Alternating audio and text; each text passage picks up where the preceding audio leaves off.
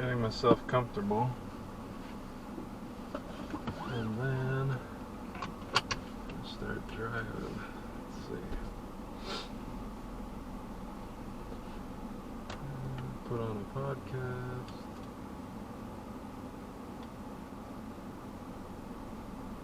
Analyzed the world's economies this way. He said there are 4 kinds of countries: developed, underdeveloped, Japan, and Argentina. Argentina. If you want to understand what happens when inflation really goes off the rails, go to Argentina. Annual inflation there over the past year was 124%. Even in a country that's already deeply familiar with economic chaos. I'm Naisha Roscoe, and this is the Sunday Story. On October 27, 2019, America woke up to the news that the leader of ISIS was dead. Then President Donald Trump told Americans the operation had been a big success. Last night, the United States brought the world's #1 terrorist leader to justice. Abu Bakr al-Baghdadi is dead. But NPR's Daniel Head north toward Townsend Historical Trail, then turn left onto East Lamar Alexander Parkway. Turn left onto East Lamar Alexander Parkway. has a different story about that raid, a story that challenges parts of the official U.S. narrative. For the last 4 years, he's been looking into the story of 2 men who were killed and another who was seriously wounded that night. It's a story about the human cost of American military operations and whether our government is telling us the truth. Continue on East Lamar Alexander Parkway for 17 miles. You're joining us right now. Thank you so much for being here. Thank you so much for having me, Aisha. So, I want to start with, how did you get involved in the story? I mean, I was covering it at the White House, from the White House side, but you were kind of on the ground. Yeah, it was a Sunday morning. I was in Lebanon, so across the border from Syria, where I woke up. I was tired from a late night of reporting the night before. I looked at my phone, and I saw the huge news. So my producer and I got straight to work, and we were reporting about, why this was so significant. Abu Bakr al-Baghdadi had, of course, declared an Islamic caliphate, took over parts of Iraq and Syria. He recruited fighters from around the world. But at that time, we were calling our Syrian sources to just try to understand, how did this operation actually unfold on the ground? And that very morning, one of our sources told us that 2 of his own relatives were killed by U.S. troops in that operation, Khalid Mustafa Kurmo and Khalid Abdelmajid Kurmo. And he said they were non-combatants, which contradicted everything that we had heard from U.S. officials until that point. This raid was impeccable. Our forces isolated the compound and protected all the non-combatants. So you are hearing something that is very different than what is being said from the bully pulpit of the White House and the Defense Department. Why was this contradiction to you worth diving into?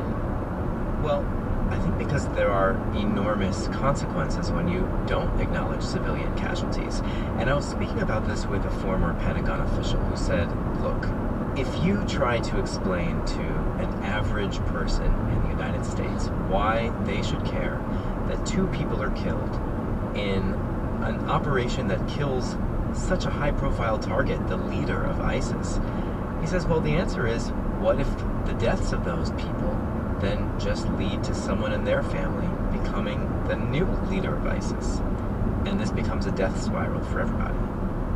Administrations, whether they're on the right, the left, in the center, they don't like to be questioned when they're taking this victory lap and saying kind of quote unquote that they got the bad guy, they got the terrorists. I covered every day of the Trump administration and the first year of the Biden administration.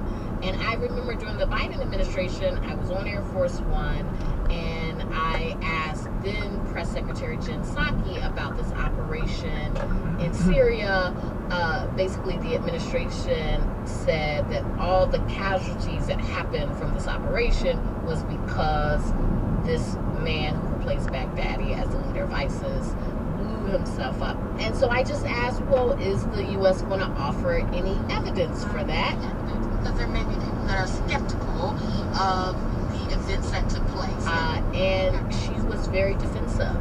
Skeptical of the U.S. military's assessment when they went and took out an ISIS terror, the leader of ISIS, that they are not providing accurate information and ISIS is providing accurate information? Not ISIS, but I mean, the U.S. has not always been straightforward about what happens with civilians. I mean, that is a fact. Yeah, I remember this exchange you had. This made big headlines, and I mean, basically, the White House was telling you, if you don't believe us, well, then that means you believe ISIS.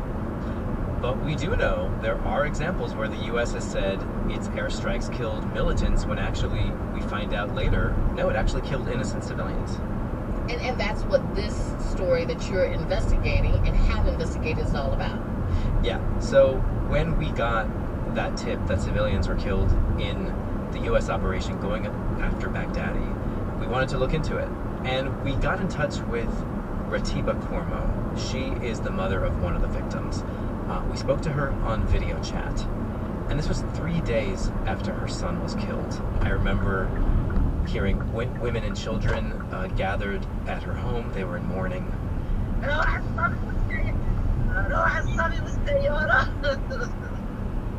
And the mother told us, the boy and the car are gone. The boy and the car are gone. So the car, you can actually go to Google right now, Aisha. Do a Google image search of Baghdadi and car. And then go to images. Let me see. Wow. Okay, so I see like just this van that probably was white or looked white, and now it is like it is tore up. I mean, it's blown up to the windows are out, parts of the back are out. It's black. It's charred. This is the van they were in. This is the van they were in, and this is the picture that was all over the news the day that we learned that the leader of ISIS was dead. And no one really understood why it was there. And so, back in Washington, there was a press conference, and a journalist asked the U.S. commander who led the operation about this van. There's footage of a white van that was riddled with bullets that was right next to the scene. So the white van that you talk about was one of the vehicles that displayed hostile intent, came toward us, and it was destroyed. And this got my attention because now we've got two different versions of what happened. You've got the Pentagon saying this van came toward troops, displayed hostility, and it was taken out. The family, though, is saying our boys in this van were not militants. They were civilians just driving through this village after work. So, two different stories. How did you go about figuring out which one was true? Well, I started by trying to find anyone I could who knew these men in the van. Were they ISIS fighters? Were they militants? Were they civilians?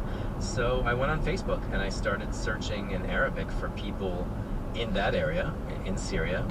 And I found some posts in Arabic, and I found some people, and I started friending them on Facebook and sending them voice messages. I mean, a lot of people may not understand this, but as a reporter, a lot of what we do is just reaching out to people with a hope and a prayer. That's right. Yeah. No shame. Yeah. And I would just say hi and introduce myself, and I started hearing back. كانوا رايحين يوصلوا شاب ثالث من ضيعة اسمها حتان.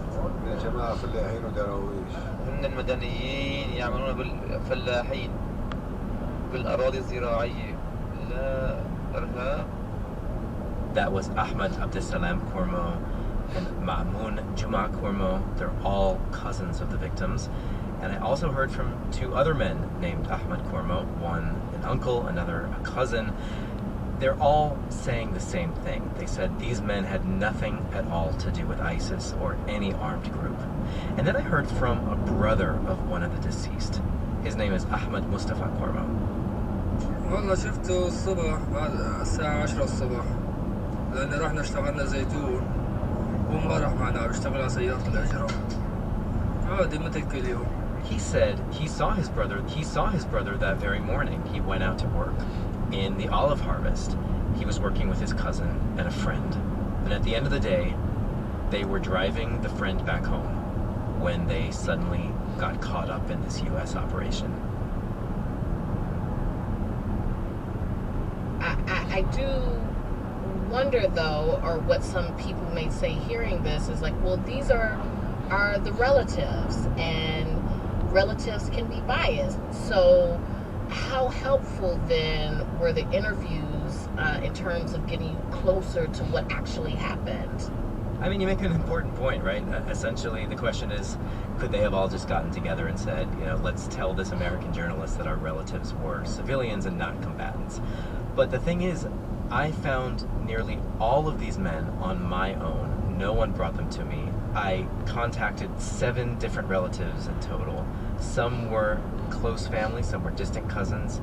I spoke to each of them separately, individually, asked them open-ended questions, and each of them gave me the same information. They all knew basic personal details about the men, like how many sons and daughters they had. They all identified these dead men as having been agricultural workers. So all of these, of course, are personal accounts. But then I received something more. One of the relatives gave me very graphic cell phone video from the scene of the airstrikes.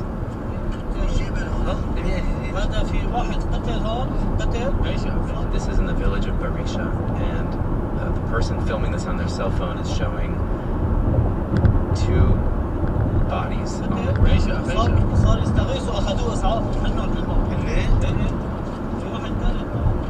And then you see a severed hand.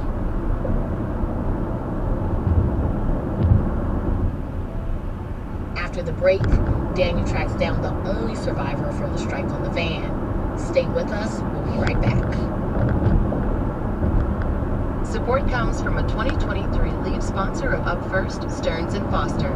Every Stearns & Foster mattress is handcrafted using the finest materials, like ultra-conforming IntelliCoil inner springs, for a beautiful mattress and indescribable comfort.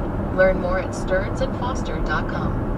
This message comes from NPR sponsor Spectrum Business. Spectrum Business is made to work the way small business works, made to overcome any challenge, made to be reliable and trusted, made to connect fast and deliver faster.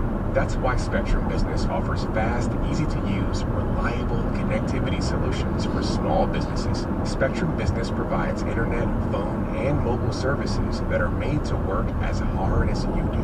Visit spectrum.com/work to learn how Spectrum Business is made to work. Support for NPR and the following message come from ABC, presenting Celebrity Jeopardy! America's favorite quiz show gets the star treatment when an all-new season of Celebrity Jeopardy! Comes to ABC in prime time. Hosted by Ken Jennings, the competition will be heated and often hilarious as this season's powerhouse celebrities battle it out to win $1 million for their favorite charity.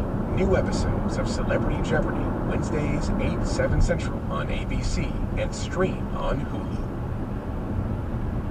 We're back talking to Daniel Estrin about his reporting on civilian deaths during the U.S. raid on the leader of ISIS. So, what we know right now is that 2 men, cousins, were killed, but there's another passenger in the van that we're hearing about, the one who lost his hand. So, what happened to him? So his name is Barakat Ahmad Barakat. In his mid-30s, we reached out to him. And all this reporting, by the way, I'm doing very closely with my producer, Lama Al-Arian. She was really essential in all of this. And at the time, Barakat was recuperating from his injuries. 3.5 weeks after the raid, we finally got to speak to him. We spoke to him on video chat. He was at home. He was sitting on his couch. His friend was holding up the phone for him because he couldn't hold it up himself. And I remember just asking him, "Can you tell me what happened?" And he told his story. I was with my best friends. They wanted to drop me off at home. We had pumpkin seeds and bought coffee on the road and were having fun. We were driving through the village of Barisha. and at that moment the helicopters arrived. Suddenly we were hit. I didn't know what was going on. I was just trying to escape death. So he says they rushed out of the van, and one of the men fell, and his legs filled with shrapnel. And Barakat says he took his other friend in his arms. He told me I am dying. I told him, no, just say God's name. And I held him in my lap. There were so many shells falling on us, it was like rain. Am I Baghdadi? How is this my fault? I'm just a civilian. I didn't have any weapons. We're farmers. I make less than $1 a day. Now I'm handicapped, and my 2 friends are in their graves. I mean, I cannot imagine this, listening and hearing this conversation. Like what are you thinking at this point? It was really excruciating, Aisha. I mean, you're sitting there listening to this raw narrative of what had just happened to this man a few weeks before. And I remember the time being nervous because, I'm talking to him on video chat. I can only see his face. And I know that I'm going to have to ask him to show me his missing arm and his wounds to prove that he was wounded. And I'm an American, and it was the American forces who just allegedly did this to him. So I asked him gently, would you please show us your wounds? And he showed us his right arm. It was bandaged, it was missing his hand, and most of the forearm. It was amputated after the attack. And then he showed us his left arm, and he said he couldn't move most of his fingers on his left hand, that his tendons were slashed. I mean, it's so shocking, but getting that visual evidence, it shows you this person was really seriously injured, and you got the visual confirmation of that, right? Yeah, right. Did you ever ask Barakat if he knew about Baghdadi and if he knew that his compound was right there on the road that they were traveling? Yeah, I asked him, and he said, no, I had absolutely no clue. And that's exactly what the U.S. military has said, too. Locals on the ground had no idea that Baghdadi was hiding in that secret compound of his. Daniel, you'd spoken to the relatives of the 2 men who died in the attack. Was it the fact that you now have a living witness? Did that make all the difference? Because I imagine that if all 3 of them had died, it would be a very different story, and it would be, I would imagine, much harder to report. Yeah, it made a huge difference he survived. This was our only on-the-ground eyewitness account of what they saw and what happened. And if he would have died, we would have only had the U.S. military's account. Well, what did you do next? Well, I felt like we had enough information to approach the Pentagon. So I emailed them. And I said, we have these claims of civilian casualties in the raid against the leader of ISIS. And they said this was the first that they had heard of possible civilian casualties in the U.S. operation. A U.S. defense official wrote that initial reports were that the van had fired on U.S. helicopters. But he said the Pentagon would conduct a review, they'd look at surveillance footage, and they would determine whether an investigation was needed. I kept emailing the Pentagon every couple weeks, every month or two. 3 months later, I finally got some news. The U.S. military has opened a formal investigation into claims that it killed civilians during its raid last year on ISIS leader Abu Bakr al-Baghdadi. And this was a really big development. The Pentagon actually decided, yes, it's going to conduct a formal review. It's going to see, did civilians really get killed and injured in this strike? So I called Barakat to tell him the news. I thought the issue had been forgotten. I did not expect it. I wondered, is it possible the American people would forget this issue? Now I feel there is someone caring about my life. There is humanity in the American people. What was it like for you to hear that? especially after that first conversation was so intense. Aisha, I think I felt mixed because it was really hard to hear him express that optimism and that excitement. He's sitting there and he's telling me he can only use his left pinky finger. He says his wife has to wash his face. His wife has to hand feed him. He can't support his young kids. He's out of work because of his injuries. And then he asks, what are the chances that the U.S. could help provide for his children? I am asking you, is there any hope for me? If there is no hope, please tell me. I'd like things to be clear.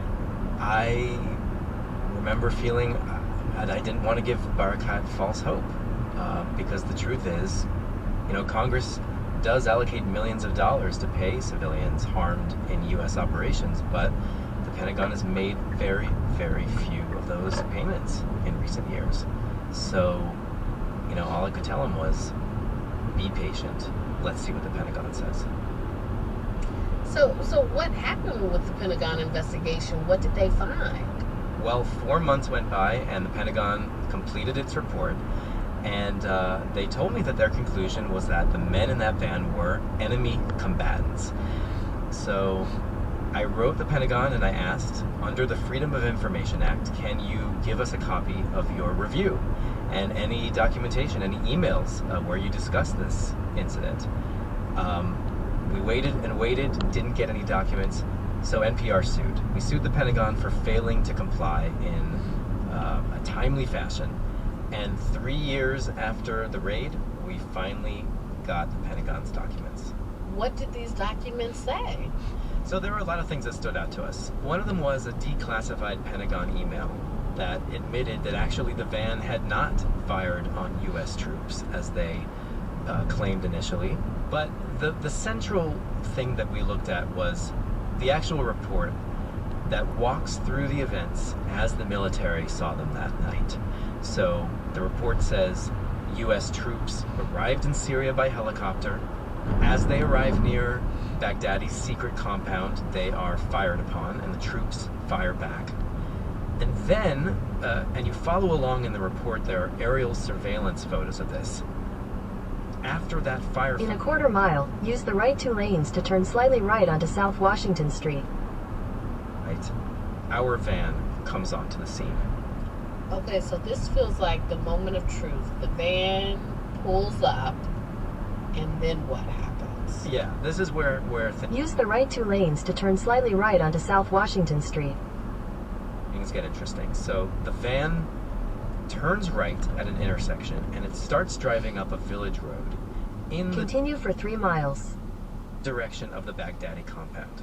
And then what the Pentagon report says happened next is that a U.S. aircraft fired warning shots in front of the van, about 50 feet in front of the van. But the report says that the van kept going, and so the aircraft targeted the van directly. Now, this is the core of the Pentagon's claim. The van, it says, did not slow down, did not stop at the warning shots, and so the troops employed necessary force and targeted the van, and then when the men fled the van, targeted the men themselves. Okay, so the first thing that pops into my head is, because you had said this was at night, and they're firing warning shots, and so I'm thinking, well, did they see the shots? How, would you have time to see shots? So that's my first thought about this. Yeah, I was thinking the same thing, and I said, okay, let's reconstruct this. I started making my own map.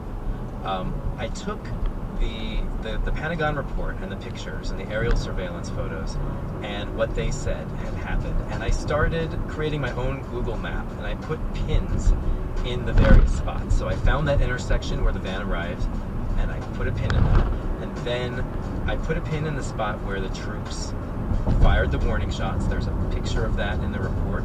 And then I put a pin in the spot where the troops actually hit the van after it kept moving. And I look at this map that I've reconstructed, and I say to myself, wait a minute, the warning shots and the direct shots are in the same place on the road. So I said, okay, let's give it a conservative estimate. Let's say the van was driving very slowly, 15 miles an hour. How long would it have taken between those warning shots and the moment when the van is hit? And we determined that the van would have only had 2 or 3 seconds to respond.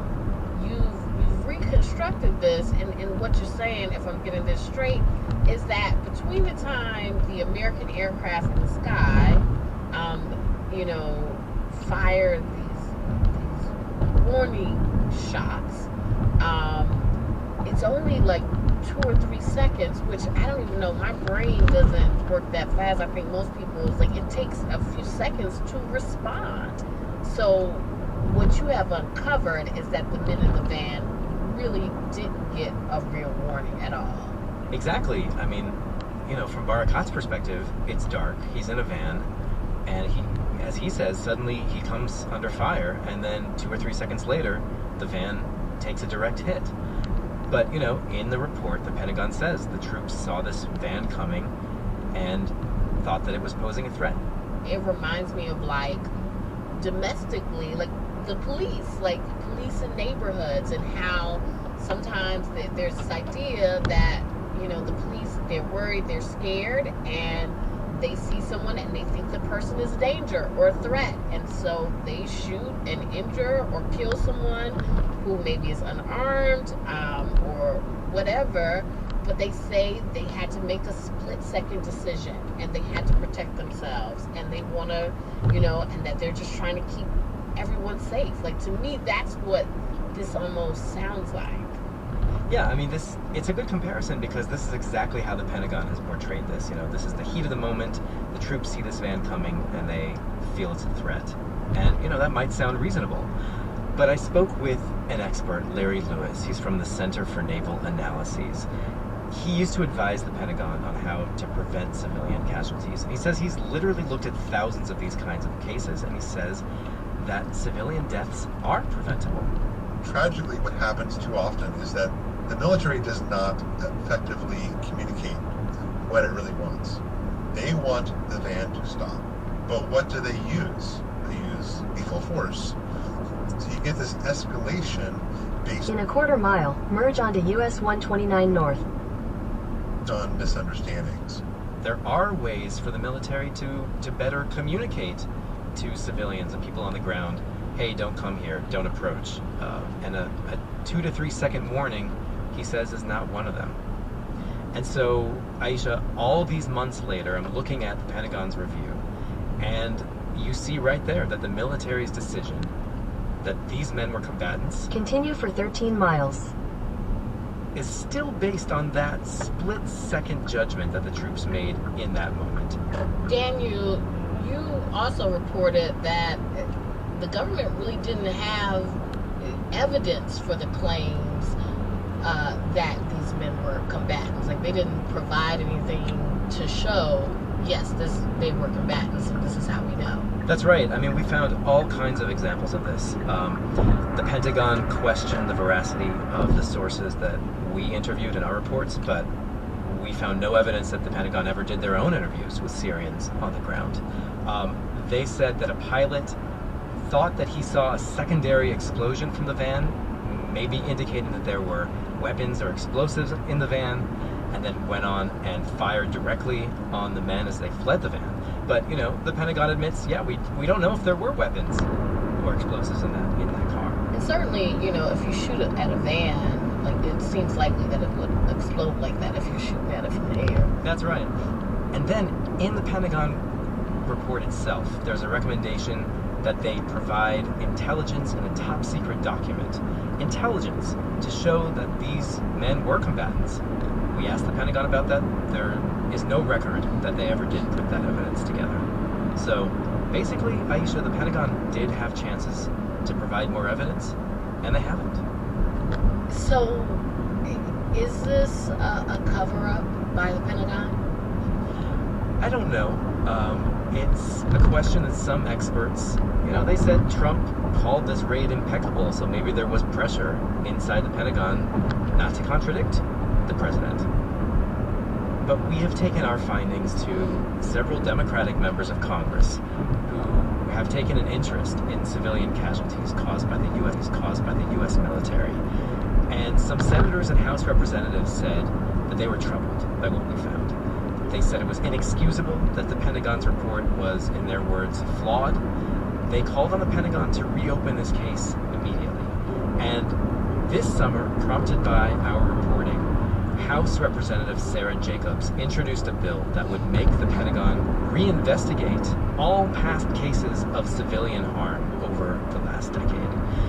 And I have an update here. The Pentagon says it is willing to consider new information in this case from NPR or from any others. It may decide to reopen this case. This is part of a bigger picture. The Pentagon has been under a lot of pressure to do better when it comes to civilian casualties. And they have announced a new Center for Civilian Protection, an entirely new approach to tackle the issue of civilian casualties in military operations. So this is it's a big issue for them. They seem to be taking it more seriously now. So we're going to have to see how they approach this case. But ultimately, that's the policy picture. But how does all of this impact Barakat, and how is he doing? Yeah, I've been speaking with Barakat a lot. He has a lawyer in New York. It's a nonprofit group that is advocating his case, that has provided some receipts of his work in that olive press in the days before the strike, provided that evidence to the Pentagon, hoping that the Pentagon will reconsider. And Barakat has mixed feelings. He's grateful for his story being told, but he is feeling a lot of emotional pain. My future is destroyed. I have a family, kids. How is this their fault?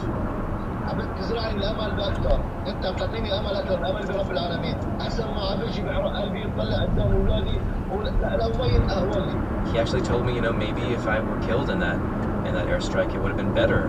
He has young children, and he says he struggles to provide food for his family. He says, why should my children suffer? They're the ones who have been turned into victims here. So he is still hoping that the U.S. will acknowledge that they killed and wounded civilians, and hoping that the U.S. will provide some compensation. So the Pentagon says it is open to reviewing new information. Let's see if they reopen this case. That was NPR's Daniel Estrin. To see all the original documents mentioned in the story, go to npr.org/upfirst. We've got NPR's lawsuit files, plus the declassified Pentagon emails and documents. You can also see photos of Barakat and his children, plus maps and video of the road he took the night of the attack. It's all available in English and in Arabic on our website, npr.org/upfirst. The reporting of this episode included many people. Thank you to Lama Al-Aryan, Tom Bowman, Maj Al-Wahidi, Suha Khalifa, Nuha Musleh, Anas Baba, Allison Hurt, Virginia Lozano, Alex Leff, Hannah Block, Danny Hensel, NPR's Mideast editor Larry Kaplow, and NPR Chief International Editor Didi Skanky. You're listening to The Sunday Story. This episode was produced by Ariana Garib-Lee and edited by Jenny Schmidt. Additional music in this episode by Ramteen Arablouei. Our supervising producer is Liana Simstrom, and Irene Noguchi is our executive producer. I'm Aisha Roscoe. Up First is back tomorrow with all the news you need to start your week. Until then, have a great rest of your weekend.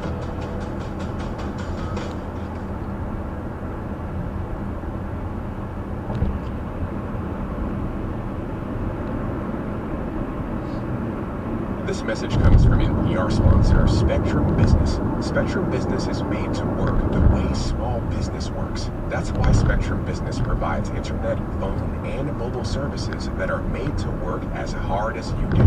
Learn more at spectrum.com/work. This message comes from NPR sponsor Citi. They're not an airline, but their network connects global businesses in nearly 160 local markets. With over 2 centuries of experience, they're not just any bank, they're Citi. More at citi.com/weareciti. This episode is brought to you by the House of Chanel. Chanel Connects is back for a 3rd season. This is the podcast where we connect cultural game changers from the worlds of film, art, food, architecture, and beyond. Chanel Connects. Listen on Chanel.com or wherever you get your podcasts. My name is Wyatt Mason, and I'm a contributing writer for the New York Times Magazine. This week's Sunday Read is my recent article for the magazine about the 48-year-old American poet Shane McCrae. Since 2009, McCrae has published 13 collections of verse, some 800 pages of supremely accomplished work. He writes deeply about race, about marriage, and about sin and purgation. Through it all, he's been exploring the complexities of his biography, an exploration which prompts this latest piece of mine on the occasion of his just published memoir, Pulling the Chariot of the Sun. McCrae explores the extraordinary events of his childhood when he was kidnapped at age 3 from his black father by his white maternal grandparents. They took him from Salem, Oregon to just outside of Austin, Texas, raising him under the premise that his father had abandoned him before he was born.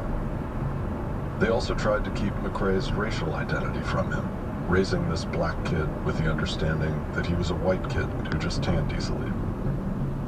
He was brought up in this brutal, racist household by a grandfather who beat him and lied to him, and by a grandmother who, as much as she showed him love, was also a wildly manipulative influence, brutal in her own way. McCrae's personal history was a nightmare from which he doubted he could awake. McCrae's memoir is a very complicated piece of prose. Some episodes are told many times, attempts by McCrae to understand what might have happened. My story for the magazine explores all of that, but it also goes to another place that was unexpected for me as a writer. There was a different burden on my part from when I write about novelists. I needed, in a basic way, to fact-check the story, not out of a sense of suspicion so much as due diligence. I needed to speak with any of the people who were implicated in or involved with his kidnapping. Needless to say, the first people I thought of were the grandparents, but they were dead. So I asked McCrae how he would feel if I were to reach out to his parents, both of whom are alive, neither of whom had really spoken to the other in a quarter of a century. McCrae expressed some hesitation, but ultimately he said yes. I ended up speaking with each of his parents many times over the course of a month, attempting to reconcile differing accounts by McCrae's mother, Denise, and his father, Stanley, of events that happened more than 40 years ago. McCrae's memoir works towards a moment late in the book of extraordinary synchronicity, when, as a teenager, he realized that poetry was going to be the thing he would spend his life doing. It's a thrilling sequence of events, movingly told, that I won't spoil here. But what's particularly amazing is McCrae's clear-sightedness, even as a teen, about what it was going to take for him to learn what a poet can do.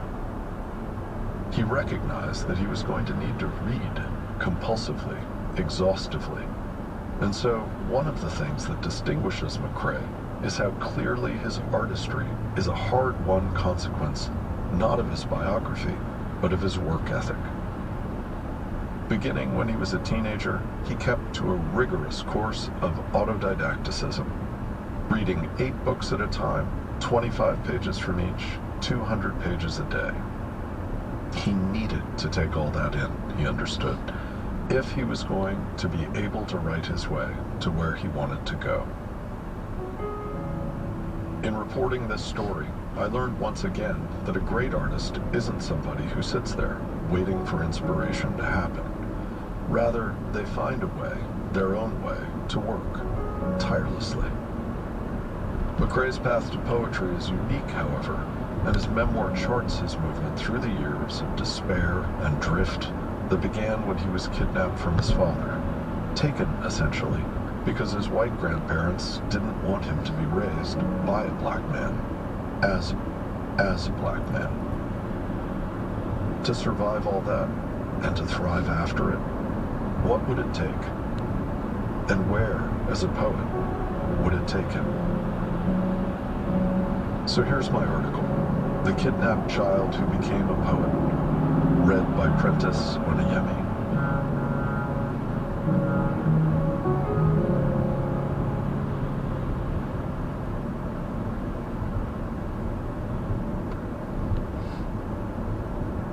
The weird thing about growing up kidnapped, Shane McCrae, the 47-year-old American poet, told me in his melodious, reedy voice one rainy afternoon in May, is if it happens early enough, there's a way in which you kind of don't know. There was no reason for McCrae to have known. What unfolded in McCrae's childhood, between a June day in 1979, when his white grandmother took him from his black father and disappeared, and another day, 13 years later, when McCrae opened a phone book in Salem, Oregon, found a name he hoped was his father's and placed a call, is both an unambiguous story of abduction and a convoluted story of complicity.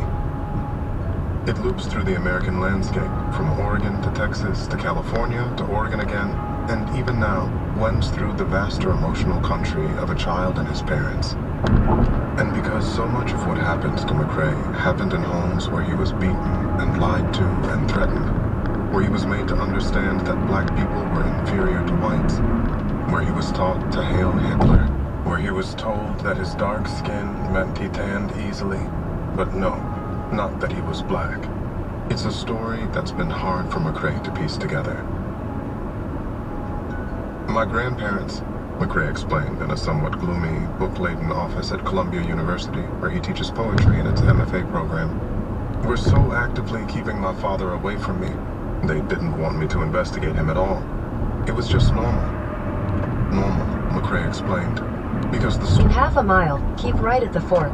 Follow signs for I-40 East, I-275 North. The story he had been told by his grandparents was that McCrae's father, whose name he didn't even know, abandoned him before he was born. They had been doing it my whole life, McCrae said matter-of-factly. I didn't think... Keep right at the fork. It is. Oh, this is pretty strange. McCrae paused. The after effects of all that, he continued. It took me... Keep left. Until to really understand that I had been a kidnapped child.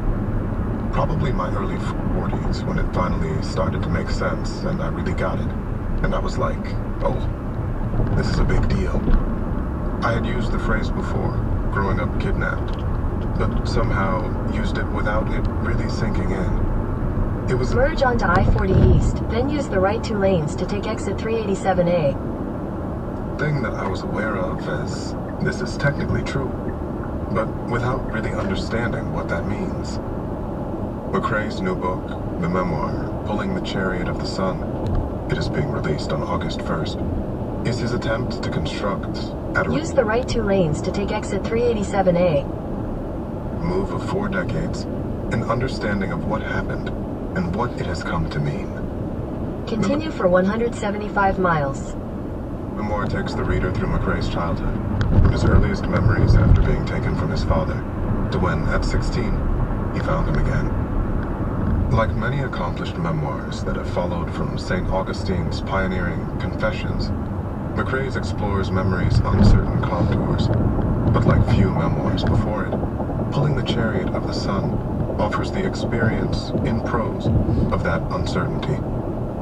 It's essentially a 250-page avant-garde prose poem that has more in common with Virginia Woolf's excellent, difficult novel, The Waves, than with Huazu's excellent, not difficult memoir, Stay True, or any memoir you might name.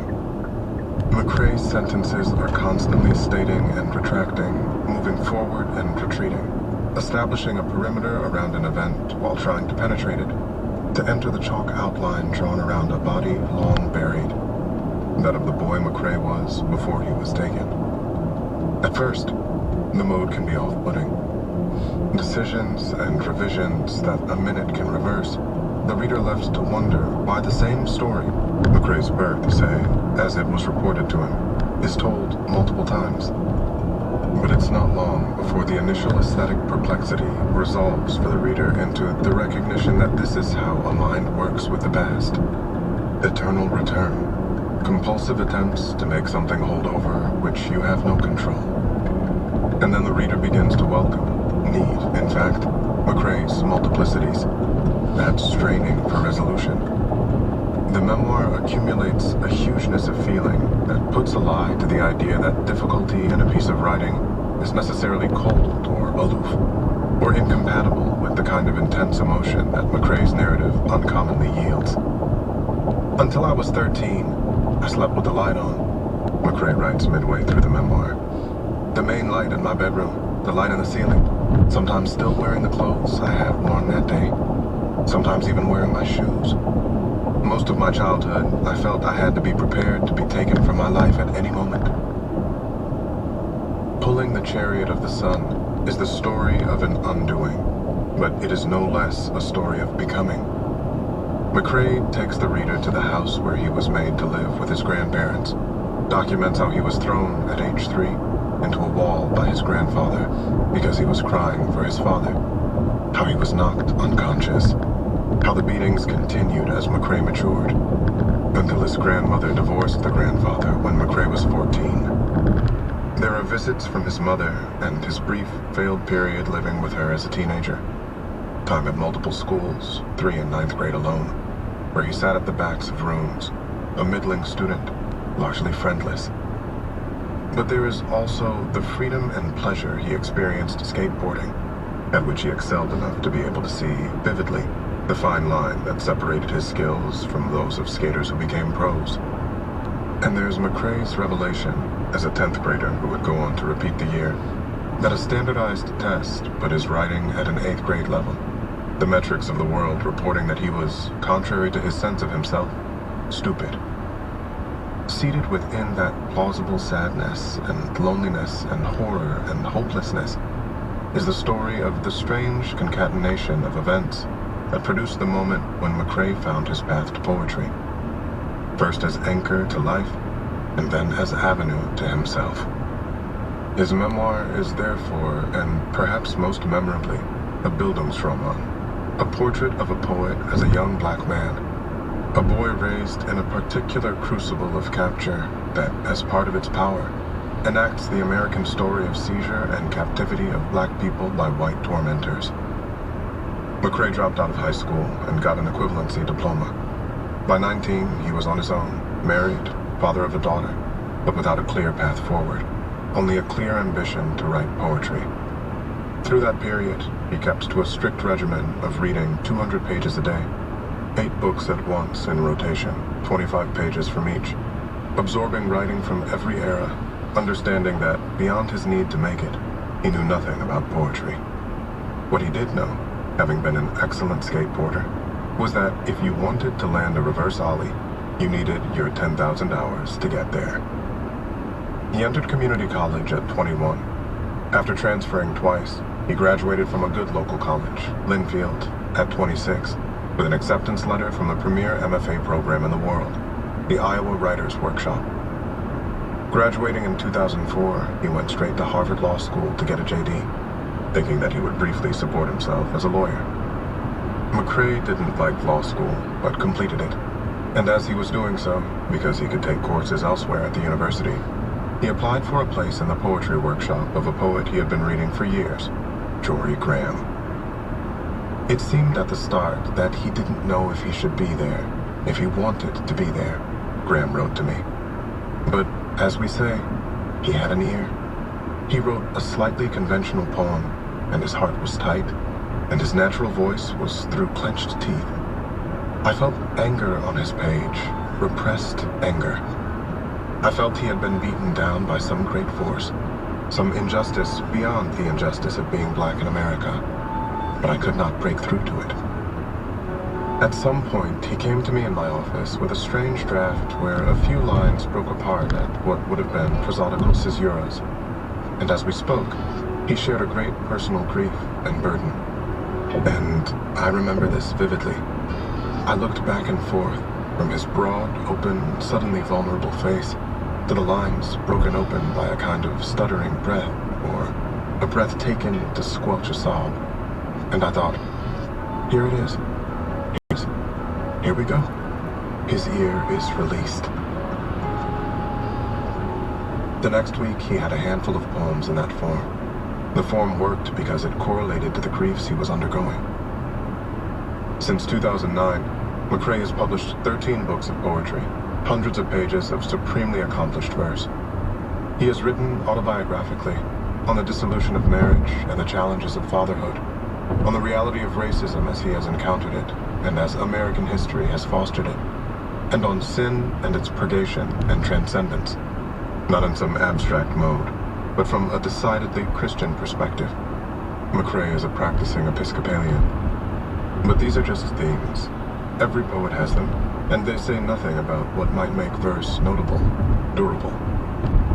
It is McCrae's own deep knowledge and use of the history of poetic form that has marked his work and made it identifiably his own. McCrae has written scores of sonnets with the form's standard 70 beats and its characteristic meter of iambic pentameter. And yet a reader encountering these poems for the first time on the page, where they do not look like sonnets, the lines are ruptured, gapped, slashed, broken at the wrong places, would be hard-pressed to see a sonnet's shape hiding there in plain sight. But as you not so much push through them as are pulled along by the currents in them, a freight of feeling accumulates, and by the end of his best poems, detonates in final lines that are often so aggressively felt that you hardly notice the rigor of the meter that has gotten you there. I tend to think that poems, McCrae told me, they're smarter than the people who write them, and they're smarter than the people that read them. A poem that is successful is a poem that you can never entirely possess. It will always resist you through its sort of fathomless difficulty. That there's always going to be some new thing with the poem, because you haven't gotten the whole thing. Many of McCrae's poems have addressed the pain in his own biography. The first poem, The Cardinal is the Marriage Bird, in his first major book, Mule, ends with the word wound. A suite of poems follows in which McCrae takes on the role of the book's title animal, sired by damned white. Poems set in the Texas to which he was taken. Among them, 3 different poems all called mulatto, a word the Spanish root of which means young mule, capturing a boy's awareness of the rupture at the center of his nature. Or Niggers on TV, a harrowing but also strangely tender poem that captures the effects of his grandfather's racism on a little boy who liked to dance along with the Huxtables when the Cosby Show came on. With his grandmother, I only ever saw her dance with me, which, not at all incidentally, dances along in iambic pentameter, a complicated act of love nesting within the horror. Over the years, McCrae has burrowed into the ugliness of how whites have treated blacks, imagining the voices of historical figures like Jim Limber, a mixed-race orphan adopted by the family of Jefferson Davis at the end of his time as president of the Confederacy.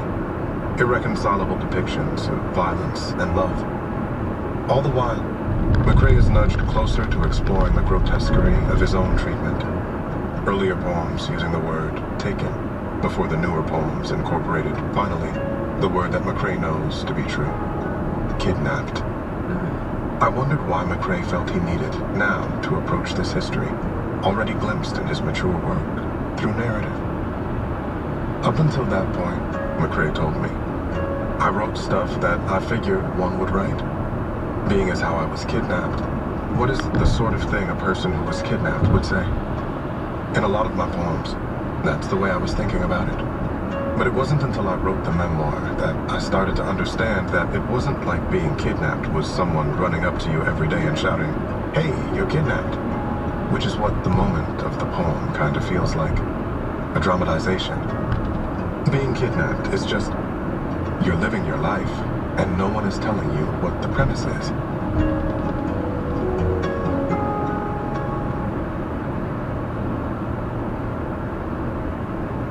This episode is brought to you by the House of Chanel. The Chanel Connects podcast is back for a brand new season. Margaret Qualley and Savannah Leaf are 2 audacious talents shaking up the film industry.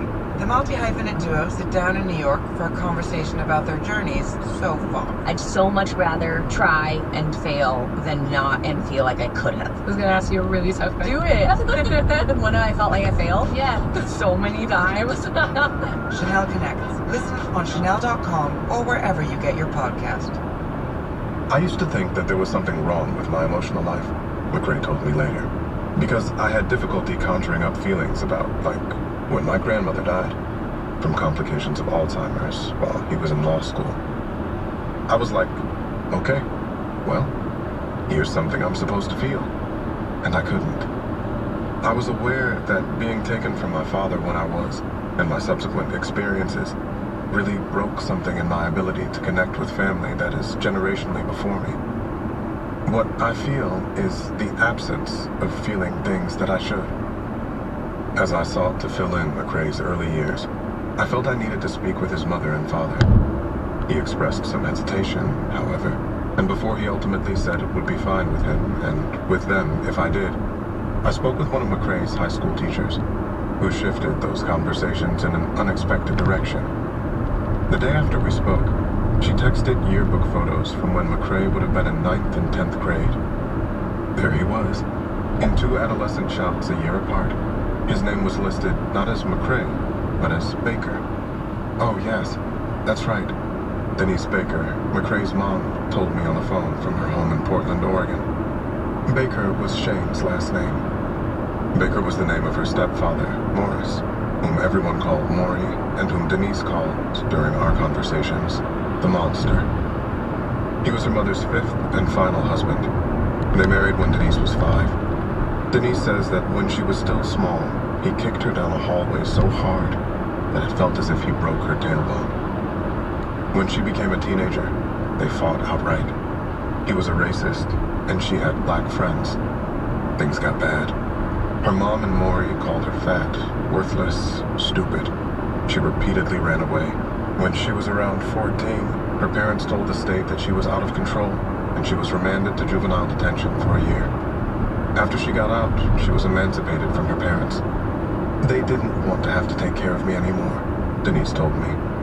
Denise talked about meeting McCrae's father, Stanley, about which McCrae writes in the memoir, how his eventual father approached her slowly from an impossible distance, somehow both in and beyond the Kmart, dressed, she would say, like Superfly. She would have been 15. He was most likely 17 or 18. She never told me what he ordered.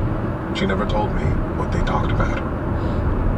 As to why, 3 years later, Shane was born a Baker and not a McCrae, as Denise tells it. A hospital staff member said that because she and Stanley weren't married, he wouldn't be able to put his name on the form. If he wanted to claim paternity, he could within 6 months if he filed a formal application. Soon after she was released from the hospital, she and Shane joined Stanley in Salem. We hung out and talked, Stanley told me from his home in San Diego. I'm like, when do I need to sign the birth certificate?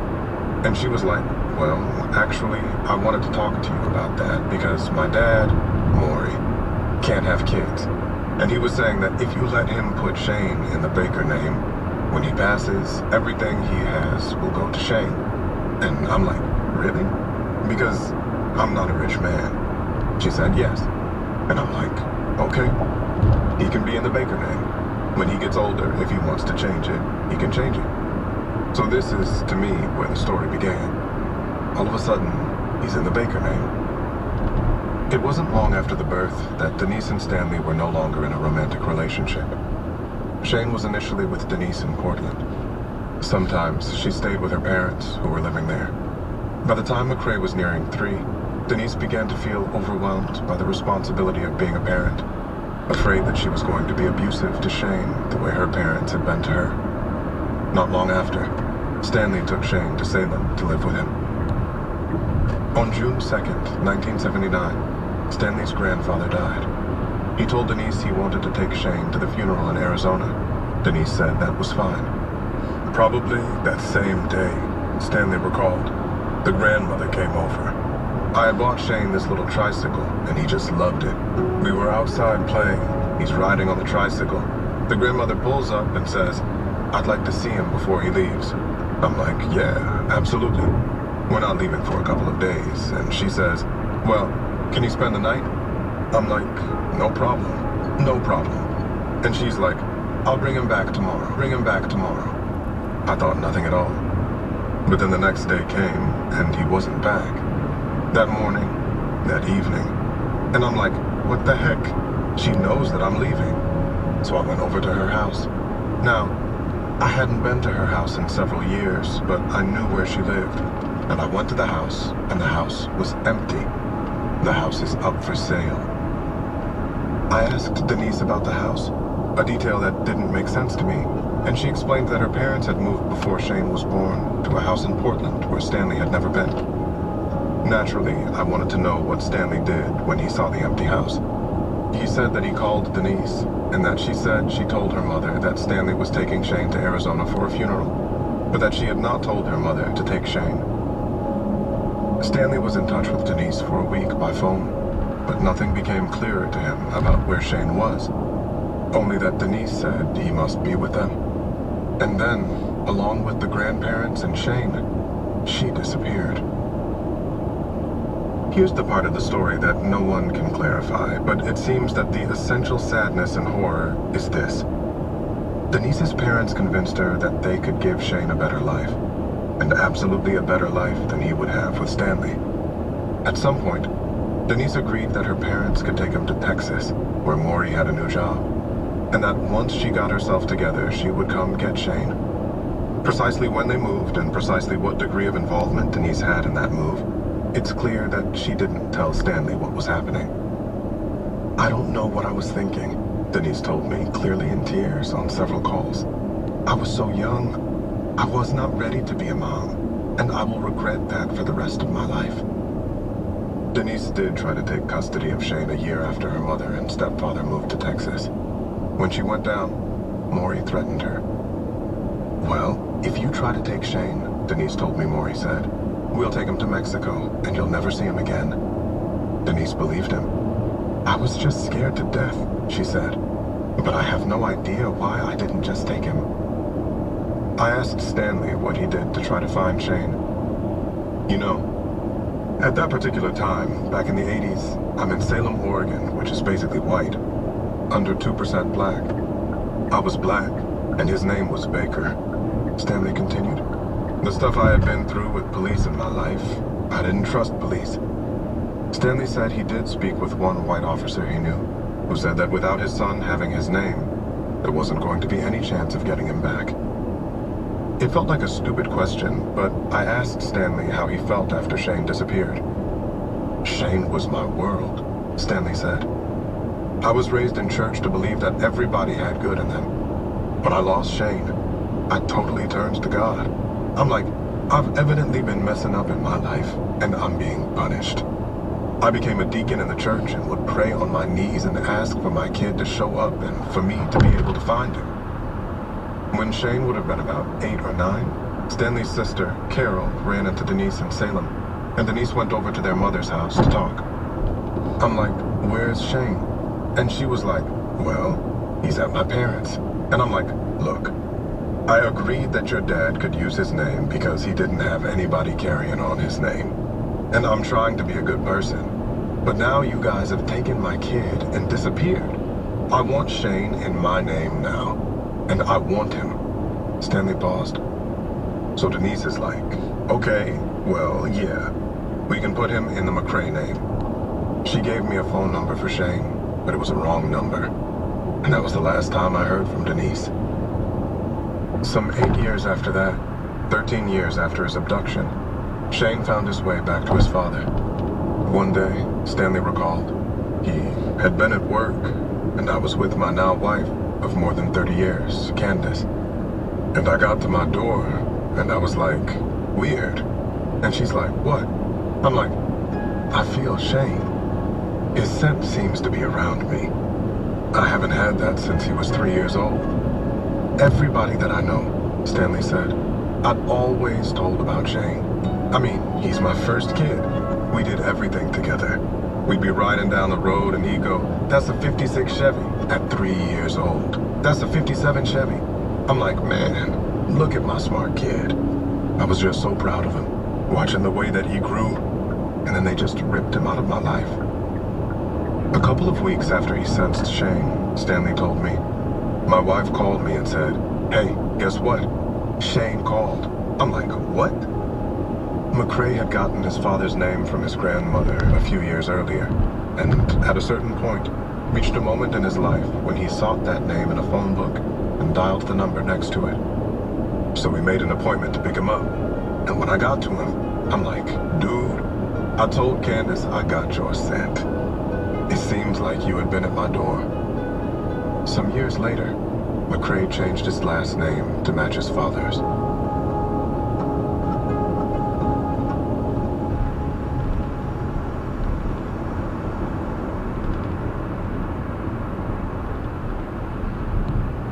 Some people go through the worst in life, and it destroys them. Others, no less beset, see it move through them. Some people think that I am troublingly optimistic, McCrae told me back in his office. I don't know if that's true, but it's rather more that I tend to believe, for reasons I can't fully explain, the good, or at least the least complicated version that would fall on the side of good. It seems to me that McCrae's optimism might be called faith. "I got this tattoo when I was in law school," McCrae said, rolling his left forearm over to reveal a large black Latin cross. "When I did my very first reading, my first chapbook, One Neither One, from 2009, its cover a sketch of shackles that can look like a pair of eyes staring at the reader. I made sure to wear a jacket so nobody would see it, because I was afraid." Growing up, McCrae continued, there was this kind of feeling that if you had a Christian belief, you can't believe in God and be smart. That was the feeling I got in the circles I ran in, and I felt really weird about it, really insecure because I did believe.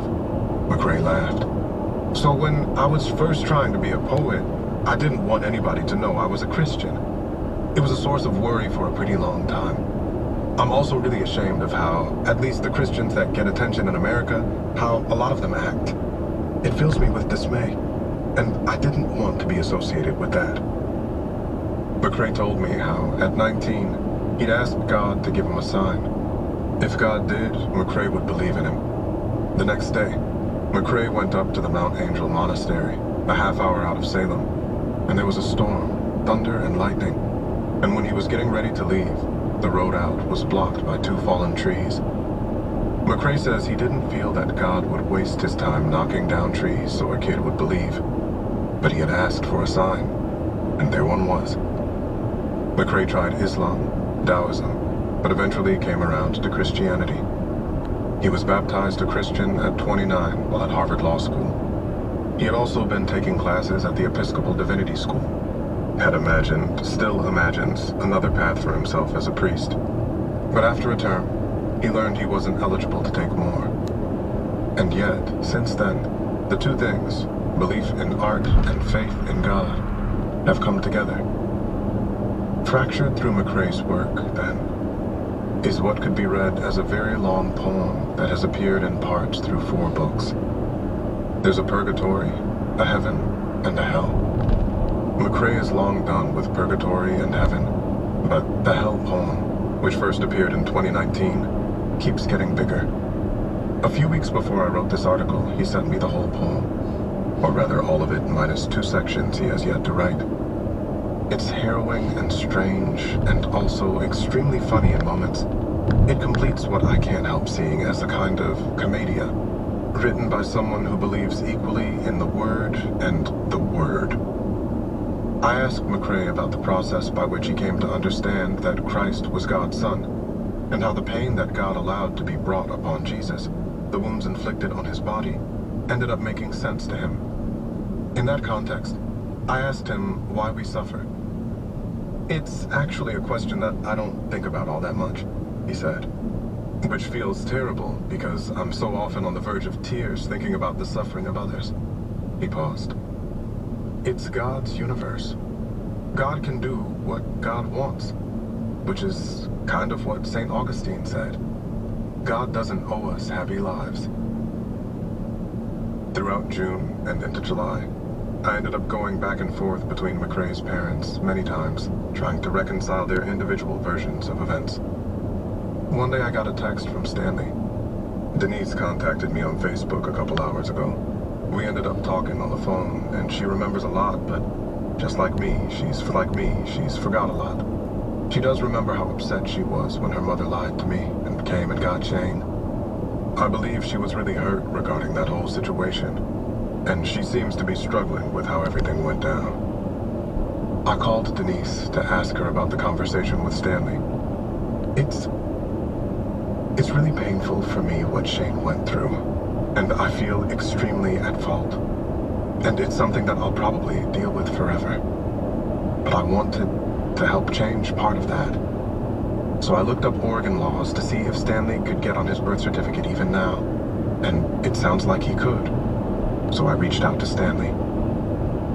As Stanley understood it, the only thing he had agreed to 47 years earlier was that his son would have the Baker name. He had not known that the birth certificate would make no mention of him as the father.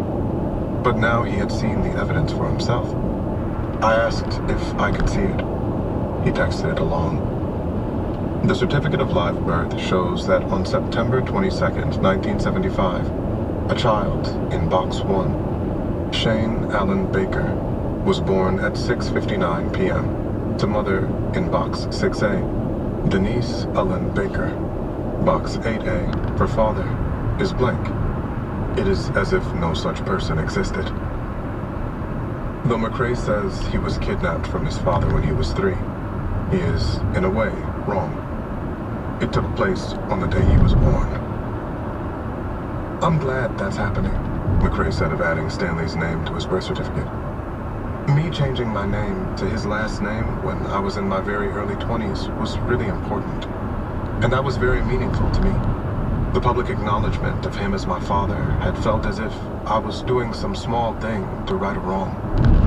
It was emotional. I felt driven to do it. So whatever emotions would go with it were emotions that I already felt decades ago. On the 1st of July, Stanley and his wife, each on their separate Harley-Davidsons, began the 21-hour ride from San Diego to Oregon. Stanley wanted to take the forms in himself. Too much for too long had gone wrong. He wasn't about to let anything happen now. If, in life, McCrae has met this advent with what might seem like a mildness of feeling, in art, he has shown a fierce commitment to inventing forms that express significant emotion.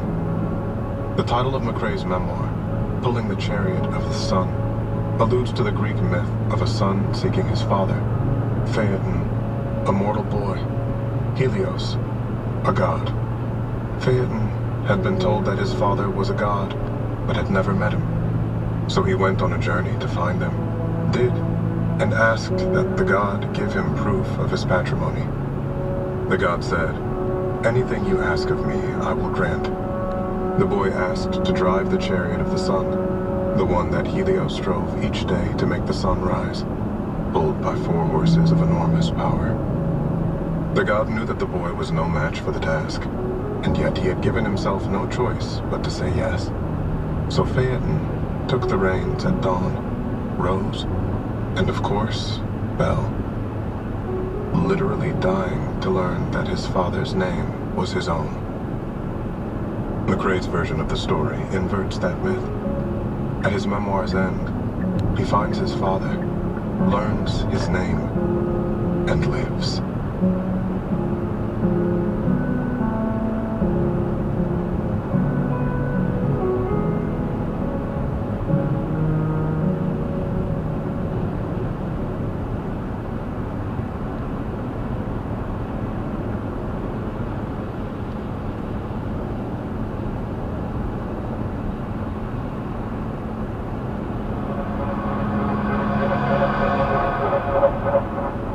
On an August day in a New York courtroom, I saw a man handcuffed and taken to jail.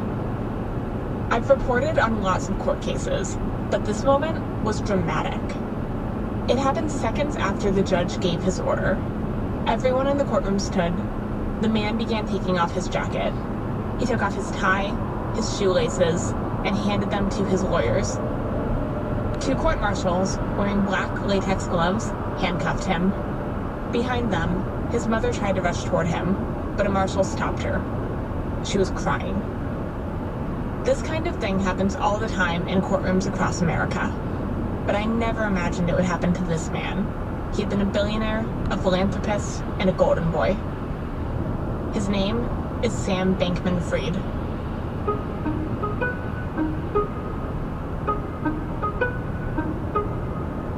I report on crypto for the Wall Street Journal, and Sam Bankman-Fried was the face of the industry. He ran a huge crypto exchange called FTX and was instantly recognizable for his curly hair and uniform of shorts and a t-shirt. He said he planned to use his fortune to make the world better.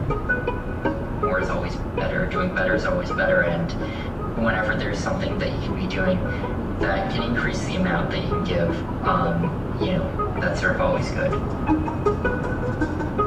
Bankman-Fried convinced investors to back him with billions. He forged huge partnerships with sports stars, and he won support from lawmakers, usually skeptical of crypto. People compared him to titans of business: J.P. Morgan, Warren Buffett, and Mark Zuckerberg.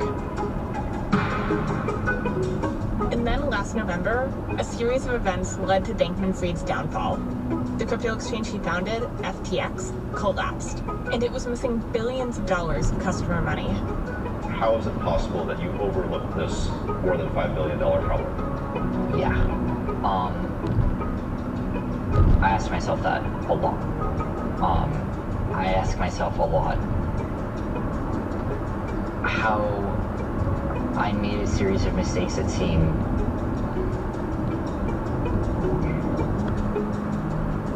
they don't just seem dumb, they seem like the type of mistakes I could see myself having ridiculed someone else for having making. Like, the kind of mistakes that I would have considered myself to have been above. But the US government alleges that the missing money is more than just a mistake. Last December, Bankman-Fried was arrested and charged with masterminding a multi-billion-dollar fraud scheme. This case is about fraud. Fraud is fraud. It does not matter the complexity of the investment scheme. It does not matter the amount of money involved. If you mislead and deceive to take what does not belong to you, we will hold you accountable. That's Michael Driscoll from the FBI. He was speaking at a press conference when prosecutors announced Bankman-Fried's indictment. Before he was charged, Bankman-Fried said that he, quote, screwed up. His spokesman declined to comment for this podcast. Bankman-Fried has pleaded not guilty. Since that moment, I've been trying to figure out how Bankman-Fried got here. I've spoken to his former colleagues and people who invested their life savings in FTX. And I keep coming back to the same question. Did Bankman-Fried set out to commit fraud? The best chance anyone has of finding out is through his trial. Which is why I was in that courtroom in August. Bankman-Fried was accused of witness tampering while on bail. The judge decided to put him behind bars before his trial. It's set to begin in just over a week, and I'll be in the courtroom every day, following the developments. But before the trial starts, there's a lot you should know. Welcome to the trial of Crypto's Golden Boy, a new series from the Journal. I'm Caitlin Ostroff. It's Sunday, September 24th.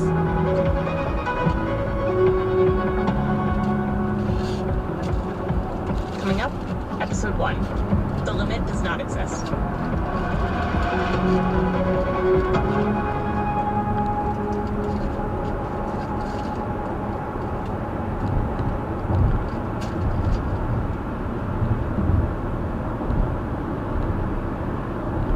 This episode is brought to you by ServiceNow. Businesses today are facing tough choices. Do you cut costs or drive growth? Solve for today or build for tomorrow? Do you satisfy your shareholders or your customers? Now, you don't have to choose. With the intelligent platform for digital business from ServiceNow, you can say yes to unifying your existing systems and yes to accelerating growth. See how ServiceNow can help you put yes to work. Tap the banner to learn more or visit servicenow.com. This episode is brought to you by KPMG. At KPMG, innovation is the go-to state of mind. Their visionary thinkers and advanced technology help you see beyond the now, uncover new insights, and turn them into opportunities. KPMG can help you leverage the value of data and drive transformational outcomes through innovation. To explore their thinking, click the KPMG banner or go to kpmg.us.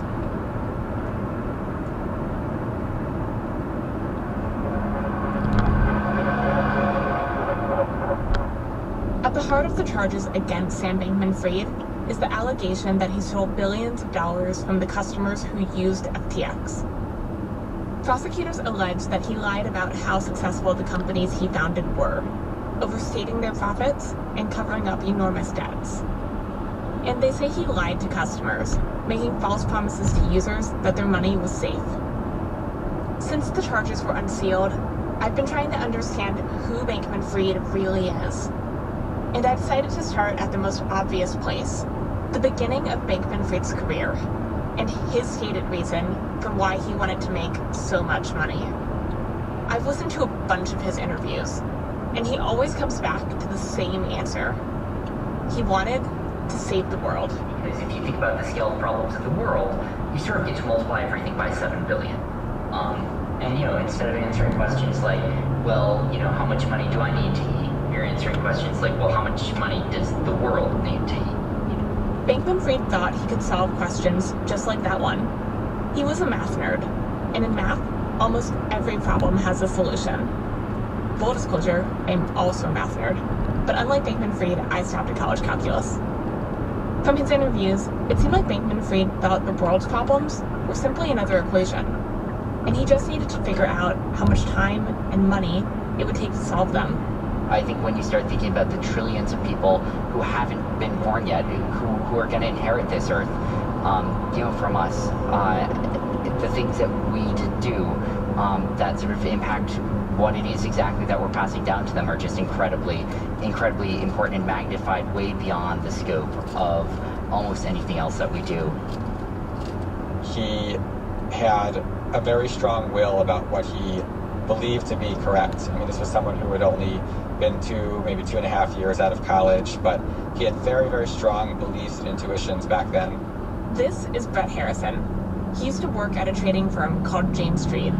That's where he met Bankman-Fried, who started out as an intern there in 2013. It was one big open trading floor, so it's very sort of loud, noisy, kind of exciting place where people were kind of yelling and shouting at each other and doing trades and working on systems together. And so he came through this program, and he was in this group of 25 students that worked with me to learn how to program. Do you remember what your first impression of him was? I think the first impression was that he wore kind of t-shirts and shorts every single day, regardless of whether it was summer or winter. He had kind of crazy hair back then too. He was clearly well liked by the other people in the class. He was pretty social. He was smart, but then again, so was everyone else in the class. And did you guys have any overlapping interests outside of, developing trading tools and programs? Yeah, so I was meeting with the development officer from a particular charity that my wife and I have been contributing to for a while in the animal welfare space. And we got to talking, and he said, you're the second person I talked to from Jane Street today. And so I asked him, who was that? And he said, it's Sam Bankman-Fried. And so when I went back upstairs to the office, I talked to Sam about it, and then we realized we had this shared interest in animal welfare and veganism, and that's how we got to kind of know each other better, and he endeared himself to me more. What did that say to you about Sam? It seemed to me like he had a kind of higher purpose for why he was working. Like, it wasn't just about having a good career and, being fulfilled in what he was doing, but really from the very beginning, it seemed to me like he wanted to do good with what he was earning. He was someone who was supposedly donating a large part of his salary to a number of different charities every year from the moment that he had joined Jane Street, and I thought that to be very admirable. After a few years at Jane Street, Bankman-Fried left to work for the Center for Effective Altruism. Effective altruists spend a lot of time thinking about how to give their money away as productively as possible. According to the center's website, good examples of effective altruism are funding AI research and preventing the next pandemic. But to be an effective altruist, Bankman-Fried said he needed to make a lot of There's a stalled vehicle ahead. money. And he realized crypto could be a way to do it. And so I just was like, man, I wonder if there's good trading to do here. And just did like the most cursory sort of like, analysis you could. And it sort of looked like, oh wow, maybe there are actually ridiculously good trades to do here. Bankman-Fried was kind of late to the game. He started building his crypto empire in 2017. But by then, people had been making money from digital currencies for years. People like Leandro Cabo. I turned a maybe $15,000 of total investment into about $200,000 in the matter of a couple of years. Leandro works in marketing and lives in California. He found out about Bitcoin from his dad in 2010, just a year after it was created. Well, once I made the initial investment, it really sucked me in, and I was checking it constantly. I would wake up in the middle of the night to check it. So I was really on top of it consistently. And my main goal was to have something to give. There's a stalled vehicle ahead. Of my children. Did you see it as a new form of intergenerational wealth then? So like the way that people pass down property to their kids, you viewed Bitcoin as that for your kids? Exactly, or like an antique, paintings. It just felt like something that would obtain more value as time went on, as it became scarcer. And you can make money in crypto, but it's a very young industry. I've reported on tons of hacks, collapses, and scams. And that makes it difficult for investors to navigate. So Leandro says he shopped around to find a safe place for his investments. I began my investments on Poloniex. I used Cryptsy, I don't know if you're familiar with that. Then I went on to Bittrex, KuCoin, Gemini. And Leandro has lost money. He says that one company he stored crypto on collapsed, taking a big chunk of his portfolio with it. What did you do in the aftermath of that? I sulked for many days, but it was enough to further reinstill the skepticism that I had about the whole thing. When Bankman-Fried entered the crypto world in 2017, he saw big opportunities to earn people's trust and also make a ton of money. He created two companies. The first was a hedge fund called Alameda Research.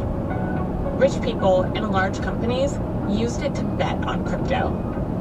But Alameda only catered to a limited number of clients.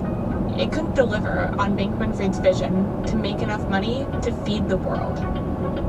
He decided to build a crypto trading platform that was better than what was already out there.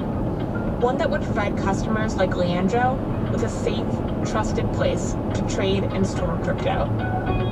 And this exchange would make bank. The company would take a cut of the profits from every trade. He launched it in 2019 and called it FTX. Here he is talking about his decision in an interview.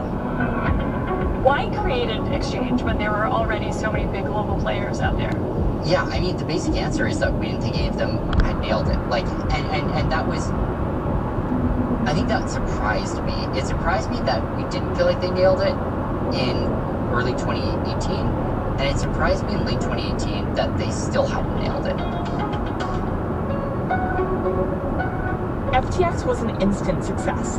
Within a year of its launch, it boasted that it handled $1 billion worth of trades every day. But around that time, US regulators were taking a closer look at crypto. And they didn't want exchanges like FTX offering risky services to US traders. So in 2020, Bankman-Fried launched a scaled-down version of FTX for US customers. And he eventually tapped his old Jane Street coworker, Brett Harrison, to be president of FTX US. He joined the company in May 2021. At the time, FTX to me, seemed like the fastest growing startup of all time. It was a company that was just an idea a few years back and now was on track to make close to $1 billion in revenue in a single year. I had never seen anything like it. And so it felt like it was too good of an opportunity to pass up. And what were your goals? My first goal was to sort of assess what existed in the US side, what didn't exist in the US side. At the time, there were very few people working on the US side of the business at all. And I started getting to work on building out an office space for people to join on the US side. Were you proud to tell people that you worked for FTX? I was. I think, people really saw FTX as a possibility of completely upending and changing finance, in addition to being this unbelievably successful startup. It wasn't just Brett who felt like he was getting in on the ground floor of the next big thing. Silicon Valley investors were also drawn to Bankman-Fried and the money they could potentially make.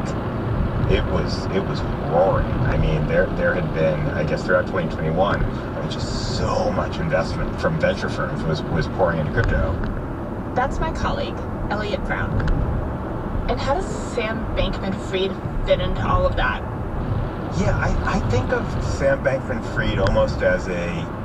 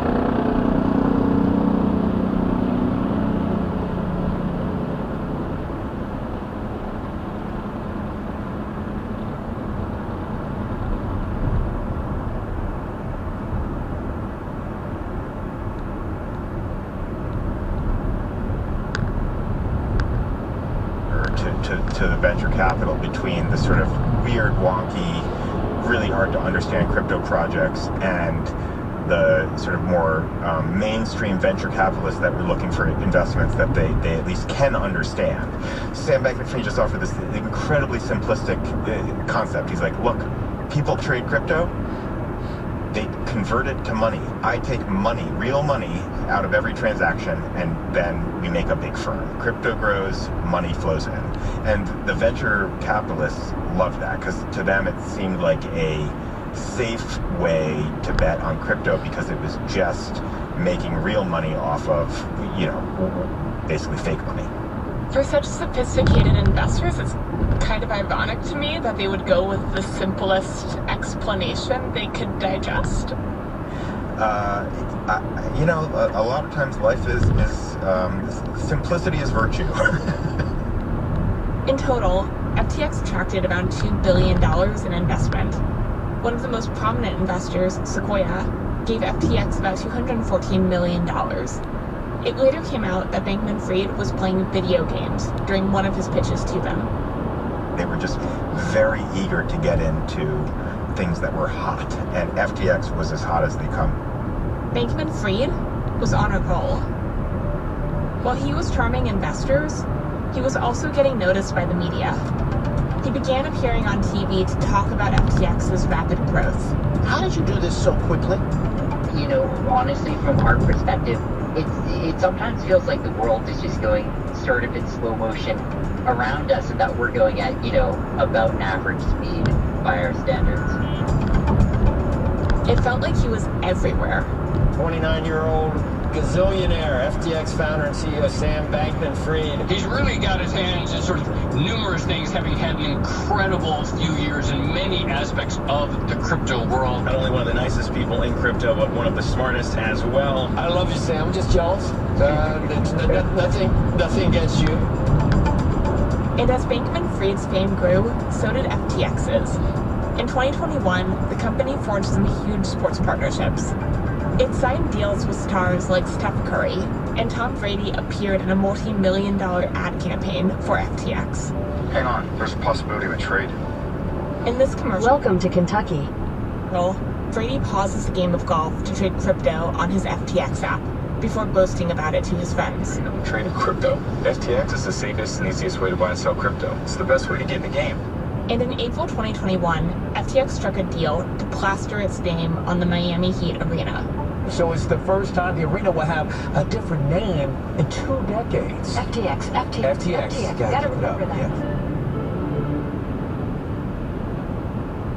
But for all the money, ads, and partnerships that FTX had, the company's growth in the United States was limited. To grow, FTX needed new laws that would allow it to flourish. But many lawmakers were skeptical of digital currencies. They were worried crypto was too risky.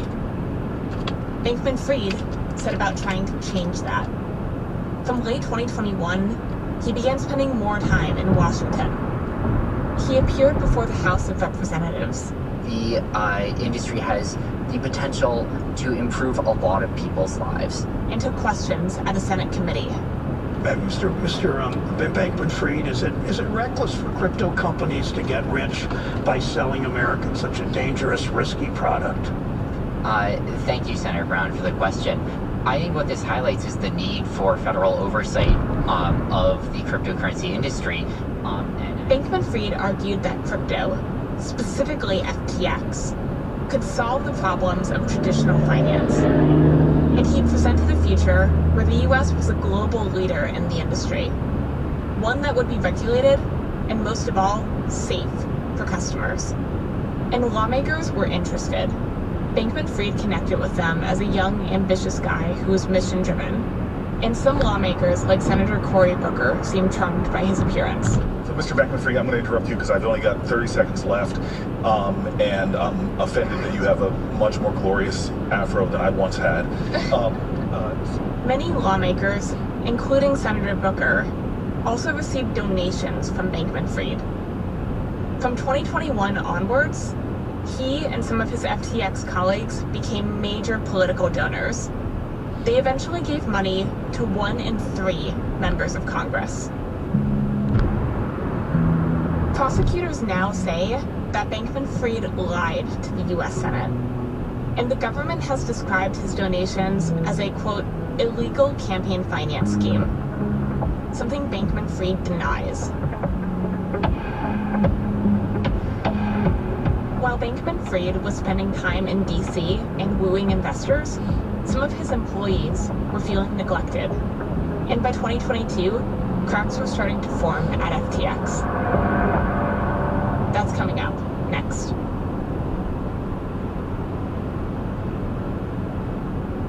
This episode is brought to you by ServiceNow. Businesses today are facing tough choices.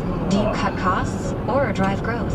Solve for today or build for tomorrow? Do you satisfy your shareholders or your customers? Now, you don't have to choose. With the intelligent platform for digital business from ServiceNow, you can say yes to unifying your existing systems and yes to accelerating growth. See how ServiceNow can help you put yes to work. Tap the banner to learn more or visit servicenow.com. This episode is brought to you by KPMG. At KPMG, innovation is the go-to state of mind. Their visionary thinkers and advanced technology help you see beyond the now, uncover new insights, and turn them into opportunities. KPMG can help you leverage the value of data and drive transformational outcomes through innovation. To explore their thinking, click the KPMG banner or go to kpmg.us.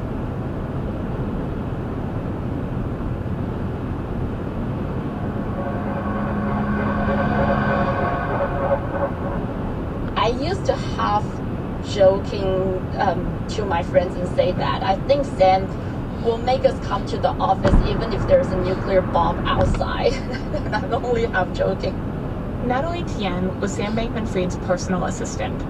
Her job was to handle his very busy schedule, slotting in calls with reporters like me and organizing his many appearances. What was Sam like as a boss? I think Sam is like the best spokesperson any PR can dream for. You know, he's charismatic and he knows exactly what to say or what not to say, and is genuine in front of the press, and his messages have a personal touch in them. Yeah, and that you don't feel like you're talking to a corporate but a real human. What was he like one-on-one?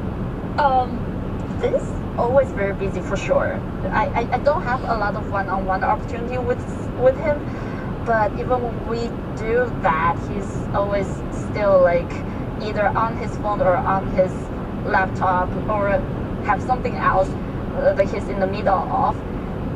It's very difficult to work with him because most of the time he doesn't even tell you what he's gonna do. That really drove me crazy. It's like you never know when he's going to actually message you or like need to talk to you.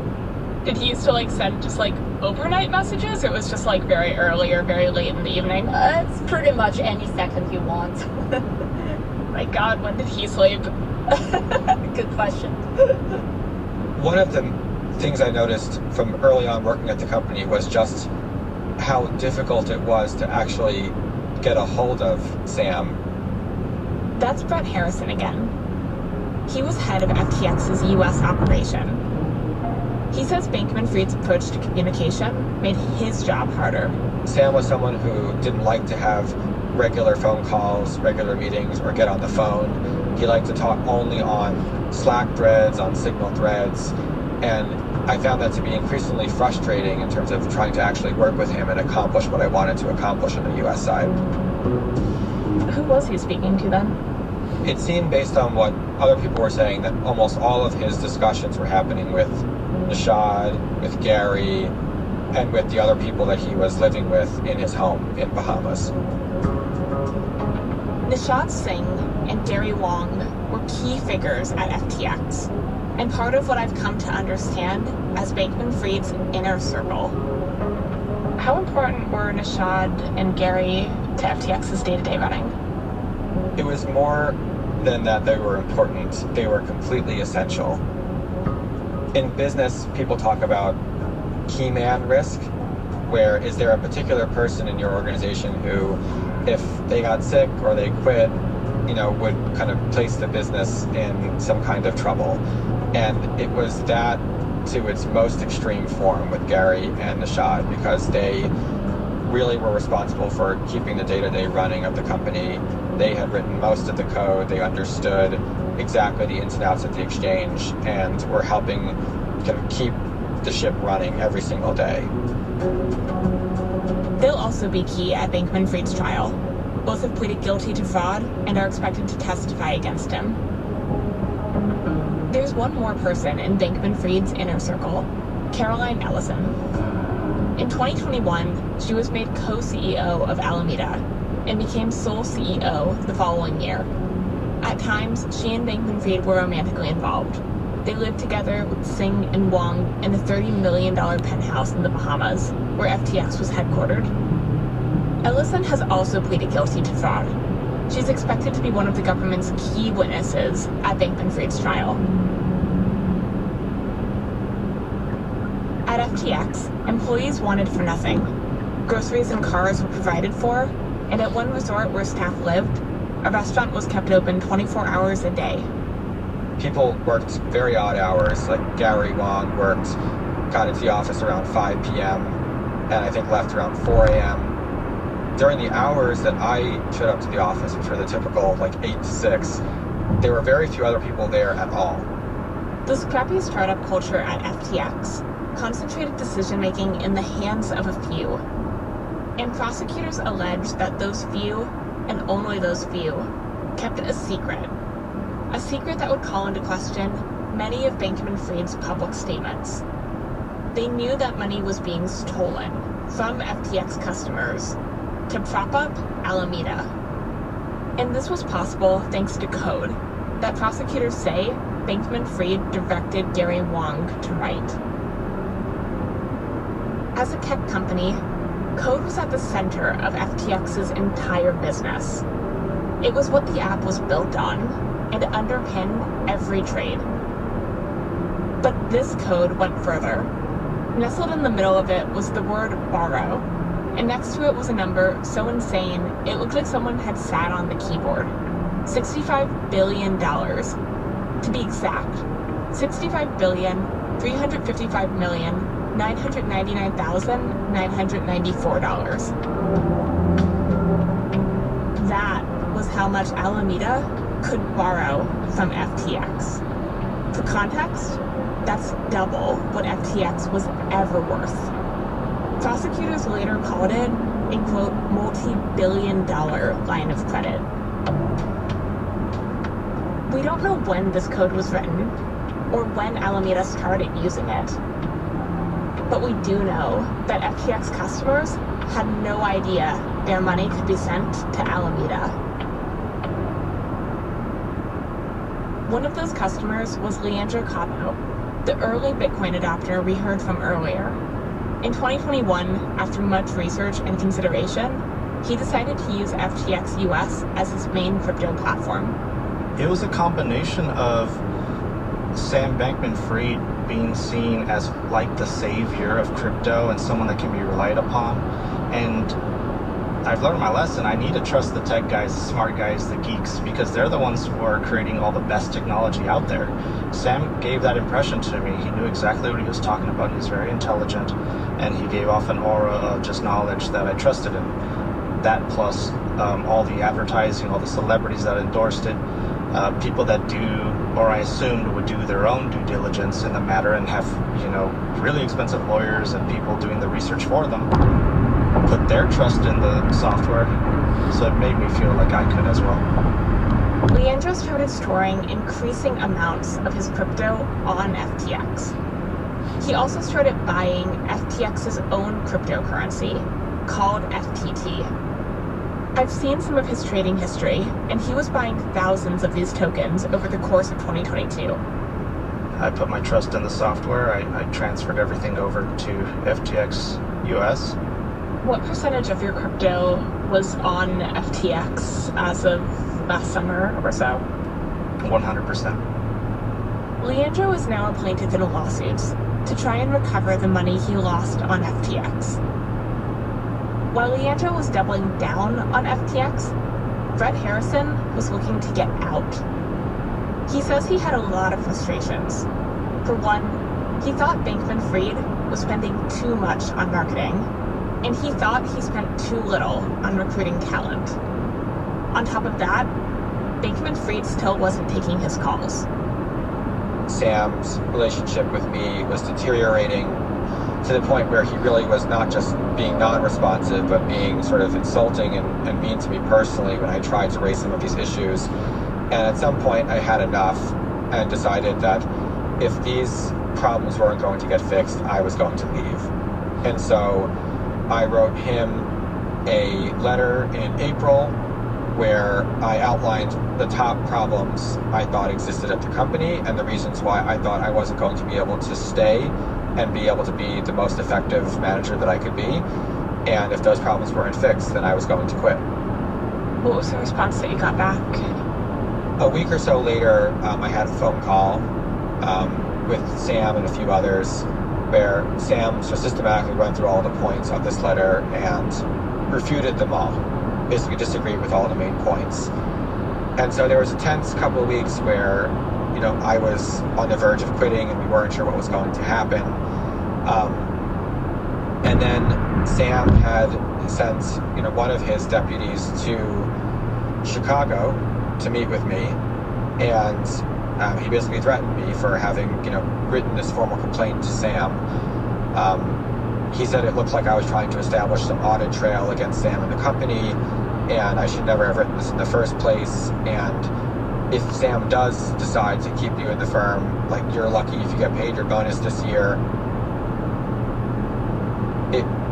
was a truly bizarre experience. It felt like almost like mafia-like interaction, given that I thought I was doing exactly what I was hired to do, which was to raise the complaints for the things that I felt that were wrong within the company and then to fix them. It just felt like a complete betrayal. And I knew at that point that I couldn't stay long-term at the company. Brett resigned in August of 2022. People were shocked. I mean, because things were going so well and I had such an important role within the company on the US side that people couldn't believe that I was leaving what felt like at the very, top of this rise. And I too had, at the time, like regrets and sort of guilt over leaving. Like I thought maybe I was making a huge mistake leaving this role that I would never be able to get back again. But as it turned out, Brett was getting out just in time, because Bankman-Fried's empire was about to implode. That's next time on the trial of crypto's golden boy.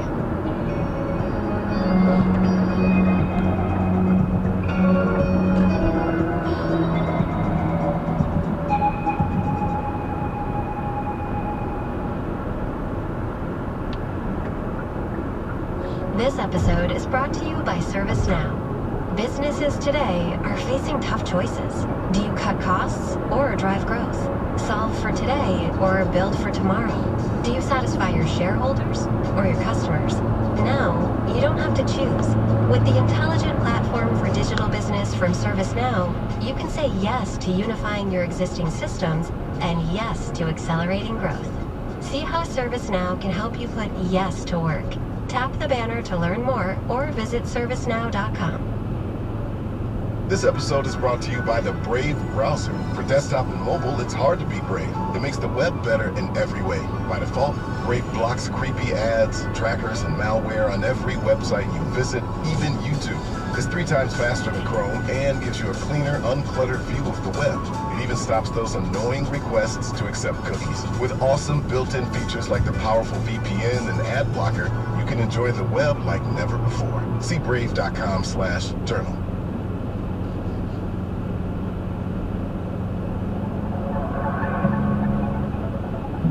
The Trial of Crypto's Golden Boy is part of The Journal, which is a co-production of Spotify and The Wall Street Journal. I'm Caitlin Ostroff. Additional reporting in this episode from Rachel Louise Ensign, James Finelli, Vikika Huang, Evan Gershkovich, Patricia Kozman, Hannah Miao, Alex Osipovich, and Corinne Ramey. This episode is produced by our senior producer, Rachel Humphreys. The series is also produced by Enrique Perez de la Rosa. It was edited by Catherine Whalen. Special thanks to Catherine Brewer, Rick Brooks, Brent Kendall, Kate Linebaugh, Annie Minoff, Sarah Platt, Pierce Singy, and Jenna Teleska. Fact-checking by Najwa Jamal and Nicole Pasolga. Show art by Zoe Van Dyke. Sound design and mixing by Peter Leonard with help from Griffin Tanner. Music in this episode by Peter Leonard and Nathan Singapok. Our theme music is by So Wiley, remixed for the series by Peter Leonard.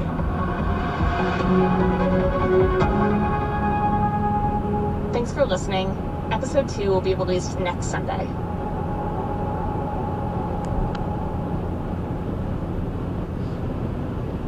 This episode is brought to you by the Brave browser. For desktop and mobile, it's hard to be Brave. It makes the web better in every way. By default, Brave blocks creepy ads, trackers, and malware on every website you visit, even YouTube. It's 3 times faster than Chrome and gives you a cleaner, uncluttered view of the web. It even stops those annoying requests to accept cookies. With awesome built-in features like the powerful VPN and ad blocker, you can enjoy the web like never before. See brave.com/journal.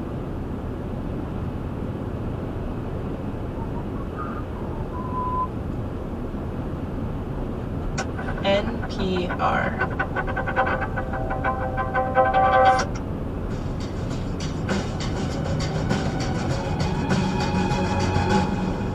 This is The Indicator from Planet Money. I'm Darren Woods, and it is Indicators of the Week. This week we have 2 very special guests all the way from NPR. We've got our colleague from Planet Money, Kenny Malone. Greetings, yes, it is I. And we also have NPR's climate correspondent, Nate Roth. Oh, hey. Today we're going to talk work permits for Venezuelan migrants. We're going to look at climate meetings and million-dollar dinosaurs. All of that after the break. This message comes from Apple Card. Apple Card has a cash-back rewards program unlike other credit cards. You earn unlimited daily cash on every purchase.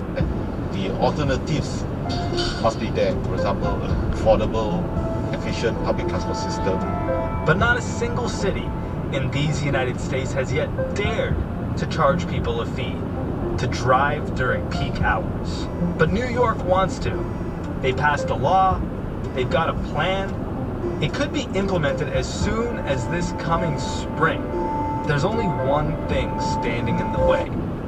New Jersey. Forget about it. That's ahead on Today Explained.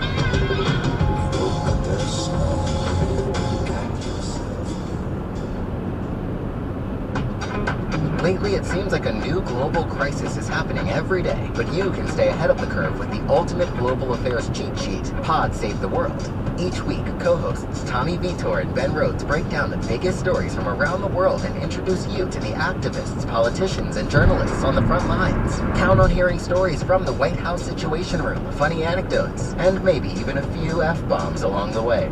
New episodes of Pod Save the World drop every Wednesday. Listen and follow wherever you get your podcasts. And subscribe to the Pod Save the World YouTube channel for more. Support for this episode comes from Amazon Web Services. Your applications are the cornerstone of your business. So how are you staying ahead? With AWS, you can innovate without limits. AWS provides extensive, reliable, and secure infrastructure designed to deliver the best performance at an optimal cost. With the broadest and deepest application development capabilities at your fingertips, you can reimagine every application. Innovate without limits. Learn more at go.aws/AFEA.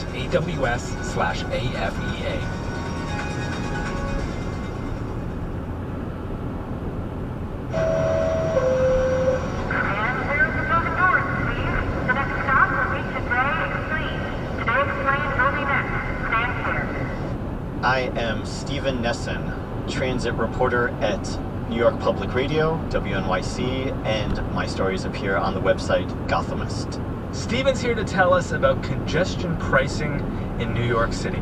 This is such a big deal. This is massive, because New York City will be the first city in America to charge drivers to drive to enter a crowded part of the city.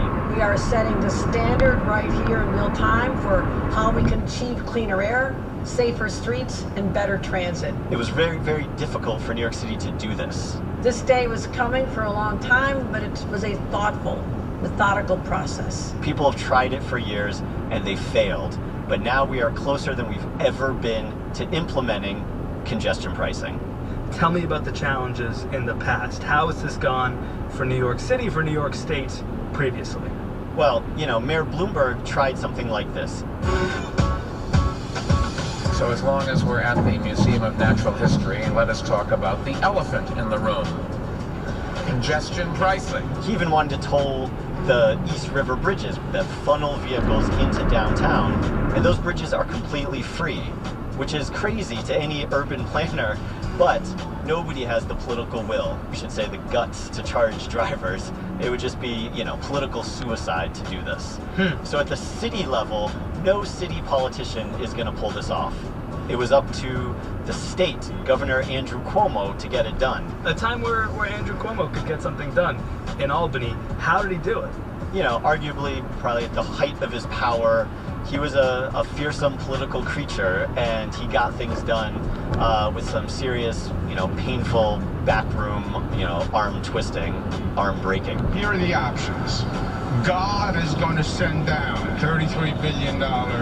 That's not going to happen. There is only one way it happens, that is congestion pricing. It was a somewhat maybe easier sell because the reason they claimed that they really wanted to do it was because they needed money for the subways.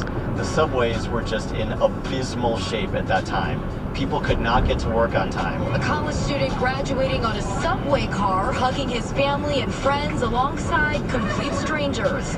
Because instead of walking the stage at Hunter College with his classmates, Jarek Alcantara was stuck here on a stalled E-train deep under Queens. You want a copy of my diploma? Turn on your airdrop. For politicians, it was just totally unacceptable. You can't expect people to get out of their car if they're going to get into a train that never leaves the platform. So they were like, look, we need money to fix this. You know, the environment was also a major concern. All this concentrated activity, the vehicles sitting there idling because they cannot move, and our buses that are not moving, it's also creating all this exhaust and emissions that our people are breathing. Can you just tell us what even is this plan? Sure. So when the state passed it, they sort of put some parameters in place. First of all, the key thing to know is where is the tolling zone. So it's going to start just south of Central Park, and it's going to go all the way down, basically to the bottom of Manhattan. Other than that, there really weren't a lot of guidelines put in for how to run it. People who live in the zone that make less than $60,000 a year will receive a credit so they don't get tolled every time they drive around out of their house. And vehicles that transport wheelchair accessible vehicles that are transporting people will not be charged either. How much are the fees? Like, how much would this cost? That's the $1 million question. $1 million? That feels like too much. That's actually not enough. It's a very interesting arrangement. We don't know how much it's going to cost. There's a group that's still deciding that, but we do know how much they need to make every year. That was baked into the plan. So the original idea of it, remember, was to make money for the subways and buses to fix public transit. So they decided on this number, $1 billion. They need to make $1 billion a year off congestion pricing. So the high end is $23 to enter the zone. But it could be much less than that. It could be, $12. It could be $10. It could be as low as $5, although that really doesn't seem likely. There's a group that's trying to figure this out. And the way it's going to work is, it's like making or playing with a giant spreadsheet. All these people want to get exemptions from the charge. People from New Jersey don't want to pay it. But for every group that you exclude, that means the price gets higher for everyone else. How we're going to, survive? This is ridiculous, charging just to, go home and go to work. Okay, so some drivers are understandably mad that they're going to have to start paying money for something they've been getting for free for the entirety of the history of driving in New York City. But why is New Jersey mad, Steve? Well, New Jersey is very mad about this because they already pay a toll to enter the city. So they're feeling, to use the words of New Jersey Congressman Josh Gottheimer, they feel like they're getting whacked by New York. This is just a cash grab for the MTA. They're desperate for dollars. So who are they looking to? Hardworking commuters here from Jersey to pay, like as their piggy bank, to pay their bills for their mismanagement. And as a matter of fact, the governor of New Jersey, Phil Murphy, is suing over this. So today, I am here to announce, I don't do this every day, I have to say, that we are suing to block New York's ill-conceived congestion pricing plan. He doesn't even know whether his drivers are going to actually be whacked or pay twice, but he's preemptively suing to sort of stop this process, saying that they didn't do enough research, basically. That's the most applause I've gotten in 2.5 years. The federal government said they need to do what's called an environmental assessment of their project. The result of that was a more than 4,000-page document looking at counties surrounding New York City, in New Jersey, Connecticut, New York, of how this program will impact them, how it's going to impact traffic, how it's going to impact pollution, how it's going to impact the poorest people that live in these areas. And basically New Jersey's saying, we don't think you did enough research. Maybe you should do a more detailed analysis. That's why we're here today, to make sure the Department of Transportation hears the voices of the hardworking middle-class commuters who will be forced to pay this absurd $23 a day, $5,000 a year congestion tax. And to listen to those voices of young children whose health will be harmed directly by the increased air pollution the congestion tax will cause. So New Jersey does claim that some parts of the state might see higher emissions. I took a little peek into the environmental document that the MTA put out, and they do note that traffic elsewhere could change. I don't think New Jersey was necessarily flagged as being the most problematic. Quite frankly, some experts who've studied this far longer than I have believe that it's going to be a negligible effect, basically. Well, presumably New Jersey's governor wouldn't go after New York willy-nilly because, you know, they have something of a relationship. What does New Jersey say is missing from this 4,000-page document? It's a good question. They're very, very, very skimpy on the details of what they want. For example, the MTA's environmental assessment found that 85% of the trips that people make into the central business district, the tolling area, are made by public transit. The MTA's environmental assessment also found that during the morning commute, like the busiest time when the most people are traveling, people from New Jersey, by and large, something like 90% of them get into Manhattan on public transit. They're not driving into the city. If it goes through, how big a deal for New York City? It's going to be massive. You know, I believe the city is estimating that, you know, if everything works out, if their spreadsheets are right and the traffic planners are correct, traffic could go down by as much as maybe 19%, 20%. And I'm told that is like an epic sea change on the streets. That's like going from bumper-to-bumper traffic to free-flowing traffic. And the whole country is watching. Seattle, you know, Chicago, Philadelphia, they all want to see, is this going to work? Should we try this here, or is it going to be a complete failure? The number one biggest obstacle to the Empire State's congestion pricing plan is that lawsuit the Garden State filed. We're going to hear if they've got a case when we're back on Today Explained.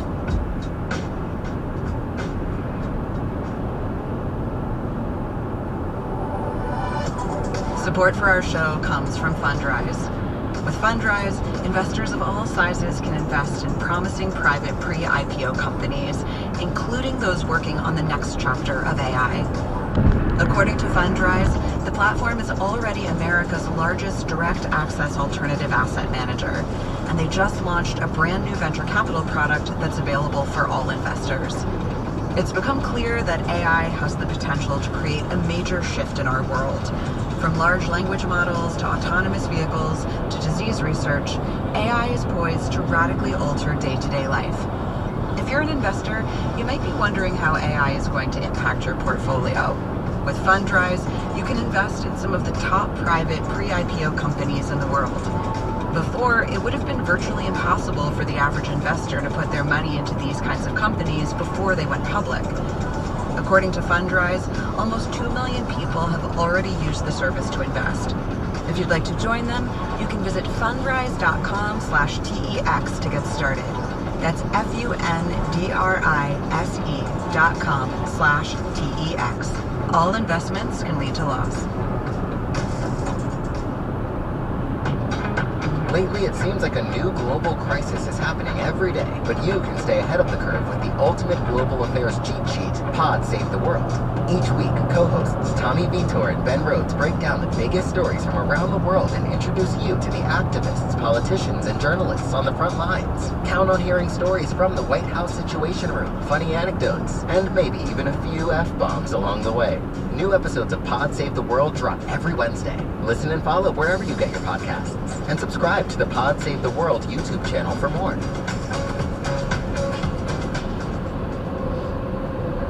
Where is this happening? Across the river in Jersey. Everything is legal in New Jersey. Today Explained, Ramis Firm, here's what we've got. New York wants to implement congestion pricing. It wants to be the first in the nation to do it. They put out a 4,000-page document about all the impacts, and New Jersey said, to heck with your plan, and sued. And they're suing on environmental grounds, which is weird because, like, New Jersey isn't the cleanest place in the world. The Garden State, but no, not the cleanest place in the world. The Garden State with more Superfund sites than any other state in the country. So there's a bit of a tension there. Professor Michael Hertz specializes in environmental law over at Cardozo Law. in New York. He'll also be paying to drive in and out of the city if congestion pricing is implemented in spring 2024. We asked the good professor what's up with New Jersey. I think that New Jersey, like many others, is very nervous about how this plan will hit it. And they're hardly alone in that. And one of the things that's complicated about this plan, and frankly complicated about almost any environmental regulation, is that the burdens and the benefits don't always fall on exactly the same people. And that's what makes environmental law so leads to so many political battles. So a lot of people want to find a way around congestion pricing in New York City, but not a lot of people are suing. New Jersey, however, is. Can you tell us about the law they're suing under? Yeah, so what they're suing under is something called the National Environmental Protection Act, called NEPA. NEPA was passed by Congress at the very end of 1969, signed into law by President Richard Nixon, Republican President Richard Nixon. Environmentalist, at least for a couple of years. Clean air and clean water, the wise use of our land, the protection of wildlife and natural beauty, parks for all to enjoy. These are part of the birthright of every American. And so on January 1st, 1970, he signs this law. It's very different than most other environmental laws, however, because it does not directly regulate polluters. It doesn't tell anybody what they have to do to protect the environment. And it's got a bunch of different provisions, some of them very impressive and aspirational and poetic. Time has come for man to make his peace with nature.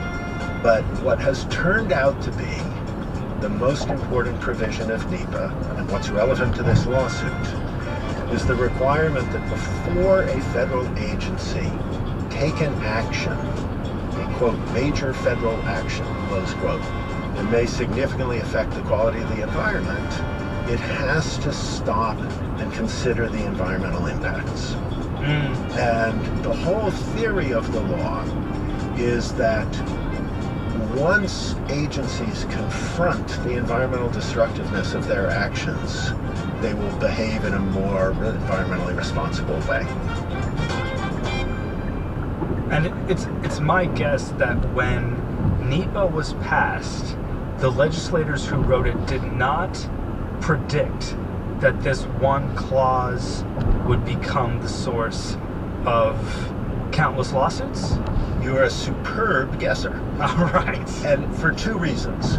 One, the few words that require a, quote, detailed statement about the environmental impact before action is taken were added very late in the legislative process. The folks who sort of had the original idea and were pushing NEPA didn't think this was the critical part of the legislation. And it got no real attention by the members of Congress who were enacting it. It was a little kind of throwaway line that was added late. And the second reason that no one would have anticipated what happened was that it's pretty fair to say that all the folks enacting this legislation did not anticipate there would be lawsuits. The way a lawyer would phrase that is they didn't include a, quote, private right of action. But it was passed at a time when the federal courts were happy to imply such a right. And very early on in the 1970s, the courts of appeals and then the Supreme Court accepted that, yes, individuals, which includes individuals, it includes companies, and it includes states, can sue a federal agency for failing to comply with NEPA. So I want to ask you more about how this law applies in New Jersey, but could you tell me a little bit about maybe like NEPA's greatest hits? Surely there are some well-known NEPA challenges out there? Well, locally, here in New York City, I think the top of the list was Westway. Westway was this huge public works project along the west side of Manhattan, planned in the 1970s and 1980s. Every financial interest you can think of was behind Westway. Billions of dollars at stake. A lot of it already committed. Originally, it was going to be a giant park all along the west side of Manhattan. with a lot of fill into the Hudson River to create the space for this, and a highway going for most of the length of it underground. And it was a very controversial, extraordinarily expensive project. Mayor Koch wants assurances that they're going to have the funds before he okays Westway. Now, we want assurances that we're not going to be inundated. And I think it's been very reasonable. All that we asked for, that the Army Corps of Engineers open up their public hearings. There was an environmental impact statement. There was a challenge to the adequacy of the EIS. Federal court said, yeah, this EIS it's long and it's got a lot in it. But you know what? It's pretty clear that this is going to have an impact on the bass population in the Hudson River, and the Corps just didn't mention this.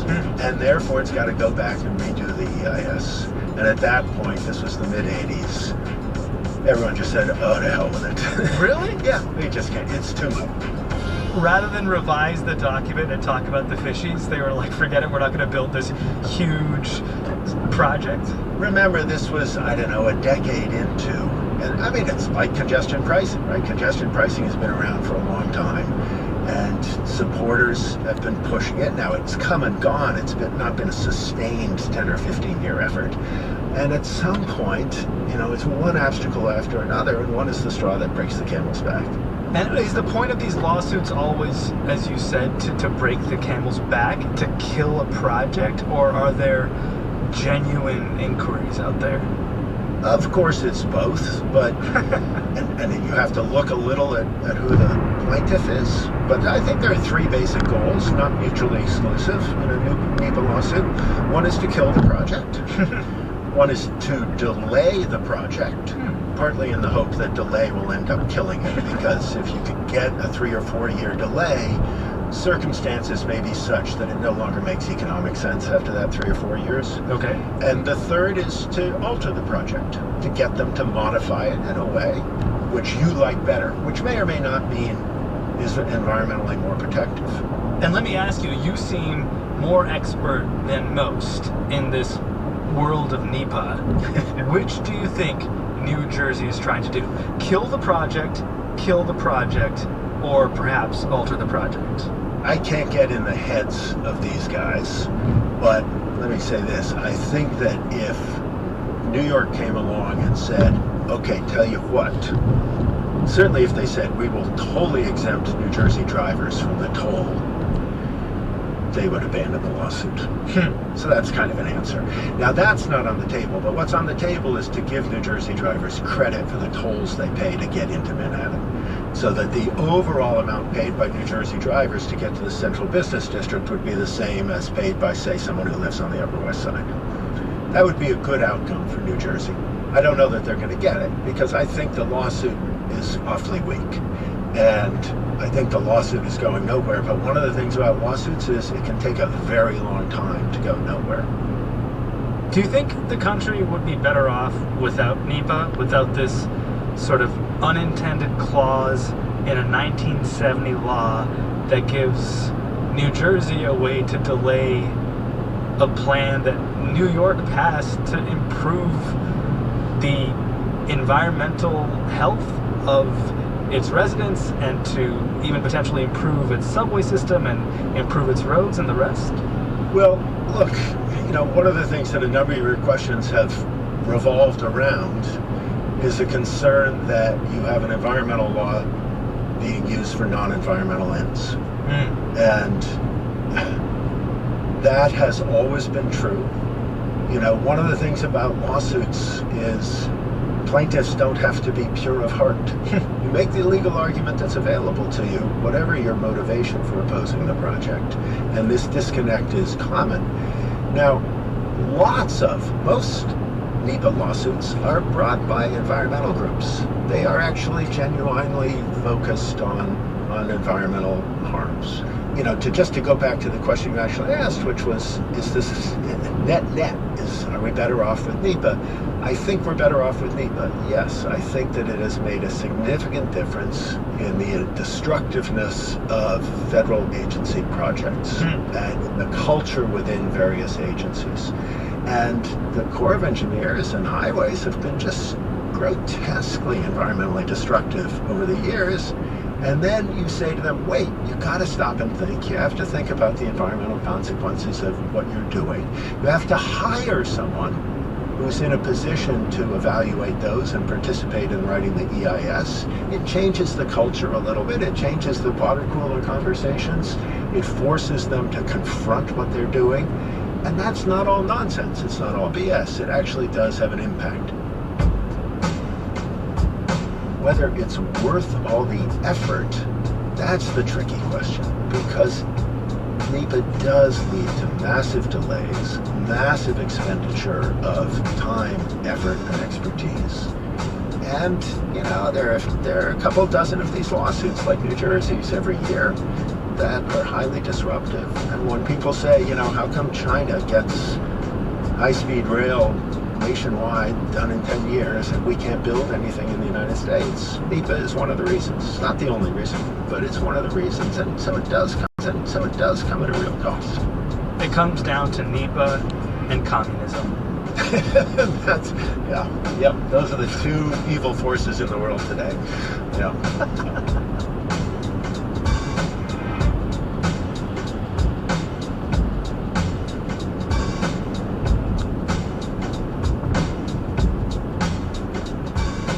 Professor Michael Hertz, he's the Arthur Kaplan Professor of Law at Cardozo Law. Earlier in the show, you heard from Stephen Nesson, who's the transit reporter at WNYC and Gothamist. Our show today was produced by Amanda Llewellyn, edited by Amina Al-Sadi, fact-checked by Tien Nguyen, engineered by Rob Byers with help from Patrick Boyd, and the show is titled Today Explained.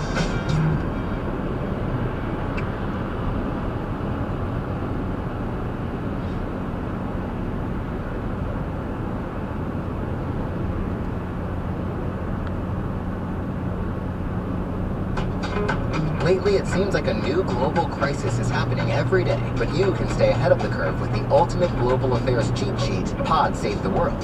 Each week, co-hosts Tommy Vitor and Ben Rhodes break down the biggest stories from around the world and introduce you to the activists, politicians, and journalists on the front lines. Count on hearing stories from the White House Situation Room, funny anecdotes, and maybe even a few F-bombs along the way. New episodes of Pod Save the World drop every Wednesday. Listen and follow wherever you get your podcasts. And subscribe to the Pod Save the World YouTube channel for more. Support for this episode comes from Zelle. You'd never fall for an online scam, right?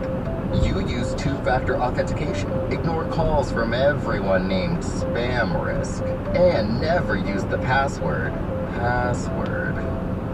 But scammers are getting more sophisticated and more active, which means they're finding millions of new victims every single year. The good news is that there's a lot you can do to protect yourself on the wild, wild web. For starters, Zelle wants to remind you, only send money to people you know and trust. Zelle is available to United States bank account holders only. Terms and conditions apply. This episode is brought to you by ServiceNow. Businesses today are facing tough choices. Do you cut costs or drive growth? Solve for today or build for tomorrow? Do you satisfy your shareholders or your customers? Now, you don't have to choose. With the intelligent platform for digital business from ServiceNow, you can say yes to unifying your existing systems and yes to accelerating growth. See how ServiceNow can help you put yes to work.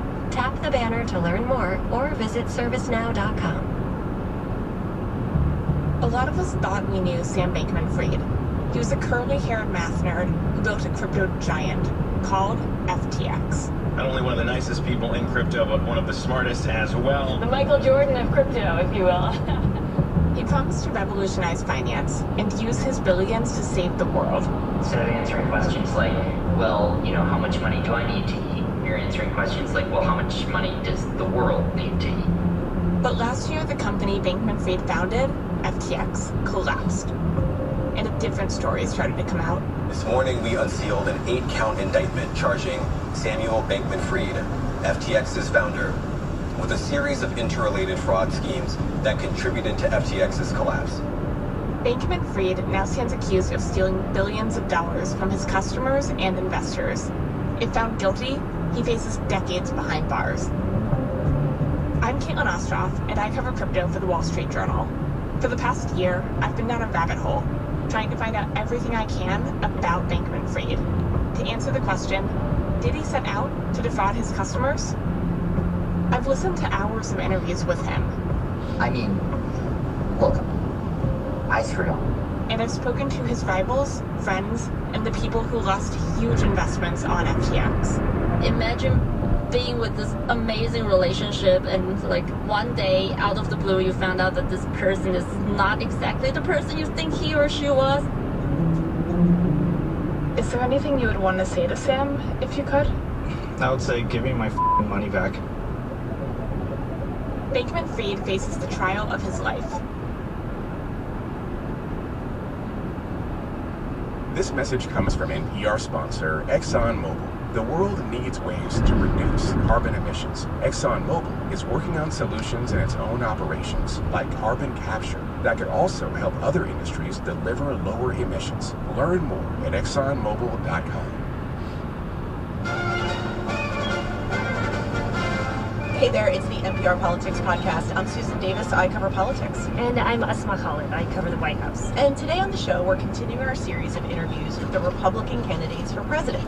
Joining us now is North Dakota Governor Doug Burgum. Governor, thank you so much for speaking with us. Well, good morning, Sue. Good morning, Asma. It's so great to be with both of you. And I think the question everyone wants to know first off the bat is, how's your Achilles tendon doing?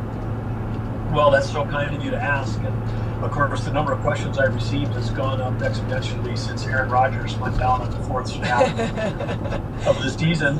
And then it turns out there's quite I want to say, a collegial group of people in America who've all blown their Achilles because of the number of people who've come up to me on the campaign trail. And for our listeners, let's do a little bit of introduction about your background. Before you ran for office, you were a successful multi-hyphenate, software entrepreneur, philanthropist, venture capitalist. In 2016, you ran and won the race for governor with no prior political experience, and you were easily reelected in 2020. Now you want to be president of the United States. So what was your decision point to get in this race, and what about you makes you think you'll be the best candidate for the job? Well, I think the first point is really the decision was more about running for governor. Just leaving the private sector and jumping into the public sector is a big decision for any family, particularly in these days. But we made a decision to jump in the arena really out of a heart of service. We felt that the challenges that we were facing in North Dakota in 2016, we were at a significant budget crisis. We had the Dakota Access Pipeline protest was raging, and the economy was changing. I come at it with an approach that when you're in the executive branch, it's very different. I mean, I'll never be a senator, I'll never be a congressman, I'm not even that interested in politics, but I am interested in service, and I'm interested in solutions, and I'm interested in solving the hard problems that are facing our country. We've proven in the state of North Dakota that we can balance budget, cut taxes, cut red tape, and get our economy sprinting instead of crawling, and we've done it for North Dakota, and when I'm your president, I know I can do it for America. At this point, a number of economic metrics have been improving. Unemployment is lower, inflation is cooling, some of the recession fears have decreased. How would you alter or improve the economy? What else do you feel needs to be done at this point? Well, I'm very skeptical of the reports that you mentioned for a couple of reasons, because we still have these record high interest rates, and when we're out talking to voters in Iowa and New Hampshire, they're not reciting the stuff that the mainstream media is. They're like going, I can't afford to buy a house, I can't afford to put food on my table and gas in my tank. The average American is spending $700 more a month than they were 2 years ago. It's $8,400 a year just for their basic needs. And so if you tell them that inflation is slowing down, that means prices are still rising. It doesn't mean that they're going down. It means they're still rising, just not as fast. And they all got a pay cut the last 2.5 years, and telling them that they're going to get a little less pay cut isn't making them happy. So the economic issues are number one on people's minds. And anybody that's out there talking to real people, whether it's a farmer in Iowa or a lobsterman in New Hampshire, and they all know that they're paying too much for their energy, whether it's their electricity, whether it's their heating oil in New Hampshire, whether it's the gas or diesel they're putting in their vehicles, and all of that is direct line back to the Biden energy policies, which are, destabilizing the world, empowering dictators, and raising the cost on every American, and by the way, not making the environment better. Because if you cared about the environment, you'd want to have all the energy produced in the United States, not outsourcing to places like China, the largest polluter in the world. Governor, just to stay on the economy for a minute, I'd love to get your take on the United Auto Workers strike. Donald Trump is going to skip the next debate. He's going to meet with union workers out in Detroit. There's an increasing number of Republicans in your party who say that the party should align itself closer to the labor movement. One example, Ohio Republican J.D. Vance said he supports the UAW workers' demands for higher wages. You were just talking about how regular people are struggling. You've been an executive. How do you feel about these workers' demands? Well, I feel that the markets actually work in the sense that people can choose who they want to work for today. I mean, if you're an auto worker and you don't like your wage, and you've got a skill set, you can probably pick your city in America and decide, I'm going to go work there, and I'm going to live there. I'm going to do whatever I want to do. I mean, the amount of availability for people who want to work is just through the roof. So right now, labor in this battle between, this creating pressure on wage rates going up, they've got a huge advantage. So I think they're in a great negotiating position just because we've got a lot of people that aren't working in America right now. So but I think markets work. I mean, we've got auto companies in this country that are non-unionized, and they're not on strike, and their workers are happy. So it's not like we can just take 3 of our auto companies, the oldest ones, maybe the ones that are most entrenched in history, but you can look all over America at new auto plants where there are non-union workers. They're happy. They've got great work. They got great benefits. They love their community.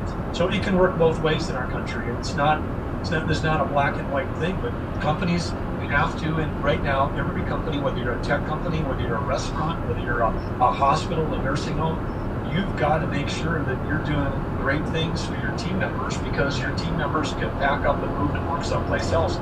Governor, I want to shift gears and ask you about your party's front runner in the Republican nomination for president, and that is former President Donald Trump. You raised your hand in the first debate when asked if you would support him if he were the nominee and convicted of any crimes. So what do you say to people like your fellow governor, Chris Sununu of New Hampshire, who are out there saying Donald Trump can't win a general election, and he's going to cost Republican candidates up and down the ballot? Do you share those concerns? Do you not share those concerns? And could you explain why? Well, first of all, let me address the question at the debate. Everybody on that stage, because of these clubhouse rules of the party, where the clubhouse, a few people at the RNC are deciding, who gets to be on the debate stage and who doesn't. I'm just going to say, strong supporter of Iowa, New Hampshire, and the early states, South Carolina, Nevada. They're the ones that the voters who are actually paying attention to meeting candidates should be the ones that are thinning the field, not a national cable channel and some clubhouse rules about national polling. So but to get on the debate, because the RNC is controlling, get on the debate stage, everybody on stage, all 8 people signed a pledge that said, I will support the Republican nominee and I won't run as an independent. So we all know that, the math. So we started running our race from the beginning, running a race that would allow us to win in November of 2024. That's what we're doing. And if I thought somebody else had a better chance of it, I wouldn't be running. I think we've got the best chance of pulling the country together. Governor, I just want to clarify something, though. You said that out on the debate stage, there's these clubhouse rules, right? That in order to participate, you all had to agree to support whoever the Republican nominee is. But here you are speaking with us, and we're outside of the turf of those clubhouse rules. So can you clarify if you do actually support the idea of, standing by Donald Trump if he is the nominee and convicted of any crimes? Well, I will be voting for a Republican nominee over a Democrat in November of 24, and I'll just leave it there. But I'm doing everything in my power to make sure that I'm that nominee. So that's I'm not endorsing other people right now. I'm talking about our campaign and what we can do for America, and that's what our focus is going to be. House Republicans are now pursuing an impeachment inquiry of President Biden. From where you sit, do you think Biden has committed impeachable offenses? I'll leave that to the impeachment crew and the rules of Congress to do that, but I certainly think an inquiry on the surface is valid and necessary, because it's just we should all be concerned that if you have a family or an individual that's in public service and that suddenly they and their family members' balance sheets start going up, and you've got the possibility of reported millions and millions of dollars in payments going to multiple family members, on the surface it looks like influence peddling. Now, everybody's innocent until they're proven guilty, but this is why we have a issue in our country where people don't trust government, they don't trust politicians. It's just abhorrent to me that people would think that that's okay or that we shouldn't check into it. Absolutely we should, because if we don't get to the bottom of it, how are we going to restore trust? Do you think that there needs to be tougher laws about influence peddling? I think there certainly can be an open debate about that. You have leaders in Congress, they're doing basically insider trading. Oh, they're not. No, they're spouses. I mean, so why wouldn't we hold Congress and the White House to the same level of criteria that we have for the last 20 years to leaders in the private sector? Do you think that the Supreme Court needs to be held to a higher standard, considering multiple reports of members of the court doing things that look like influence peddling? Yeah, it's the same thing. I mean, both sides of our nation, they're very divided, can point to examples of people in the opposite party and say, look, we can't trust Congress, we can't trust the White House, we can't trust the Supreme Court. Oh, great, there we just ticked off all three branches. This is how democracies end up failing. And you know who's cheering? China's cheering. Russia's cheering. They've all said it won't work. The American experience at some point will fail because it will collapse from inside.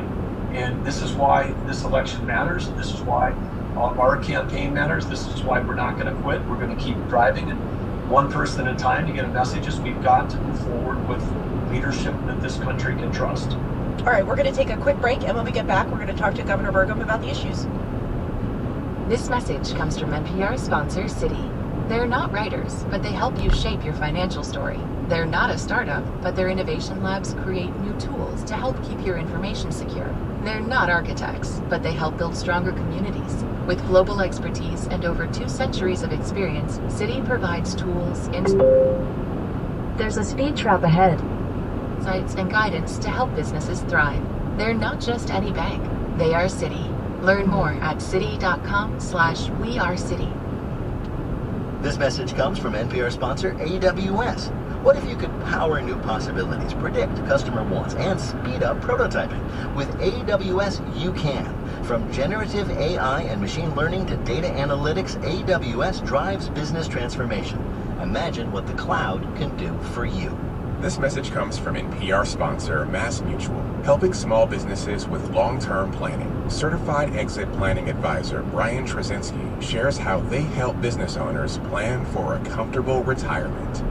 Our financial professionals work with business owners to help them make sure that they have the income in place, either from the sale of the business or from assets outside the business, that will allow them to continue the lifestyle that they become accustomed to. To learn more, visit massmutual.com/businessowners.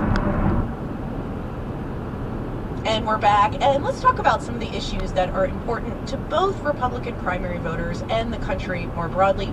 We've been asking these same questions to every candidate we interview, and Governor, we start here. Do you believe that Joe Biden was the lawfully elected president in 2020? Yes. And if you are the nominee, do you plan on releasing your tax returns or divesting from your private stock holdings? I will make sure that I don't have any conflicts of interest and there's transparency around my investments, so that everybody can trust that I'm not doing anything that all would be financially self-enhancing while I'm president. Governor, you signed a near total ban on abortions in your state. If Congress sends any legislation to you that would enact federal restrictions on abortion, would you sign those restrictions into law? No. Care to expound? No, happy to. On the first day we announced, I got asked this question in my very first interview. And the answer is no. I mean, this goes back to the 10th Amendment. Republicans fought for 50 years to overturn Roe v. Wade. The Dobbs decision did that. It returned the power to the states. And then the very next day, we had Republicans saying, oh no, the federal government's got to get involved. I know this is a super important issue for people on both sides, but the idea that somehow we would say that in this one exception, we could violate the Constitution and the federal government can step in and take a power that belongs to the states, because the original 13 states created the federal government, not the other way around. Those states delegated powers to the federal government, The rest remains to the people or to the states, those two things. And as president, I'm not going to be spending any time on it because we've talked earlier. Energy, economy, national security. There's a full plate of things that is actually the job of the president and the federal government. And the federal government's got to do its job. The stuff that's not its job, it's got to return that power to the states or the people. Governor, you do not support more restrictive gun laws, but are there any policies you believe in that might be effective in reducing gun violence, not just in light of mass shootings that the country experiences, but also the reality that we are now a country in which the #1 cause of death for children is guns? Well, I think every American, deserves to, live in a safe city and kids go to a safe school. But I'm a strong supporter of the Second Amendment, and the issues that we have relate a lot of times to mental health and addiction and other issues. And this is a crisis that we're having across our whole country. And if we're going to be the shining city on the hill, it has to include safety, not whether it's from guns or drug overdoses, whatever. We can build a society that helps, demonstrates awe and wonder and beauty, and also makes it safe for people and allows people to have an environment where they can reach their fullest potential. The upside for this country is huge. What we're witnessing right now is the downside of the lack of leadership. Governor, on immigration, do you feel that the United States should expand legal pathways to citizenship? Do you think that there are any other alternative ideas about what to do with the situation at the border? I mean, what are your broad ideas for immigration reform? Well, unfortunately today, we need to secure the border before at least the Republican Party is willing to have a discussion about immigration reform. But it has to be on the top of the list. I've been down to the border multiple times. We have to fix it, but we are still fortunate. We have an opportunity when the best and the brightest in the world want to get to our country. We have an opportunity, and right now, even Canada has picked off 1 million people that came to the U.S. to study. We educated them at our best universities. They got advanced degrees. Their student visas run out. We're going to try to send them home, and Canada puts up a welcome sign, and 1 million people move north across the border that are high skilled to go help juice their economy. So we've got it wrong on every aspect on immigration, and it has to be fixed. Yeah, look at that. Everybody's trying to get to Buc-ee's in Kentucky, Richmond, Kentucky. That's insane. Wow. Good business. Top priority. On that note, Governor, do you believe that the U.S. should expand legal pathways to citizenship? We need to have an immigration policy that makes sense for America. I don't understand who's defending the current open border policy. No one can explain to me why that makes sense at any level. And we have to figure out a way, but we're going to have pathways for us to solve the problems, and we have to have pathways for the best and brightest in the world who want to come to our country. We're competing against China and Russia and Iran. They build walls to keep people in. We're a country that has an opportunity to have talent, and the way you win in the private sector, I know this, is you get the talent and the capital on your team. The way we built great government in North Dakota was we got all kinds of talented people to lead the private sector and come and do jobs in public sector just for the purpose and the meaning of it. And the way we're going to win as a country, the way we're going to win a Cold War, is harnessing the talent of the people of this country and moving them forward. And if we can't have a discussion about every aspect of how to make our country safer and our borders secure and have a smart immigration policy, we're not going to reach our potential. Governor, if you were elected president, would you continue the U.S. commitment to Ukraine and its fight against Russia? I would, absolutely would. Every dollar needs to be accounted for in that commitment, but this is one of the confusing things to me about our party right now, where somehow people think that, giving Russia a win in Eastern Europe right now, we're just, drawing a line on the map with a Sharpie and saying, okay, just keep what you took, that somehow that makes any sense in a world where we just saw Russia meeting with North Korea. Russia and senior leaders have met with China 40 times in the last 10 years. We don't just have, 3 separate enemies that are after us right now. So we have to understand who we're up against, and we have to understand that they're all colluding together, North Korea, China, and Russia, and you can't separate these things. And if we draw a line in Ukraine with a Sharpie and say it's yours, Russia, then guess what? Like the next day, China's going to march into Taiwan, and then Americans will really feel and understand what it's like when our nation is dependent on semiconductors that come from Taiwan and lots of other things, that somehow we would just give up that. It starts with having a foreign policy that actually works in terms of deterrence. Peace through strength works if you have deterrence in place ahead of time, and we didn't have them ahead of time in Eastern Europe. We need to have them ahead of time now with Taiwan. One final question for you. As governor, you have signed a number of bills into law concerning transgender youth in your state. I'm curious for your take on this, because we had former Governor Chris Christie on the podcast, and he said he opposed legislation and laws along these lines because he said they weren't conservative, in that he did not support anything that would put the state involved between parents and their children. So let me ask you about, from that perspective of these transgender bills, what's conservative about them if it is dictating how parents can or cannot treat their children? Well, first of all, I would just say this falls to me under the 10th Amendment, and this is something that belongs with the states and needs to be taken care of at the state level, where legislators or schools or sports organizations can get involved in, listening and understanding the actual situation with parents and families, etc. But what we did in North Dakota was, as the principal said, hey, we're going to protect women's sports, and so we protected women's sports. There's other things that we've done to say, hey, we're going to support adults that may want to have transformative, call them sex change operations, but we don't support that for youth. In the same vein that we have laws that say, you can't drink if you're under 21 and you can't smoke. There's other things you can't do that we restrict for young people, and this is one of the things that our legislature felt strongly about, that ought to be restricted. But these are clearly things that are not anything that the President of the United States should be spending time on. When we just dialed through in this conversation all the challenges facing our nation, these are things that need to be debated and litigated at the local and state level. Doug Burgum is the governor of North Dakota. Governor, thank you so much for speaking with us. Thank you, Sue. Thank you, Osby. Great being on this program with you. And we have talked to 3 other Republican candidates so far. Businessman Vivek Ramaswamy, former Texas Congressman Will Hurd, and former New Jersey Governor Chris Christie.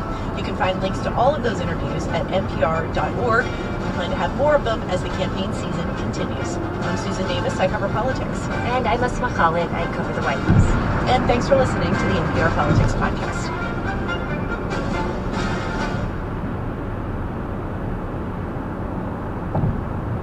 This message comes from NPR sponsor Lisa. When you buy a Lisa mattress, you're not the only one getting a better night's rest. Lisa donates thousands of mattresses each year to shelters and those in need. Learn more about Lisa at leesa.com.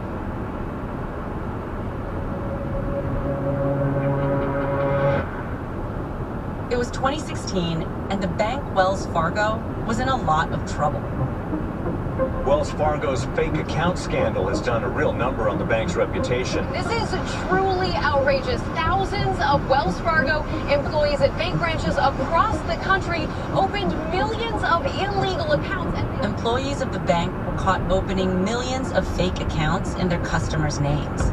The Wells Fargo fake account scandal is bigger than originally thought. That's my question about Wells Fargo. How far up the line did this go? Some former employees say they were pressured to sell account add-ons to customers to meet what they say were unattainable sales goals. The story rocked the banking world. Here's our colleague Ben Eisen.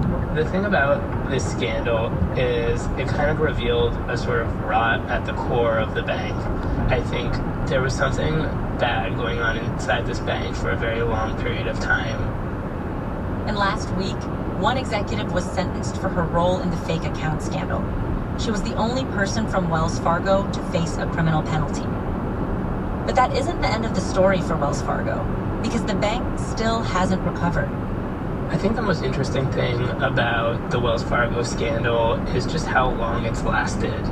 This was a scandal that broke out into the open in 2016, and now here we are, almost exactly 7 years later, and the bank is kind of still in this place of trying to fix all of the problems that were identified.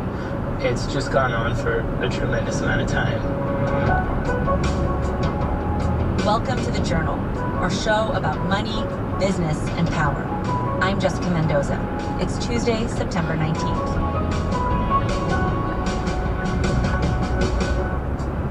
Coming up on the show, why Wells Fargo just can't bounce back from a 7-year-old scandal.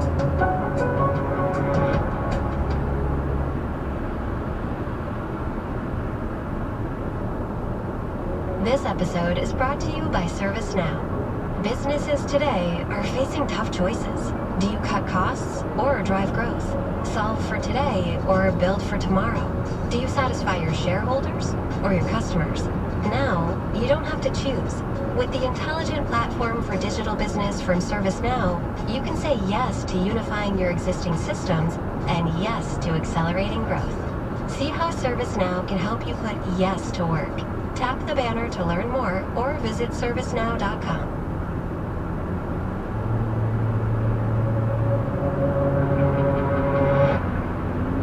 For decades, Wells Fargo was seen as a low-risk bank.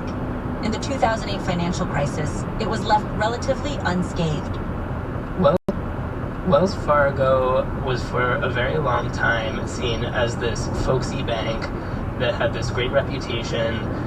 It did well, it was profitable. When the financial crisis happened, it really didn't get into as much trouble as everybody else did. And it kind of came out the other side in this place that was seen to be very healthy. And it was like boring banking in the best possible way, I think, is how a lot of people would have looked at it. Obviously, that didn't last. Right. Folksy, I don't think that was a word that I associated with banks before, but I can see what you mean. I mean, it was the bank with like the corner bank branches, and it had a big like consumer presence, so it was making your mortgage, and it was making your auto loan, and it did kind of all of those things that you associate with like bread and butter consumer banking. And how big was Wells Fargo? It was one of the biggest banks in the country. For a period of time, it was the biggest bank by market capitalization, so bigger than JP Morgan and bigger than Bank of America, which right now are, far and away the two biggest. It was sort of neck and neck with them not that long ago. Then, in 2013, the Los Angeles Times reported that Wells Fargo employees were fired for opening up fake accounts for their customers. But it wasn't until 3 years later, when regulators stepped in, that the scale of the problem really emerged. The thing that really broke this out into the open was a penalty imposed by some regulators. It was actually just a fine of $185 million that was imposed. But, along with that was the exposure of this revelation that the bank had created all these phony accounts, basically taking, the information of people that were already customers at the bank and opening accounts in their name without their permission. Why did these employees do that? Why make these fake accounts? The bank had these goals in place for these employees that they had to basically cross-sell customers, and they sort of saw it as a sign of customer loyalty and stickiness of these banking relationships that they had. Its former CEO at one point said that he had a goal of each customer having 8 different banking products. And he was asked why, and he said, because 8 rhymes with great. Wow. But, a lot of that was built on the idea that, like, these low-level employees that worked in the branches or, did jobs for which they, honestly weren't paid that much, they had to go and do these, like, very aggressive salesy things, and in some cases to meet those goals, they opened fake accounts. When you say fake account, what does that mean? Say I have a bank account there, and you're the employee and you need to meet your sales goals of opening a certain number of accounts, you might go and open up another account for me, and there's no money in it, there's no transactions coming out of it, there's not actually like a loss to me, at least in a lot of cases, but, you violated my privacy and you've done something without my permission, and I've trusted you to hold my money. And so, understandably, I would feel like, oh my God, what are you doing? More than 5,000 Wells Fargo employees were fired for their roles in the scandal. By the fall of 2016, Then CEO John Stumpf was testifying to Congress. I am deeply sorry that we failed to fulfill on our responsibility to our customers, to our team members, and to the American public. Here he is being questioned by Senator Elizabeth Warren. Have you fired a single senior executive? And by that, I don't mean a regional manager or branch manager. I'm asking about the people who actually led your community banking division or your compliance division. We've made a change in our regional, to lead our regional bank. I just said, I'm not asking about regional managers. I'm not asking about branch managers. I'm asking if you have fired senior management. And when the CEO went before Congress, he did not come off well. He was sort of widely panned for his performance there. Elizabeth Warren dragged Stumpf in front of the Senate, tore him a new stump hole. He didn't really have that much information or answer questions all that well. He ended up sort of coming off as aloof. The discovery of the fake accounts was just the beginning. Once regulators started examining the bank's books, they found other problems. And that's where things really went downhill. This morning, another scandal is rocking Wells Fargo. The United States CFPB has ordered Wells Fargo to pay $3.7 billion To settle a number of violations, including charging illegal fees and interest on auto loans and mortgages, and incorrectly taking overdraft fees. Once everyone kind of took a look under the hood of the bank, there were a lot of problems that came to light. It would be misapplied fees or wrongfully charged fees or like commercial bankers wrongly altering information for their customers. This bank's reputation was already in tatters, and each incremental thing that came out sort of reinforced this point that this bank just was not managing itself very well. So the fake accounts essentially were kind of like the first domino, and then everything started to fall once regulators came in and took a closer look. Exactly, yeah. The consequences for individual executives and the bank as a whole came quickly. Stumpf, the CEO, resigned, and he was banned from the banking industry for life. He also paid $20 million to settle charges. Another executive, Carrie Tolstedt, was criminally charged and pleaded guilty earlier this year. She ran the retail arm of the bank, where many of the fake accounts originated. Last week, Tolstedt was sentenced to 3 years probation, 6 months of home confinement, and 120 hours of community service. She was also fined $100,000. Wells Fargo also paid $3 billion in 2020 to settle investigations with the Justice Department and the SEC. And on top of all of that, the government put explicit restrictions around Wells Fargo's growth. After a culture of grow at all costs, this was a 180 turn for the bank.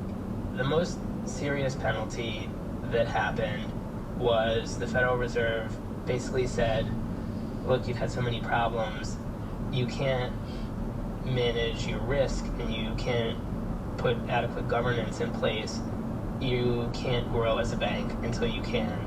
So it really kind of kneecapped the bank, like really limited what they could do as a company. Yeah, exactly. Like when you're a company, you're always thinking grow, grow, grow, right? Get as big as you can. This is like try hard not to grow. That's the challenge. Wells Fargo has been stumped by that challenge for 7 years. That's after the break.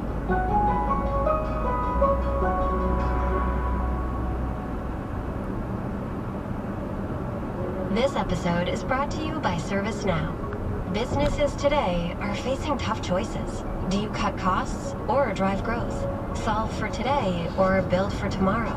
Do you satisfy your shareholders or your customers? Now, you don't have to choose. With the intelligent platform for digital business from ServiceNow, you can say yes to unifying your existing systems and yes to accelerating growth. See how ServiceNow can help you put yes to work. Tap the banner to learn more or visit servicenow.com.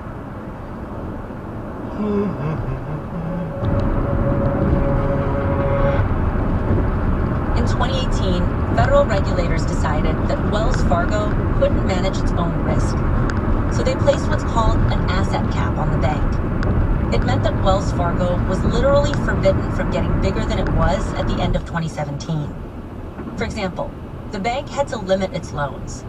So banks are in the business of like making loans. That's one of the main things that they do.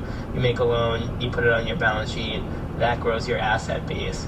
But if you're capped in how much in assets you have to pick and choose what loans you make. Or if you make one loan, you can make another loan. That is sort of the balancing task that they had to have. This was unprecedented. And if Wells Fargo ever wanted to get rid of that cap, it needed to prove to regulators that it could manage its risks better than it had. Meaning, Wells Fargo needed to do a much better job at keeping people's money and information safe and flagging problems when they came up. At first, the bank's leadership thought this work wouldn't take long. At one point, after this asset cap was put in place, the CEO at the time said he thought it would be removed in a couple months. There wasn't quite this recognition of how deep of a fix was required to get everything done. But it quickly became clear that the process would be much more complicated. Like, this is like a real kind of overhaul of the entire bank. The regulators, when they say they want you to put adequate risk management and controls in place, they mean turn the bank inside out and kind of build something new from the inside. And when you talk about building something new or overhauling, what kinds of things does the bank need to do to improve? So over the course of this period of its scandals, it got a lot of different penalties. So there are a lot of specific things that need to be fixed. Like thinking back to all of those problems, if you misapply fees for auto loans, you have to fix that, then you have to remediate the customers. Like any bank, Wells Fargo has controls to root out fraud and tamp down on risk. But even today, it hasn't updated them to the standards regulators or even Wells Fargo itself wants. So that's what Wells Fargo has been working on. Every day, employees gather in workshops. They discuss the best way to, say, deal with small things like late fees, or big things like how to handle a foreclosure. If you think about all the thousands of different things that a bank does, it can cash your check, it can make you a loan, it can trade securities for you. Each of those tasks has all sorts of risks associated with those tasks.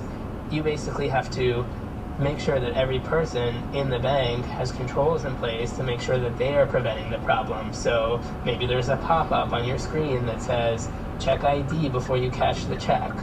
And so the teller can ask that. You have to do that, but then think about multiplying it across all the various things that a bank does. Wells Fargo's chief operating officer, Scott Powell, said that the bank is always talking about how it can make its programs better and support employees. He added that there is nothing unique about the timeline. What's at stake for Wells Fargo? Everything. Everything's at stake in its efforts to get its processes in order. The CEO said at a conference a few months ago that until we finish our work, we're still at risk. And I think that's kind of the MO that they've had over at least the last couple of years. We need to get it done, or else our regulators have shown what they can do, and they might take even more drastic or unprecedented action. Actions like breaking the bank up. At an event in January, the comptroller of the currency, which regulates Wells Fargo, said that banks that can't manage their risks may need to break up. Michael Hsu, the acting head of that office, didn't name Wells Fargo, but it was widely seen as a focus of his remarks. Here's Hsu. The most effective and efficient way to successfully fix issues at a too-big-to-manage bank is to simplify it by divesting businesses, curtailing operations, and reducing complexity. In which he said, maybe we'll have to break them up or force them to shrink. And he sort of laid out this framework where there are escalating penalties for banks that can't do this right. And he wasn't talking specifically about Wells Fargo, but he wasn't not talking about Wells Fargo. This is sort of the environment in which the bank is operating right now. Wells Fargo is still profitable and the fourth biggest bank in the country. But since the scandal, its revenue has flatlined and its stock price has dipped. So it can be easy for people to think about banking as Wall Street's problem, why does this story matter for everyday consumers? This was a scandal where everyone kind of immediately knew what was going on. They could understand it.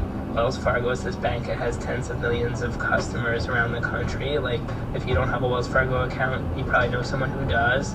And the thing that was happening was just like, it just resonated with people.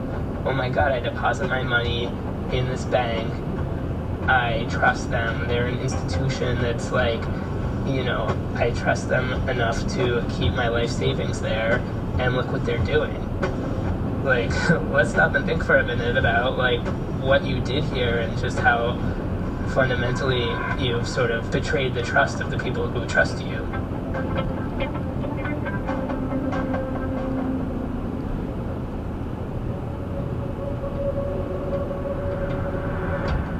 That's all for today, Tuesday, September 19th. The Journal is a co-production of Spotify and the Wall Street Journal. If you like our show, follow us wherever you get your podcasts. We're out every weekday afternoon. Thanks for listening. See you tomorrow. This episode is brought to you by Viator. Experiences are what people love the most about travel. With thousands of bookable experiences, Viator has something for everyone, from simple tours to extreme adventures. And with millions of traveler reviews, you'll have all the information to book the best activities. Download the Viator app now and use code Viator10 for 10% off your first booking in the app. One app, over 300,000 travel experiences you'll remember. Do more with Viator.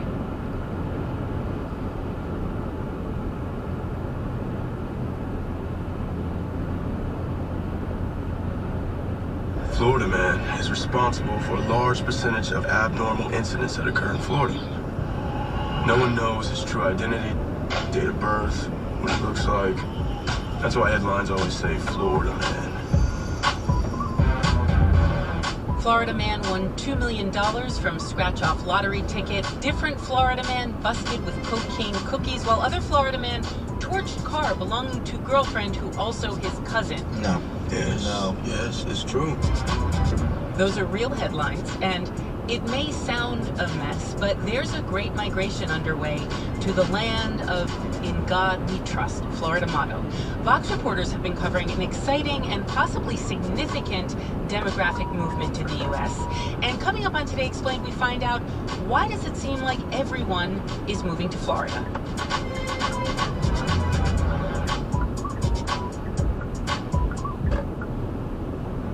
Support for this show comes from Delta Airlines. No one sees the world quite like an airline, but the world seen below is changing, fast. That's why Delta Airlines is committed to net zero carbon emissions by 2050.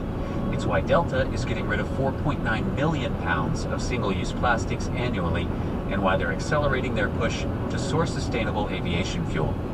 Because Delta knows a thing or two about getting where it needs to be. And it's time we all got going. Together. Learn more at delta.com/sustainability.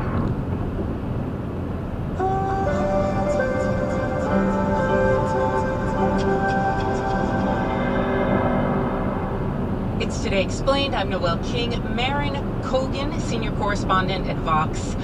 Of all the things to write about in the state of Florida, Ron DeSantis, Donald Trump, Disney World, you wrote a story that's just about Florida itself. Why is that? Because to me, Florida is fascinating.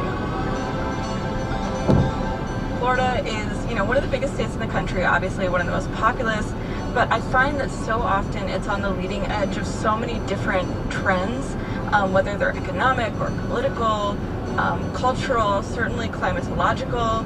So it's really representative, but also it's very singular. So much of what makes Florida Florida is that it's this fascinating mix of like beach bums, Disney fans, people who live in Miami and have this sort of very urban lifestyle, people who love nature, residents of Margaritaville, and also my family is a part of this trend I was writing about of people moving to Florida. So over the last 10 years, my entire family moved to South Florida.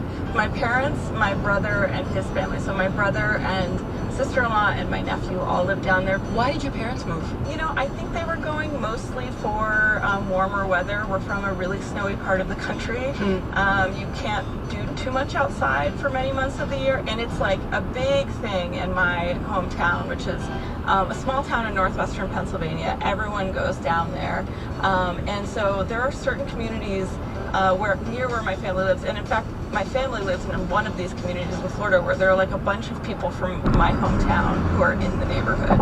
No kidding. Yeah, it's a huge movement. You wrote this piece for Vox, not just because your own family moved to Florida, but also because many other people are doing the same. How significant is the migration into the state? What kinds of numbers are we talking about? Yeah, so it is really significant. So just to give you some context, from 2021 to 2022, according to the Census Bureau, the state's population grew by 1.9%, making it the fastest growing state in the nation. Now, Florida's population has been growing faster than the national average basically since the advent of air conditioning. If you ask people why they moved to Florida, there's one answer you'll hear a lot. Because I hate being cold. Everybody loves sunshine and palm trees. We have the sunny weather. You know, we call ourselves the Sunshine State. My parents are from the Caribbean, so they're used to warm weather. So that part is not necessarily new, but what is really impressive about the change is that Florida is already the third most populous state in the country. So for it to also be the fastest growing state requires a huge surge of people moving there. Nationwide, the median home price declined. But here in Florida, competition is so steep, prices are up. According to the population estimates, about 440,000 people moved just between July 2021 and 2022. That's like adding another Miami in 12 months. Where are people coming from, and why are they going to Florida? They're coming from all over. The data shows that in recent years, most people came to Florida from New York, Georgia, Pennsylvania, Ohio, and California. Time to kind of get out of California with the wildfires and the high cost of living. You can get a lot more for your dollar around here. For younger people in particular, in 2022, Florida was, for the first time, had more jobs in the state than New York. My name is Andrew Ford. I'm 35 years old, and I work for the Atlanta Braves spring training facility in Northport, Florida. The main reason that I left Nashville to come to Florida was I needed basically a full-time job at that point. So a lot of the younger people are moving for jobs or because their spouse got a job. I was cautiously optimistic about moving to Florida. I don't know that I was expecting it to be like overwhelmingly like amazing, but I thought maybe I'll try something different. And what I found for older people is that the pandemic sort of accelerated an existing trend of people moving to Florida. It is still a lot of older people moving, but some of them are just moving up their timelines. They always thought, oh, I'll move here after I retire. And then the pandemic happened and they thought, you know, why wait? I might as well go now.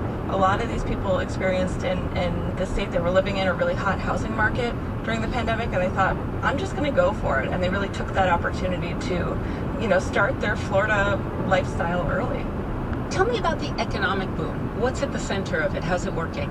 I think the state's leadership has been very aggressive about courting business. Florida's here. We've got capacity, and we also have incentive packages to make it worth your while to be able to bring your business through our ports.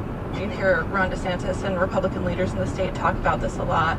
They're really trying to court businesses away from places like California and New York, and they're really pitching it as a more business-friendly state, a state where the tax burden is lower.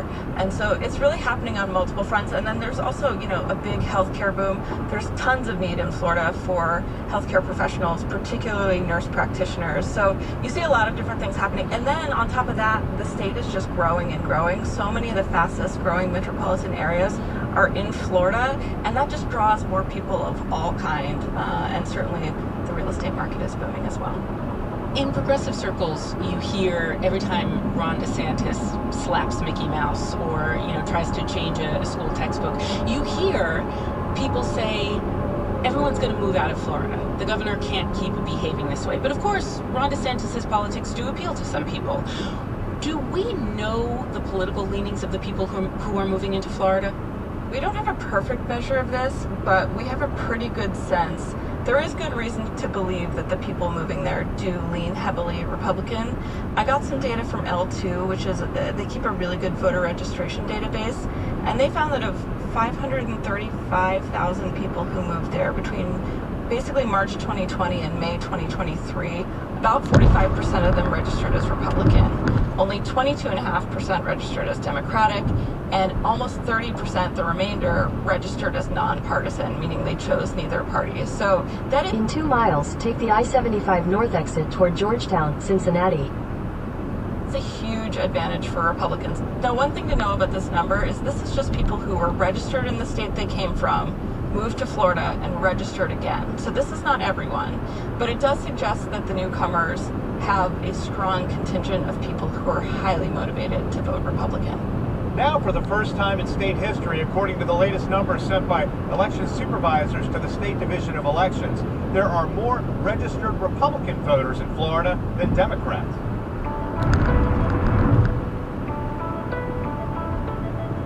The state really kind of established itself, much like Texas, as a almost petri dish for hard-right policy making. And I was just sort of wondering, what is going on with everyone down there? How do they feel about it? Do they not care? Are they just at the beach? Do they feel like, it's happening in a different realm from the Florida they know? People had sort of unexpected positions on different things. So I talked to a young woman in her 20s who was into food blogging. I'm Rebecca Pytel. I'm 27, recently turned 27 in June. I was born and raised in New Jersey my entire life, and I moved to Florida, and it's been 2 years. And In half a mile, take the I-75 north exit toward Georgetown, Cincinnati.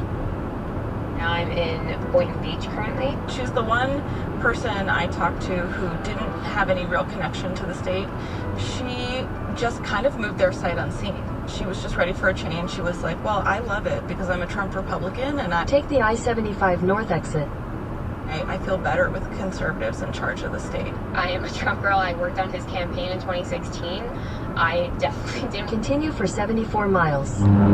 want to stay in New Jersey with, just the crazy policies and taxes and just all the politics there. The conservative politics of Florida was a deciding factor for me, and that's why I was looking at Texas and Florida. Obviously, I was really looking for that beach culture, though, and that's, Florida. After COVID, she said, I don't want to be in a state that's not run by Republicans. I wouldn't move to California for this reason. I think the best example of this is that I was swimming there's a little pool in my parents' retirement community, and I was swimming there one day after work, reporting the story, and I heard 2 older people, a man and a woman, talking beside the pool. And, both very classic conservatives, clearly watched Fox News, were talking about different things liberals were doing. And the woman brought up abortion, and the man said, now see, that's one area where I disagree. A woman has to have the right to make that decision on her own with her doctor. I talked to a few gay men who were like, listen, I'm not actually that liberal, but DeSantis' war on LGBTQ people is pushing me in that direction. But that is Florida in a nutshell. You cannot predetermine someone's politics or assume anything about them because people are not necessarily committed to an ideology down there.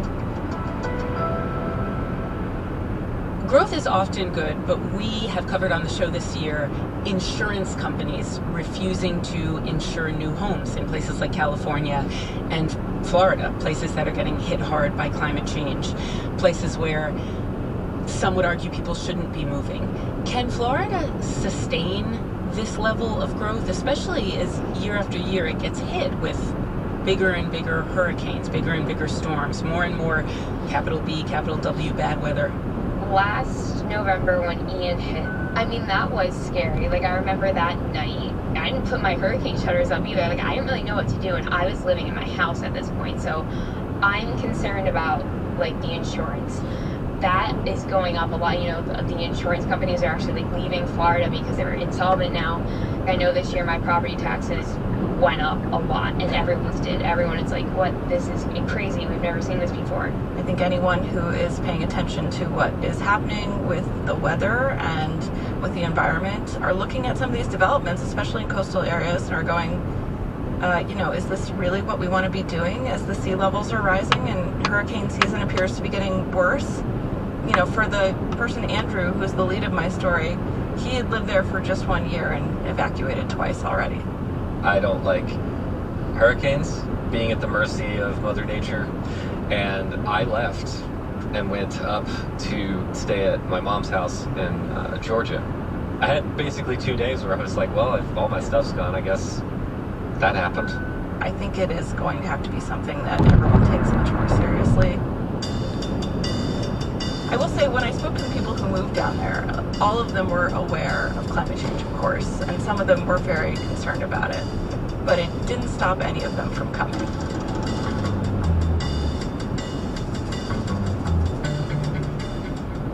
That was Vox's Maren Cogan. Coming up, if climate change isn't going to stop people from coming, Florida's going to have to adapt, and, in fact, it is.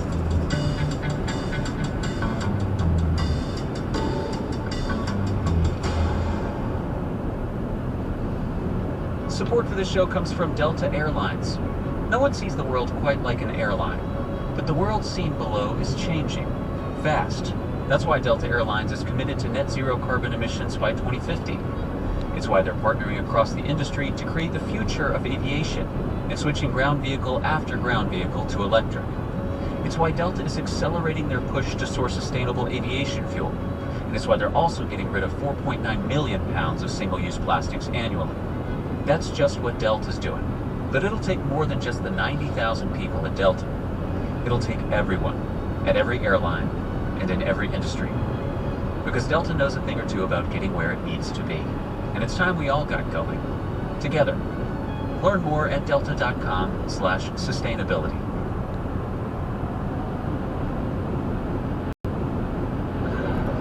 Miami is nice, so I'll say it twice. Miami is nice, Miami is nice, Miami is... Wait a minute. You put in an extra... Today Explained, I'm Noelle King. While Florida has been growing, some much discussed data from the Census Bureau last month showed that Miami-Dade County, where the city of Miami is located, is actually losing population. 80,000 residents have left in the last 2 years. Vox's Umair Irfan was recently there to report on how that city is preparing for the effects of climate change, and Umair says it does not look like Miami-Dade is shrinking. Well, it looks like a lot more development in some of the wealthier and more financially prosperous areas. Miami is soaring to new heights. I think it's a good thing since a lot of people are coming to Florida and Miami especially. More than a dozen skyscrapers will build out this skyline in the next couple years. But also more residences. Miami is also trying to make itself into a financial hub in addition to a tourist destination. This is Miami, the city that wants to lure tech from Silicon Valley and finance from New York, all by embracing crypto. It's creating hundreds if not thousands of high-paying jobs. They're trying to lure in big banks and other big businesses, and we're seeing that kind of reflected in the level of construction there. You see the beach, you see the sun, and you see the water, but you also see these tower cranes peeking out between the skyline, and there's definitely construction going on almost in any direction you look from downtown. You can see that there's been some development, there's something new that just finished, or something new that's going up. 3, 2, 1. Before construction of the new, tallest commercial building in Florida can officially get underway, demolition crews first need to do their work. So there's definitely a lot of activity here, and it seems like it's a city that's poised for a lot more growth. We're in hurricane season now. Miami is a place that is getting hit very hard by climate change and by what comes of climate change. When you talk to people in Miami, is there a sense that this city is going to keep growing, or that at a certain point people will have to bow to some of the realities of what's happening with climate? Everyone that I've talked to is pretty clear-eyed about the risks of climate change, not just extreme weather and disasters, but some of the more slower moving things, particularly sea level rise. Miami is expected to see 10 to 17 inches of higher water levels by the middle of the century or thereabouts, and that means a few inches of sea level rise, can lead to more clear day flooding. We're already seeing that now during king tides. But also when there are storms that do happen, a few inches add up to a few feet of storm surge and flooding when those disasters do occur. That means that the area that is going to be inundated with water is going to grow in terms of the total area, and then the depth to which they're going to be inundated is also going to increase as well. So there's sort of a moving target that they have to prepare for. You were in a position to see some of how the city builds differently in response to climate change. What are some of the specifics here? What does this look like? Miami has some of the most sophisticated measures to deal with extreme weather. One thing you notice walking around Miami, particularly in the business district or in downtown, is that you rarely enter a building right at street level. And that's because with the newer buildings, they're elevated above the ground level. Their lobbies are 5, 6, even 10 feet above the ground, and you have to either, take a ramp to go up to the main door, or you have to walk up a flight of stairs. And that's because these buildings were built and designed after these new floodplains were revised, and they're designed to basically have that ground floor above where they expect the water levels to come up. At the ground level, you'll often see actually things like entrances to parking garages or vents for things like HVAC systems that are actually on the ground level rather than actually having these big glass front lobbies.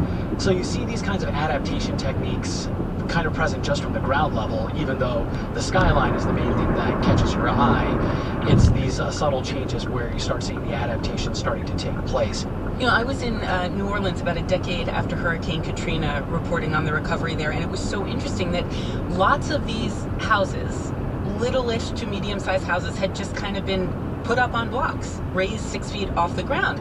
And that will absolutely work as long as the water doesn't get above 6 feet. When we are talking about Miami, is there a sense that this will work until there's a great flood, or is this being built to work no matter what? These buildings, almost every structure you see is going to last for decades.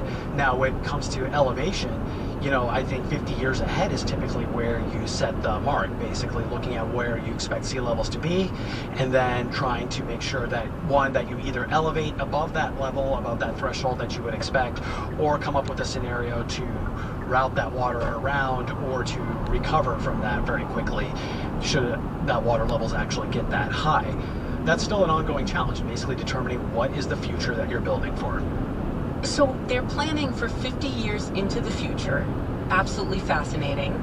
But whoever is putting these buildings up is paying for it now. Where's the money coming from? Well, there's a lot of money floating into Miami. It is still a very wealthy city, and because it's such a powerful draw, there's a lot of investors who are willing to put money into it. What I feel that Miami has to offer is real simple. It becomes a platform and a springboard for all the companies down in Latin America that Silicon Valley, Silicon Alley, or Silicon Paradise may not pay attention to right now. And certainly, yes, all these adaptations are raising costs, and that's reflected in the development you're seeing. Last year, Miami broke ground on what's going to be the tallest building in the state of Florida. This is a Waldorf Astoria hotel and residences. At 1,049 feet tall and precisely 100 stories. Welcome to the brand new Waldorf Astoria, Miami. I think it speaks volumes that this is going to be a very high-end luxury development, because it's this kind of wealth that's necessary to build a defensible structure, to build something that can actually withstand a hurricane and stay standing decades into the future. How much does all of this cost? Well, there's a lot of adaptation that has to occur now. There have been a number of different estimates, but one of them was that, Miami proper, in order to cope with sea level rise, it would cost the city about $4 billion by 2060. The U.S. Army Corps of Engineers also looked at a proposal for building gates and seawalls around Miami and Miami-Dade County, and that was a project that was estimated to also cost $4 billion, but a lot of local residents objected to that proposal. And so right now they're going back to the drawing board and trying to come up with a solution that's more acceptable to local residents, but it's not going to be cheap to keep the water out as it keeps rising. One of the challenges for any city with respect to climate change is that you have to worry not just about the people who have money to hurricane-proof a new building or to lift a house up on its structure. You have to worry about communities that are low income, that can't afford this. Is Miami-Dade accounting for its poor residents in all of this development? To an extent, but a lot of advocates and campaigners would say not enough. You know, you can build a building to be a fortress that can withstand a hurricane, but what happens when the street is flooded days after the storm? It's not like you can order DoorDash. You still need people to be working at grocery stores, at hospitals, at pharmacies. And where are those people going to live if they can't afford to live in these luxury high-rises? You can't think about buildings just individually. You have to think about how they fit into this urban ecosystem, how they work not just as standalone structures, but how they work with the street, how they work with local housing, how they work with public transportation. So in order to deal with the impacts of climate change, you also have to think about things like equity and also the economic inequalities that we have right now, and whether we're going to continue to exacerbate them and make these gaps wider, or if we can close these gaps and make sure that many of the benefits of building a more resilient city redound to everybody rather than just the wealthiest people. Is anybody making the case that Miami should not be building? That given the challenges approaching with climate change, the city should simply stay the same size or maybe even shrink? There are some people who say that. I mean, very few of them are actually in Miami itself. But and no one takes them seriously. Right. I mean, from the outside, it's easy to look at a city like Miami and say, like, why are these people continuing to build skyscrapers near the beach? And a lot of people in Miami would say, well, first of all, like, this is a city that exists for a reason. It's not just that it's a popular tourist destination. It's an important hub for shipping, for cruises, for transportation. The Miami International Airport is a gateway to the Caribbean and Latin America. And people in Miami could easily look at other parts of the country and say, like, you know, why do people live in California when the fire risk is so high? Why do people live on the Gulf Coast in places like New Orleans when they're below sea level? At the same time, they say that, you know, it is possible that with proper planning, with proper engineering, you can survive in a situation like this and even thrive.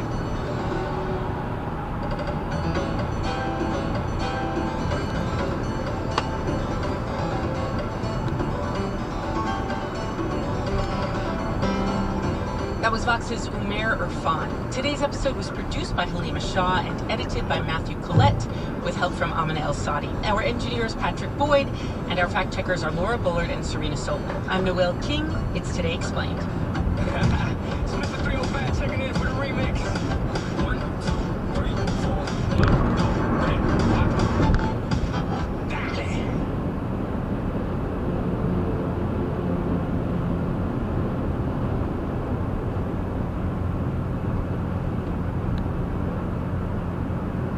Support for this show came from Delta Airlines. No one sees the world quite like an airline, but the world seen below is changing fast. That's why Delta Airlines is committed to net zero carbon emissions by 2050. It's why Delta is getting rid of 4.9 million pounds of single-use plastics annually, and why they're accelerating their push to source sustainable aviation fuel. Because Delta knows a thing or two about getting where it needs to be. And it's time we all got going. Together. Learn more at delta.com/sustainability. Amazon Business presents the life of a chief procurement officer. Last year, I only had one floor to manage. Now I've got 2 buildings and who knows how many vendors. Take back control with one store for equipping your workspace. That's smart business buying. Learn more at amazonbusiness.com. Here's your money briefing for Tuesday, September 19th. I'm J.R. Whalen for the Wall Street Journal. Ask someone why they bought something at the store, and they might say, because it was on sale. Or was it? More retailers are being sued for deceptive pricing. If you have a shirt or vest that regularly sells for $19.99 at a given store, the retailer will briefly raise that price to, let's say, $40, and then bring the price back down and advertise the item as being 50% off for a limited time. We'll talk to Wall Street Journal reporter Patrick Coffey about how eagle-eyed consumers can spot deceptive pricing. That's after the break.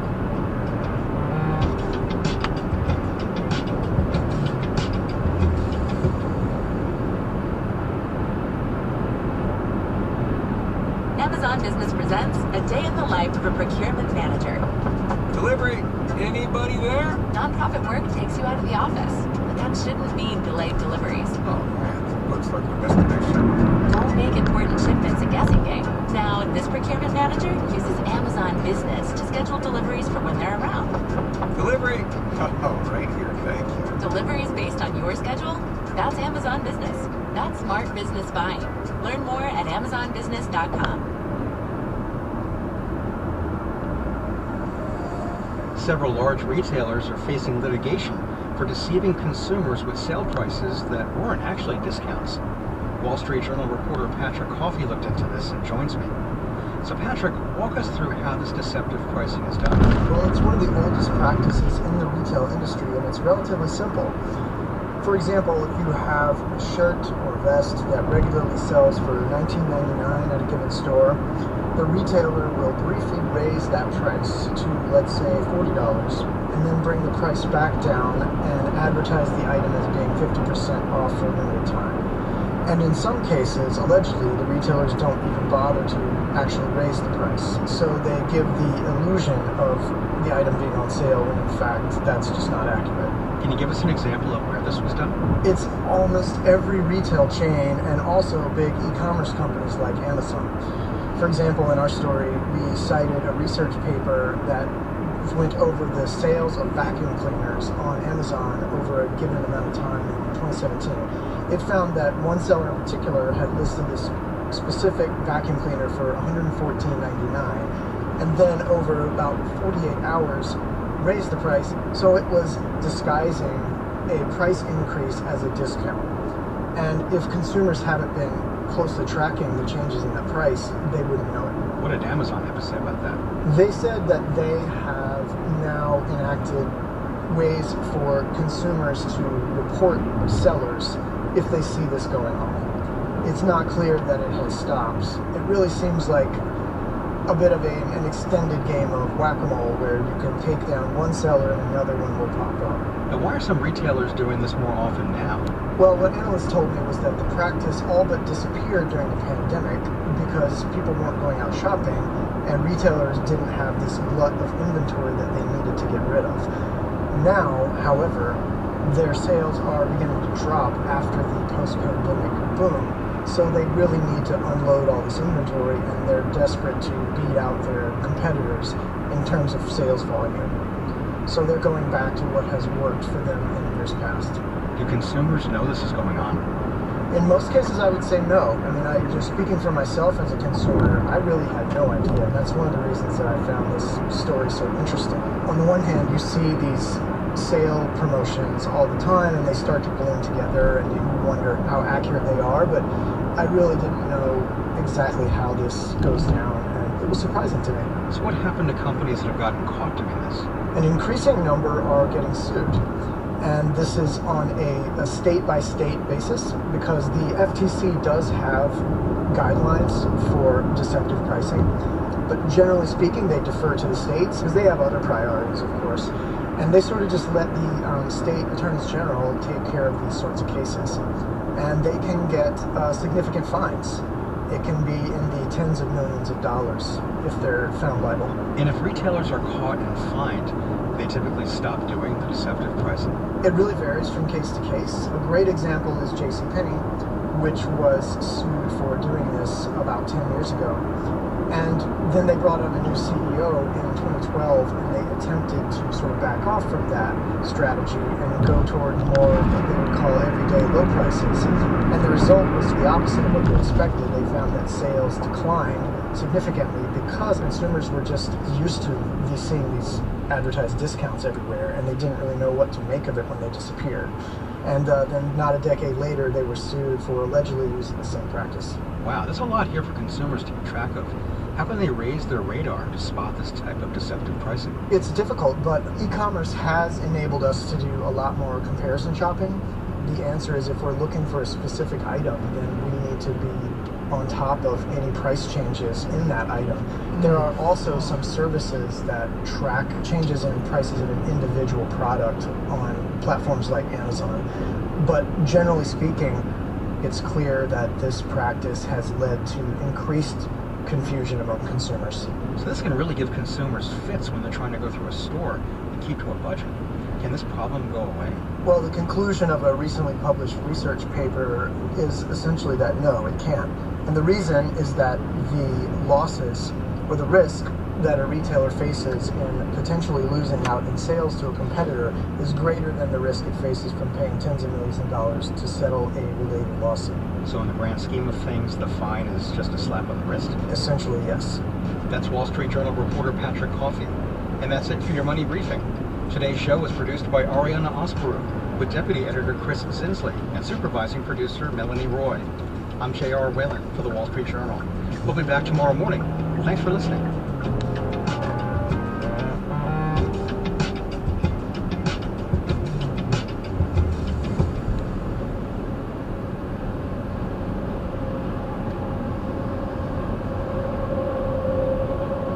This message comes from NPR sponsor, Proven Winners Colored Choice Shrubs, offering over 50 different selections of North American native shrubs and trees for a landscape that's gentler on the earth.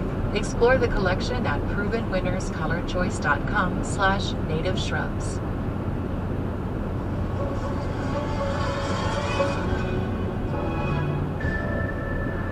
For lawyer Jared Genzer, it was the call he's been waiting for. His client, American businessman Siamak Namazi, who had been imprisoned for over 8 years and faced torture in Iran, was seen on video stepping off a plane in Doha, Qatar. A moment later, he picked up the phone and called me, and he said, "Jared, I'm finally free." And for me, it was the culmination of a whole lot of work and effort by so many people all around the world over so many years, and I'm just so grateful today that the Namazi family nightmare is finally over. He said Namazi, who had been passed over in several previous prisoner swaps with Iran, was feeling overwhelmed. You know, overwhelmed by the fact that this day had finally come, and frankly, I mean, he's missed some of the best years of his life. You know, he'd like to get married and have kids. He, obviously needs to figure out what he's going to do for a job, and what is he going to do, and how is he going to recover from this traumatic experience. In addition to Namazi, 4 other Americans were released. They include environmentalist Murad Tabaz and Imad Shargi, a businessman. The Biden administration did not identify the 2 others, a man and a woman. And at the Qatar airport, where some were seen emerging from their flight from Iran, they were greeted by U.S. and Qatari officials. Namazi's mother and Tabaz's wife were traveling with them. Secretary of State Antony Blinken says he had an emotional call with all of them from Qatar. It's very good to be able to say that our fellow citizens are free after enduring something that I think it would be difficult for any of us to imagine, that their families will soon have them back among them, and that in this moment, at least, I have something very joyful to report. Despite the happy news, the Biden administration is facing a lot of criticism about this deal. Along with swapping prisoners held in both countries, the deal also gives Iran access to about $6 billion in its oil revenue, assets that had been frozen. The U.S. had stressed that Iran can only use the money for food, agricultural products, medicine, and medical devices. And the U.S. warned that the funds can be cut off again at any time. But Republican Congressman Michael McCall, who spoke on Fox News Sunday Morning Features, said the administration is naive. We all know money's fungible, and then the president of Iran just came out and said, "I'm going to spend it however I want to." And of course he is, and guess where it's going to go? It's going to go into terror proxy operations. It's going to go into building their nuclear, not defense system, but offensive system. Just last Friday, the U.S. announced new sanctions against Iran for its human rights violations over the last year against protesters who took to the streets following the death of Mahsa Amini. She was also known by her Kurdish name, Gina. The 22-year-old had died in police custody after she was arrested for reportedly not wearing her headscarf correctly. Secretary of State Antony Blinken released a statement online. We're announcing new sanctions against 29 other individuals and entities in connection with the Iranian regime's human rights abuses. The United States will continue to support Iranians and all people who are defending their human rights and fundamental freedoms. But these new sanctions haven't really quieted any of the criticisms against the prisoner swap deal.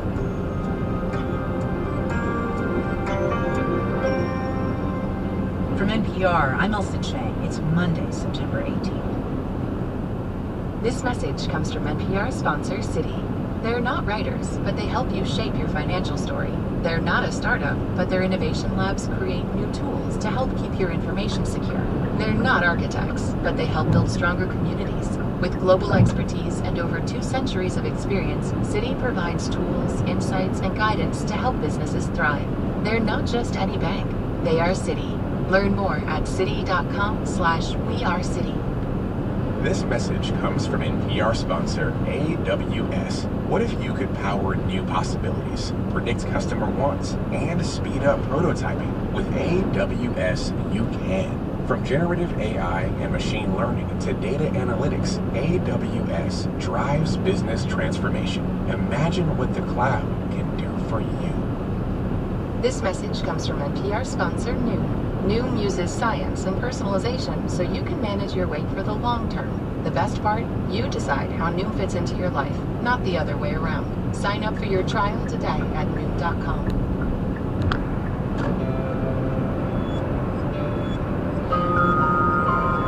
Is Consider This from NPR. There's a concern that the $6 billion the U.S. has released as part of the prisoner swap could be used to further suppress human rights in Iran. The death of Mahsa Amini last September sparked global outrage and the biggest anti-regime protest that Iran has seen in years.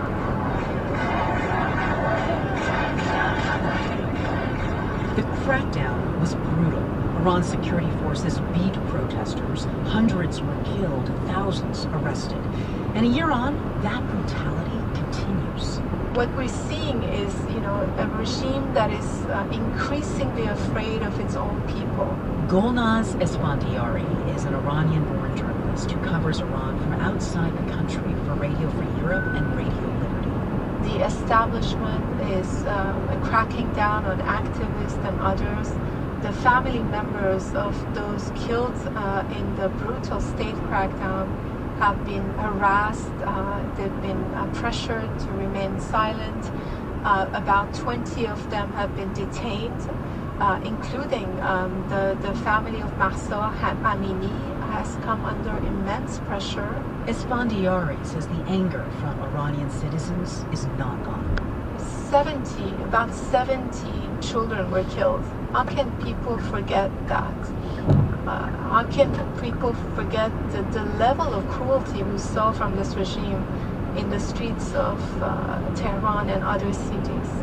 Women in Iran continue to defy the mandatory dress code in protest.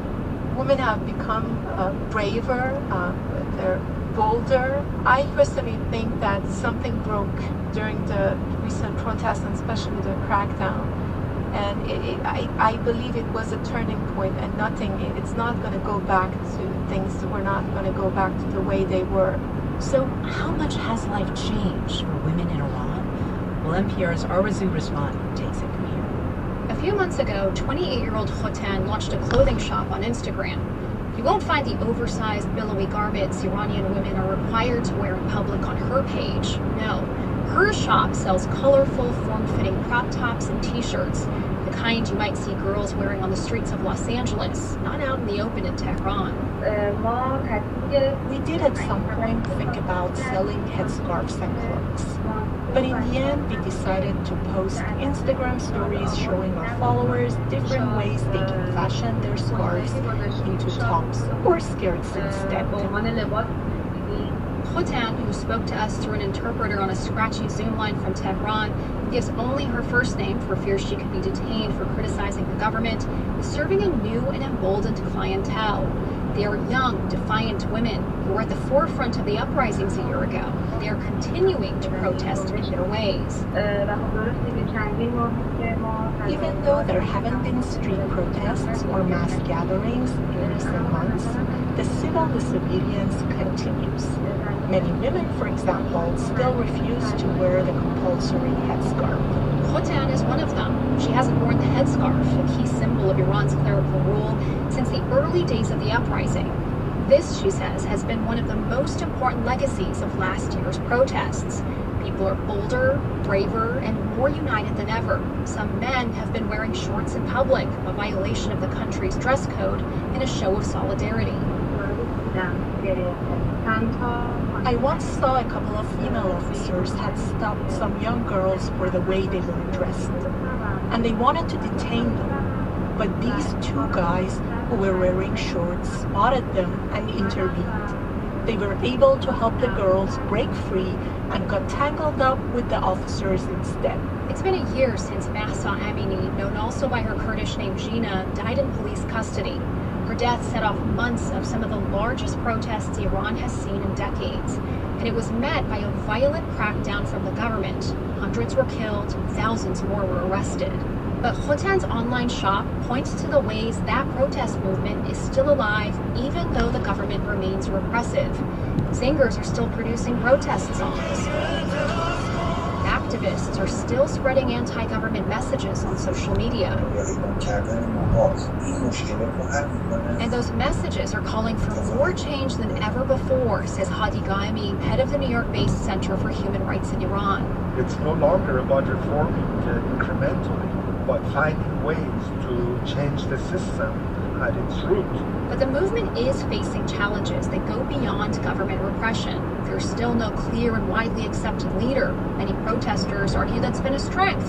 The government would have targeted any leader as a blow to the movement. And yet others say a leader is essential to galvanize support. An opposition coalition did form in the Iranian diaspora, featuring an eclectic group of prominent Iranians in exile.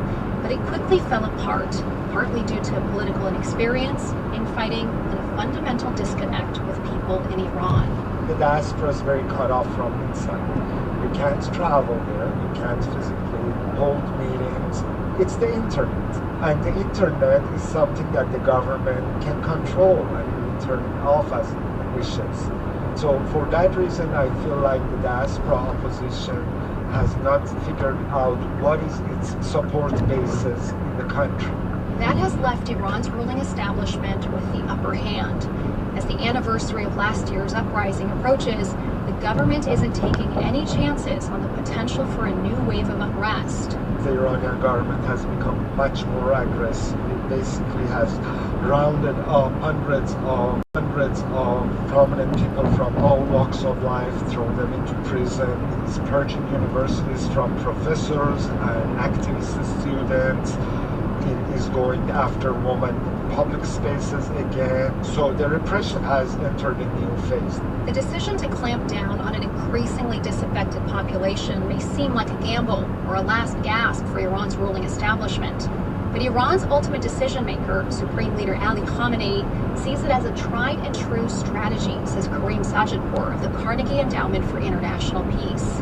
Time and again, it's been proven to Khamenei that when your population is rising up, you should never concede an inch, because if you take a step backward, that's going to embolden your adversaries.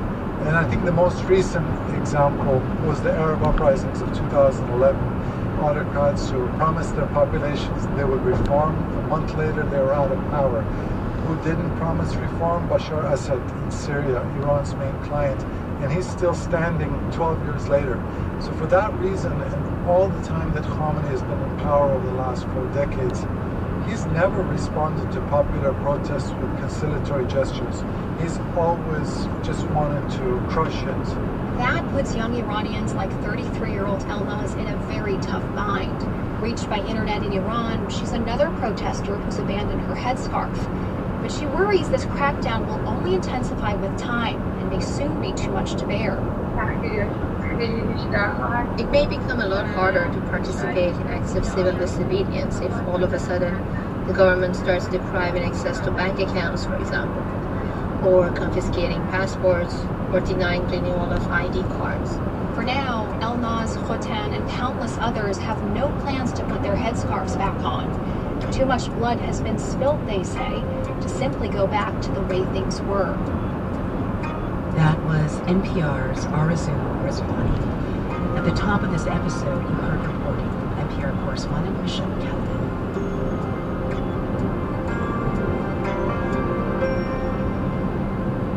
It's Consider This from NPR. I'm Elsa Chang.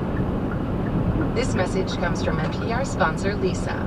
When you buy a Lisa mattress, you're not the only one getting a better night's rest. Lisa donates thousands of mattresses each year to shelters and those in need. Learn more about Lisa at leesa.com. NPR.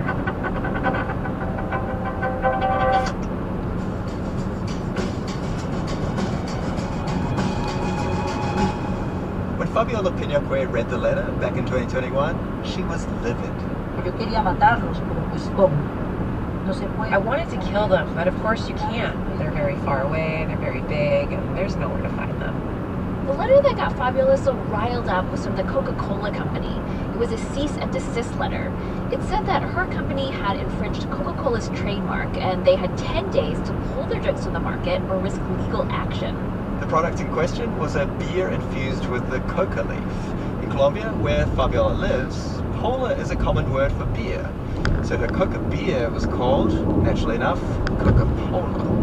Mucha rabia porque ellos hace 100 años. I was very angry because they had been in the market for 100 years.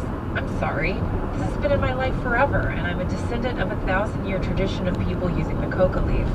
This is a common story. A corporate giant like Coca-Cola gets into a trademark dispute with a smaller company that's been using a particular word, or it even appropriates a name that's been used by another culture for a very long time. What's fascinating about this story is how Fabiola fought back. This is The Indicator from Planet Money. I'm Waylon Wong. And I'm Darian Woods. Today on the show, an indigenous woman in Colombia makes a stand against a company that's pretty much synonymous with transnational capitalism, Coca-Cola. Support for NPR and the following message come from Indeed. Hire great talent for your business faster with Indeed. Join more than 3 million businesses worldwide that use Indeed. Claim your $75 credit now at Indeed.com/indicator. Terms and conditions apply. This message comes from NPR sponsor NetSuite by Oracle. NetSuite turns 25. In those years, 36,000 businesses have upgraded to the efficient financial cloud system. Get your own customized KPI solution at netsuite.com/indicator. This message comes from NPR sponsor Spectrum Business. Running a small business takes grit and determination, and a communications provider that's got your back. Spectrum Business keeps your business running with fast, reliable internet, all-in-one communication tools, mobile service, and more. Learn more at spectrum.com/business. Fabiola Piñaque is a member of the Nasa people, who are indigenous to the southwest of Colombia. And as a kid, Fabiola remembers her grandparents chewing on the coca leaf. La hoja de coca para mí ha sido uno de los elementos fundamentales. For me, the coca leaf has been one of the fundamental elements of the Nasa people's culture. For more than 8,000 years, the coca leaf has helped Andean people with altitude sickness, suppressed hunger, provided calcium, and given moderate energy boosts. Of course, coca can also be processed to make cocaine. So the coca leaf has an ambiguous status in Colombia.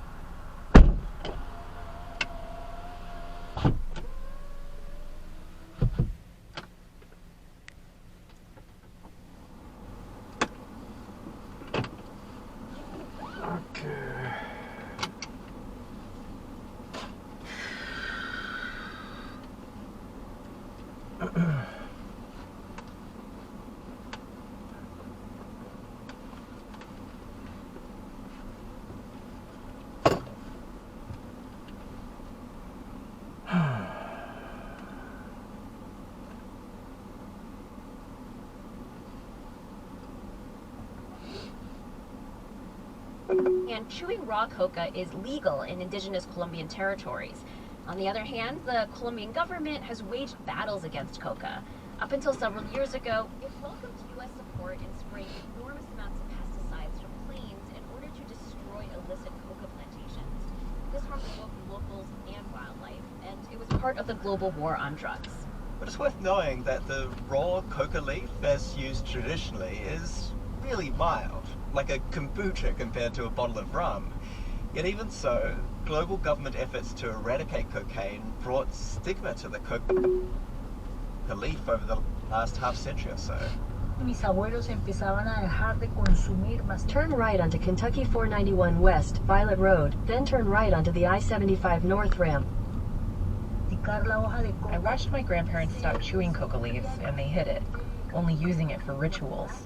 And Fabiola was seeing more than just the use of the coca leaf disappearing. To her, it was symbolic of the threats to her entire Turn right onto the I-75 North ramp. culture. And so after going to university, Fabiola decided to start a business that would make coca products. She called it Coca Nasa. The idea would be that people would be able to buy her In product. a quarter mile, merge onto I-75 North. That's like coca tea, and realize it's a fairly mild stimulant. It's not like pure cocaine at all. It's about as psychoactive as a cup of Earl Grey tea. But selling coca products outside of the indigenous territories put her in a bit of a legal gray area, with the Colombian government flip-flopping between tolerating and stamping out her products there. Fabiola was Continue on I-75 North for 26 miles. even once detained for a few hours for carrying toasted coca leaves in a bus terminal. She was released without charges. Despite these obstacles, she grew the company to about 20 employees, and it became well known in Colombia. And then in late 2021, Fabiola receives that cease and desist letter on behalf of a company with 80,000 employees, Coca-Cola, a company long associated with the United States and all its global powers. And you can see, at least on the surface, why Coke might be writing this complaint. Coca-Cola, Coca-Cola, pretty similar names. Jennifer Jenkins is a professor at Duke University who teaches trademark law. Trademarks confer limited exclusive rights over words, over symbols, over devices to brands, so that I can see Coca-Cola on a bottle and know that I'm getting the drink that I'm trying to buy from the same entity that produced that delicious carbonated beverage in the past. So that's good for me. And you're not getting paid by Coca-Cola to say that. Let's be clear. Exactly. Avoiding confusion in the marketplace is the #1 purpose of trademarks, and it gives companies an incentive to produce a consistent level of quality because they know their work won't be undermined by a competitor pretending to be them. So here we have the valuable trademark rights of this company coming into conflict with another culture, because words have significance and meaning in multiple cultures. Certainly the word coca will mean something different to indigenous communities in countries like Colombia, where the coca leaf is sacred, and the term coca is also sacred. So this case is a clash of values. Clarity to the consumer versus the rights of indigenous people, like Fabiola, to words they've used for generations. Manuel Chavarriaga is a Colombian trademark attorney. He wasn't involved directly in this case, but he says that Colombia has a precedent here. In 2012, a similar case was before Colombia's Supreme Court, its constitutional court. The constitutional court says coca is just a generic term. So coca can be used by anyone in the market, although in other countries or in other languages might be a very distinctive term. For us, it's not. Adding to this ruling, Manuel says there's a bunch more arguments that Fabiola could use in defense of Coca-Cola. Colombia's constitution ensures indigenous territories have the right to make their own laws. In 2000, Colombia agreed along with Bolivia, Ecuador, Venezuela, and Peru that new trademarks from indigenous cultures couldn't be filed without those communities' permission. This all bolstered Fabiola's case. But Manuel says when Fabiola got that cease and desist letter from Coca-Cola, it was by no means guaranteed what the outcome would be if it went to court. Coca-Cola, with tens of billions of dollars worth of annual sales, could afford some pretty good lawyers, which is what makes Fabiola's next decision all the more jaw-dropping. Lo que hemos hecho es eso, escribir una carta en los mismos términos y darle. What we did was that we wrote a letter on the same terms and gave them 10 days. They gave us 10 days, we turned it back around and wrote the same letter back to them and gave them 10 days to respond on who gave them permission. Who allowed Coca-Cola to use Coca in their name? The letter threatens to ban Coca-Cola from indigenous territories if they persisted. And yeah, that would be a tiny share of Coca-Cola's global sales. But Coca-Cola does have 500 million consumers in Latin America who would learn about this. We reached out to Coca-Cola and its lawyers, but we didn't receive an answer. In the end, Coca-Cola didn't answer Fabiola either. Both Coca-Cola and Coca-Cola are still on shop shelves in Colombia. It's kind of a stalemate, which the Colombian trademark lawyer Manuel Chavarriaga says might actually be the best solution for both Coke and Fabiola's company, Cocanasa. Cocanasa just quietly continues doing what they were doing, and the legal system in Colombia doesn't have to take a stand. Everyone's benefiting from the gray zone. Because in the end, there's one thing that can be even stronger than the law for multinational corporations: public relations. It's just bad PR. It's just bad PR. You see the articles and all of them are talking about Coca-Cola attacking the indigenous population in Colombia, and then the indigenous used a very good PR response. You might think you are right, and even the law could back you up, but you just don't risk your publicity that way. Your reputation could be harmed by this. As for Fabiola, she says she's concerned Coca-Cola could come after her again. She's trying to prepare herself if that happens, but still, she is defiant. Que nos perseguían, pues era para desaparecernos del mercado. Pero they persecuted us to get us to disappear from the market, but we have not disappeared. We have remained, and here we are. Y aquí estamos.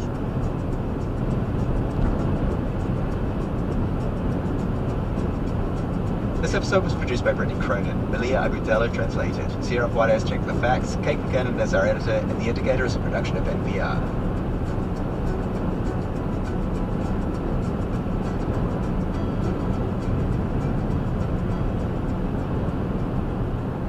This message comes from NPR sponsor Spectrum Business. Running a small business takes grit and determination, and a communications provider that's got your back. Spectrum Business keeps your business running with fast and reliable internet, all-in-one communication tools, mobile service, and more.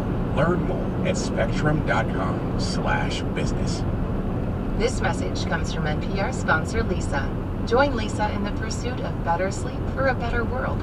When you buy a Lisa mattress, you're not the only one getting a better night's rest. You're also helping fuel Lisa's work with shelters and those in need. Since 2015, Lisa has donated more than 40,000 mattresses to ensure children and families have a safe place to sleep. Visit lisa.com to learn more. That's LEESA.com.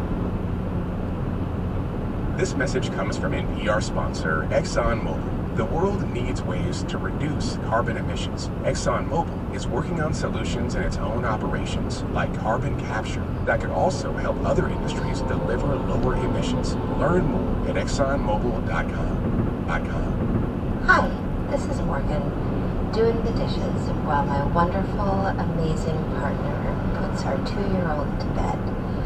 This podcast was recorded at 1:06 p.m. on September 18th, 2023.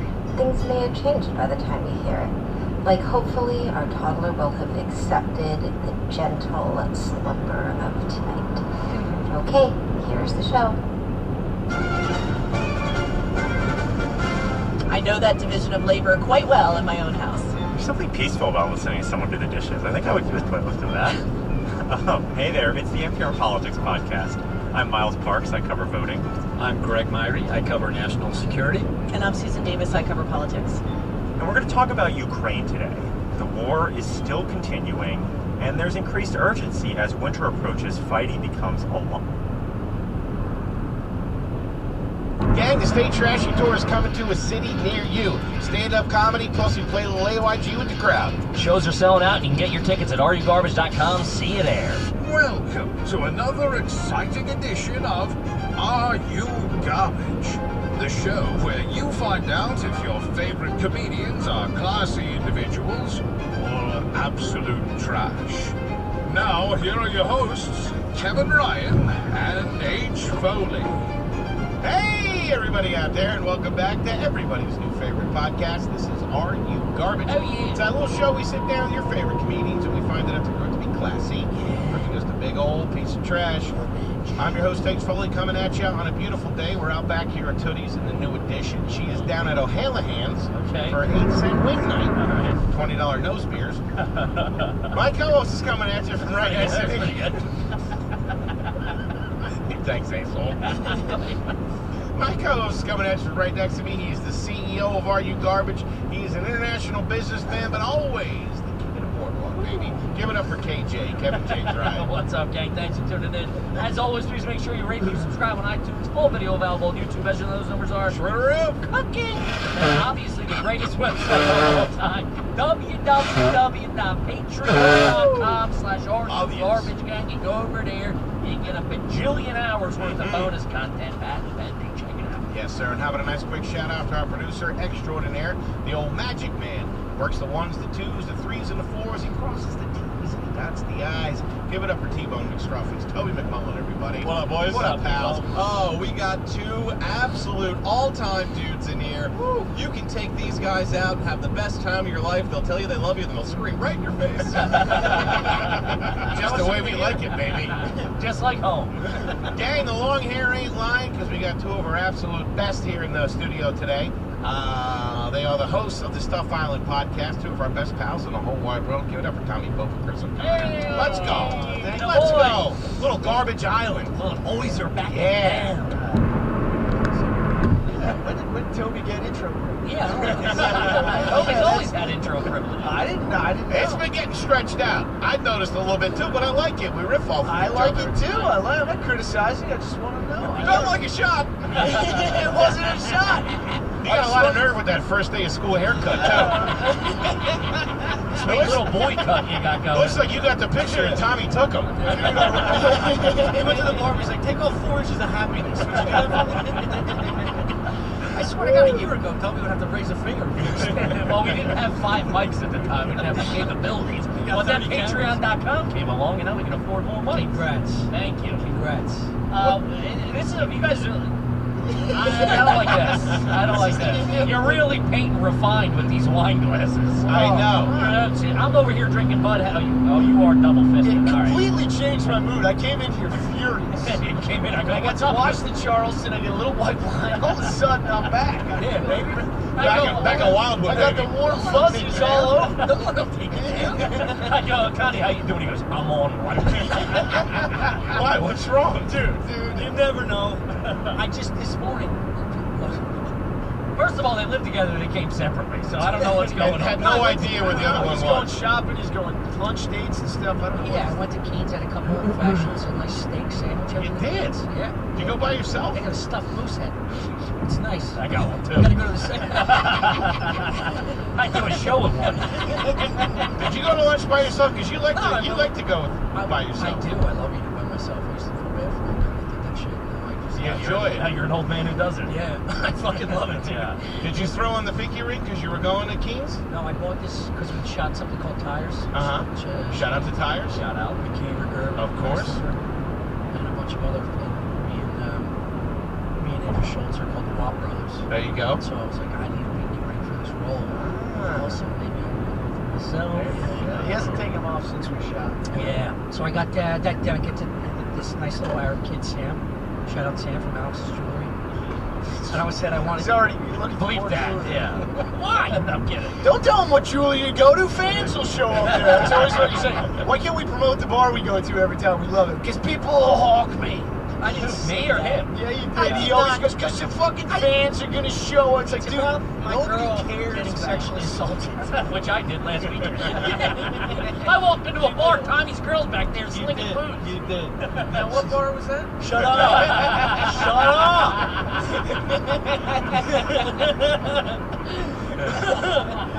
Anyway, I asked this boy, I was like, look, I'm also in the shopping for a circular pendant that's not religious.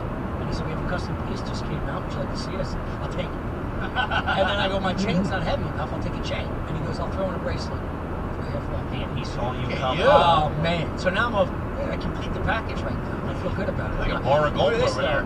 The Eagles lose it in a minute and throw out Sunday. Oh, you I smashed the it. fuck out of it. That's real gold, though. Yeah, it's 14 carats. Ain't already garbage. What's the pendant? Huh? What non-religious pendant? It's a lion. Okay. Oh my God, yeah. In 2 miles, use the right lane to take exit 185 for I-275 west toward airport. Yeah, this lion was religious, right? It's gotta have some Somewhere back in the day. It's corny as shit. I know that much. Right. A lion? I had a dragon as a kid. And I got ridiculed for that. I didn't put in the drag. You said we should finish A dragon versus I like it. Louise It looks 50. nice. It looks nice, Tommy. So, O'Connor, what happened? What's the problem? Well, I ate lunch by myself. I don't. I was asked to leave the restaurant. That's for the safety I don't of make others. sense in this area. I didn't know where to go. Wait, you came here to have lunch? Yeah, I thought I was in a rush. You two are weird, man. Tell me what the Panera. Dude, I spent $400 on scallops. There's nowhere to eat here. I didn't know. I just went into a place. Who has scallops for lunch? Dude, I don't know. Some Greek place. I got scallops all over the fucking place. You're the only guy who would be like, there's nowhere to eat in New York City. Yeah, exactly. Around here. I'll take the scallops. Around here, what was I going to do? Go to Crazy Golf or whatever that fucking place is? Somehow there's a line out the door for that at 4 o'clock. Which makes them mad for no That reason. made me mad. That made me mad. Who the fuck's going to Crazy Golf? Don't you people work? I don't think there's even golf in there. I think it's just In half a mile, use the right lane to take exit 185 for I-275 west toward airport. restaurant. Yeah, I don't know. I don't know anything about the place. But, wait, so how did you decide the place you went to lunch that bothered you so bad? I went to a place. I thought I found a place in Google Maps that I thought would be a regular bar. Turns out it was a rooftop bar. Oh, man. That was closed. Use the right lane to take exit 185, then keep left at the fork. Table for one serial killer. Yes. Where I am getting sucked off by a Bolivian. Yeah. Where are you traveling in from? I live here. What? I went around the corner. Dude, get to a hotel for lunch? The bartender asked me the same. Keep left at the fork. He goes, what's the occasion? Why you guys here? Else you live in Queens, dude. Dude, I fucking hate that It's a shit. steakhouse. It's fucking, yeah, well, yeah, I'm fucking here for dinner. Mind your fucking It's the business. only option. You gotta go to a steakhouse when there's a lot of high-end steakhouses. I don't know. I feel like if you're not in any one of these places for a business lunch, people are like, what the fuck happened? Yeah. I don't know. I don't know where to eat. Yeah. The only place was a deli that I'm not gonna stand on the corner and eat a sandwich. I wanted to sit down. Okay, how are the scallops? Scallops were great. So what's the fucking problem? And This is how angry he is with himself. because I just It sounds like you had a nice lunch. Yeah. Did you get an appetizer? No. You just got an But they had entree. this bread. They had this puffy Greek bread. I don't know. It was like a puffy. Okay. They're called rolls. You guys gotta get out It was more. like a balloon. It was like a balloon. Are these bagels? I wanted to take a picture of it to show you. It's hot as fucking. Yeah, what happened? Can't cook it in here. Had to turn the This air what on. curls your hair? You don't put the hair on? Oh shit! Bro, frizzed But up. also, I went to go get my hair cut. I get my hair cut from the same guy every time, and it was the last time he cut it was 2 months ago, and I was just like, just make it 2 months short. Wait, hold on. Haircut after lunch? That was before. Okay. So haircut then lunch. Yeah, then I thought That haircut came with a lollipop, for sure. I see her sitting in a little airplane. He starts crying, they just spin him around a couple times.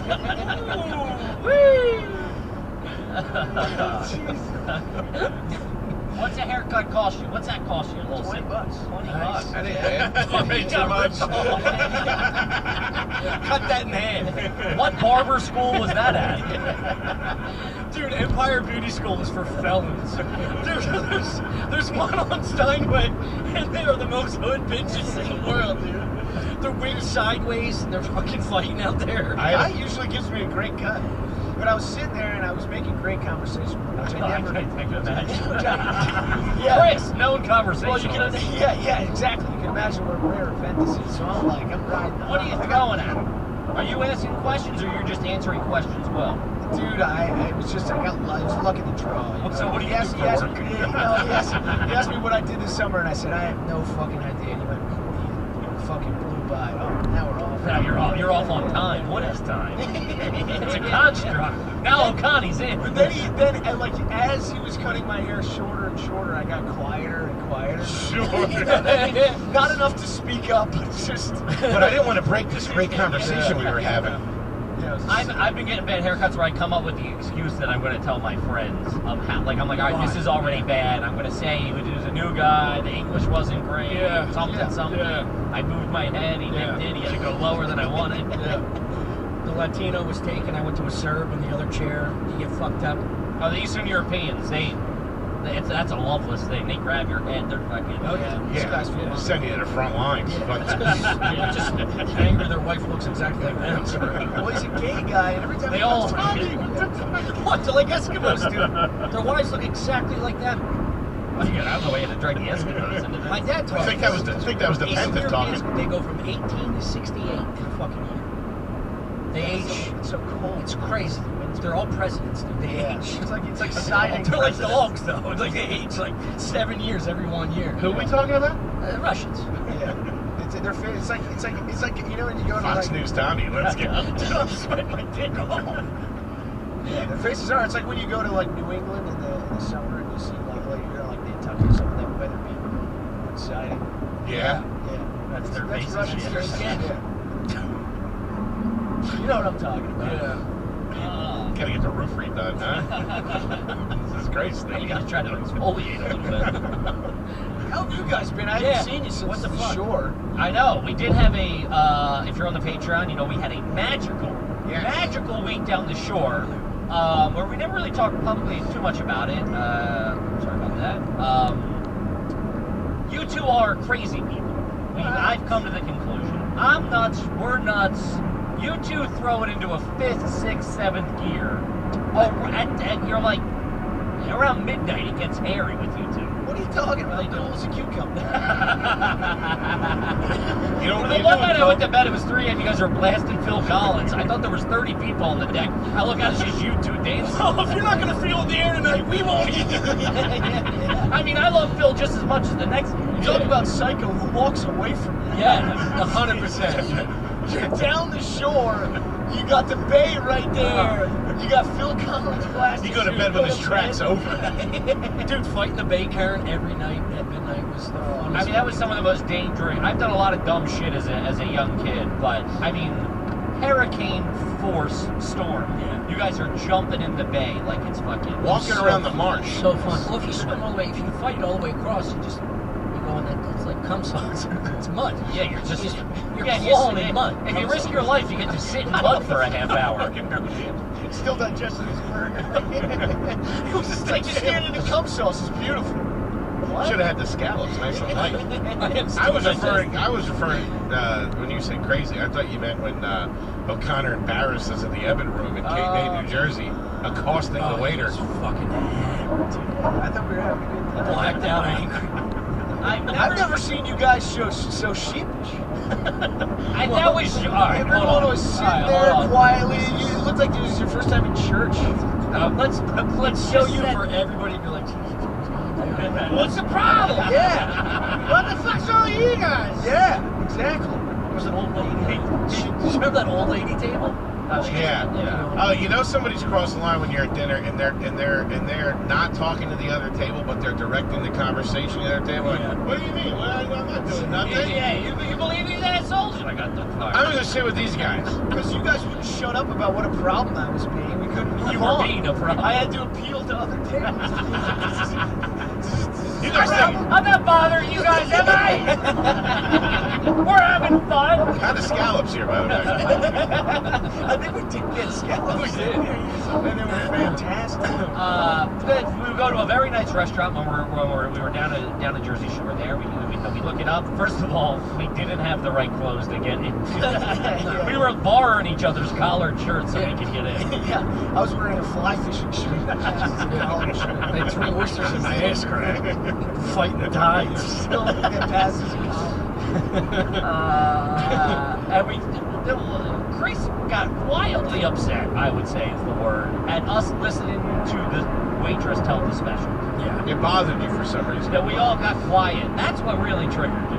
Yeah. The fact that we were quiet and you didn't want to be quiet while we were like, what are you going to order the specials? Who orders the specials? You fucking loser. We're just being polite. You didn't need to hear this. Did you order one of the specials? I didn't. Exactly. Yeah. We didn't need to hear the specials. You're not wrong. No one got it special. I'm not an You just asshole. gotta let the girl run out of battery. No, talk Just right cut over. her off. Talk right over. But from spending She doesn't want to list the specials either. No, she's been working all night. This is her fucking showcase. Yeah. No. Yeah, She's putting up the materials. Yeah. They gotta sell the Hey, specials. some 7 o'clock. It's like you do the Charleston the first time. By like 10 when we walk in, She has it rehearsed, yeah. She's Standing fucking around nice. doing this, doing that. Performance? Is that what you're telling me? She also made fun of you a little bit when you mispronounced the line, and he did not like that. How dare you? Yeah, something about sincere.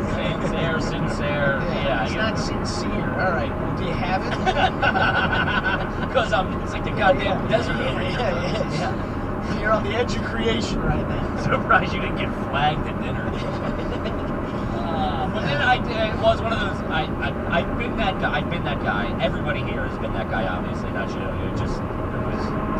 You were just that guy that night, and you wake up in the morning and I'm making coffee. You come down. You're like, man, you ever have the worst part of your personality show out in front of all your friends? I was like, buddy, I've been where you're at right now. It is a dark place. I was talking about this the other day where it's just like my hangover anxiety when I'm an asshole is bad. My hangover anxiety when I sleep on the phone is so much worse. That's I wake up the next day and I'm like, I was laughing and chatting with people. I'm like, what I said to that waitress? No! I lay in bed. Fucking nailed it. These people are friends with you. Are you out of your mind? Yeah, but it could be worse. You could have walked down and been last night's red. Oh, yeah. I just totally blacked Dial out it up from you. again. Yeah. Hey, I think that server was into me. We should go back there for lunch. Yeah. That's when I knew I was in trouble. You guys were trying to convince me at the end of the day. She's into you. Oh, yeah. You're like, what about our friend over here? You got a napkin wrapped around your head. Crumb leg in your hair. Well, you time you get off. You guys do have a thing where it's like instinctual. One will be crazy, the other one will be perfect, and then at some point in the evening or the next day, because Tommy was the next night at the bar at the place of Wild. Yeah, that's why there's a yin and yang. You two fucking monkeys know too. Sure, no, of course.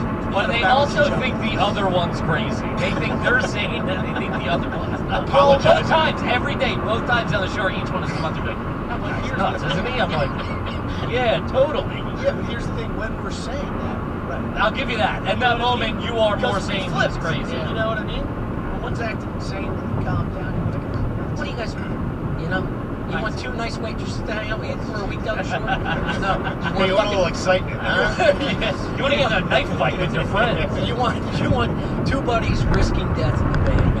That's what you want. I remember you did come down to me the next morning. You're like, looking back, you did get through to me in the car. You told me I got through to you in the car ride home, and I went, Chris, we're 6 professional comedians. What do you think? We're just going to sit there in silence the whole time? You're like, that hit me like a ton of bricks. Like, we were all just going to go, oh, yeah, the bread, please.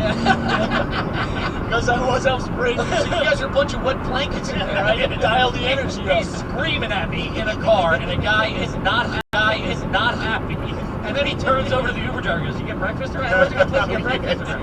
The guy was like, get the fuck out of my car. Those two were screaming at each other. I would like. Yeah, the fight on the way home was nuts. It wasn't nice. We were going ham on that car. I don't think Chris remembers much of it.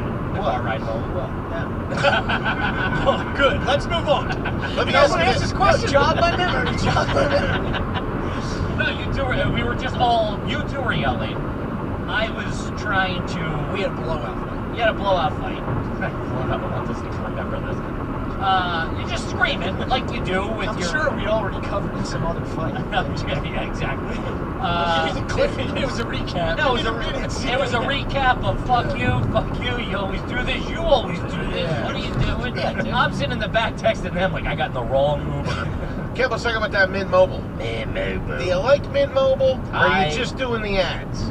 Well, Asshole, you ask me anything like this? My family's been using Mint Mobile for about 4 years, 5 years. And you know why? Because it's $15 a month, gang, while everybody else is jacking up their prices. Mint Mobile is here to cut you a break. We're the first company to sell premium wireless service online only. That way they pass the savings on you.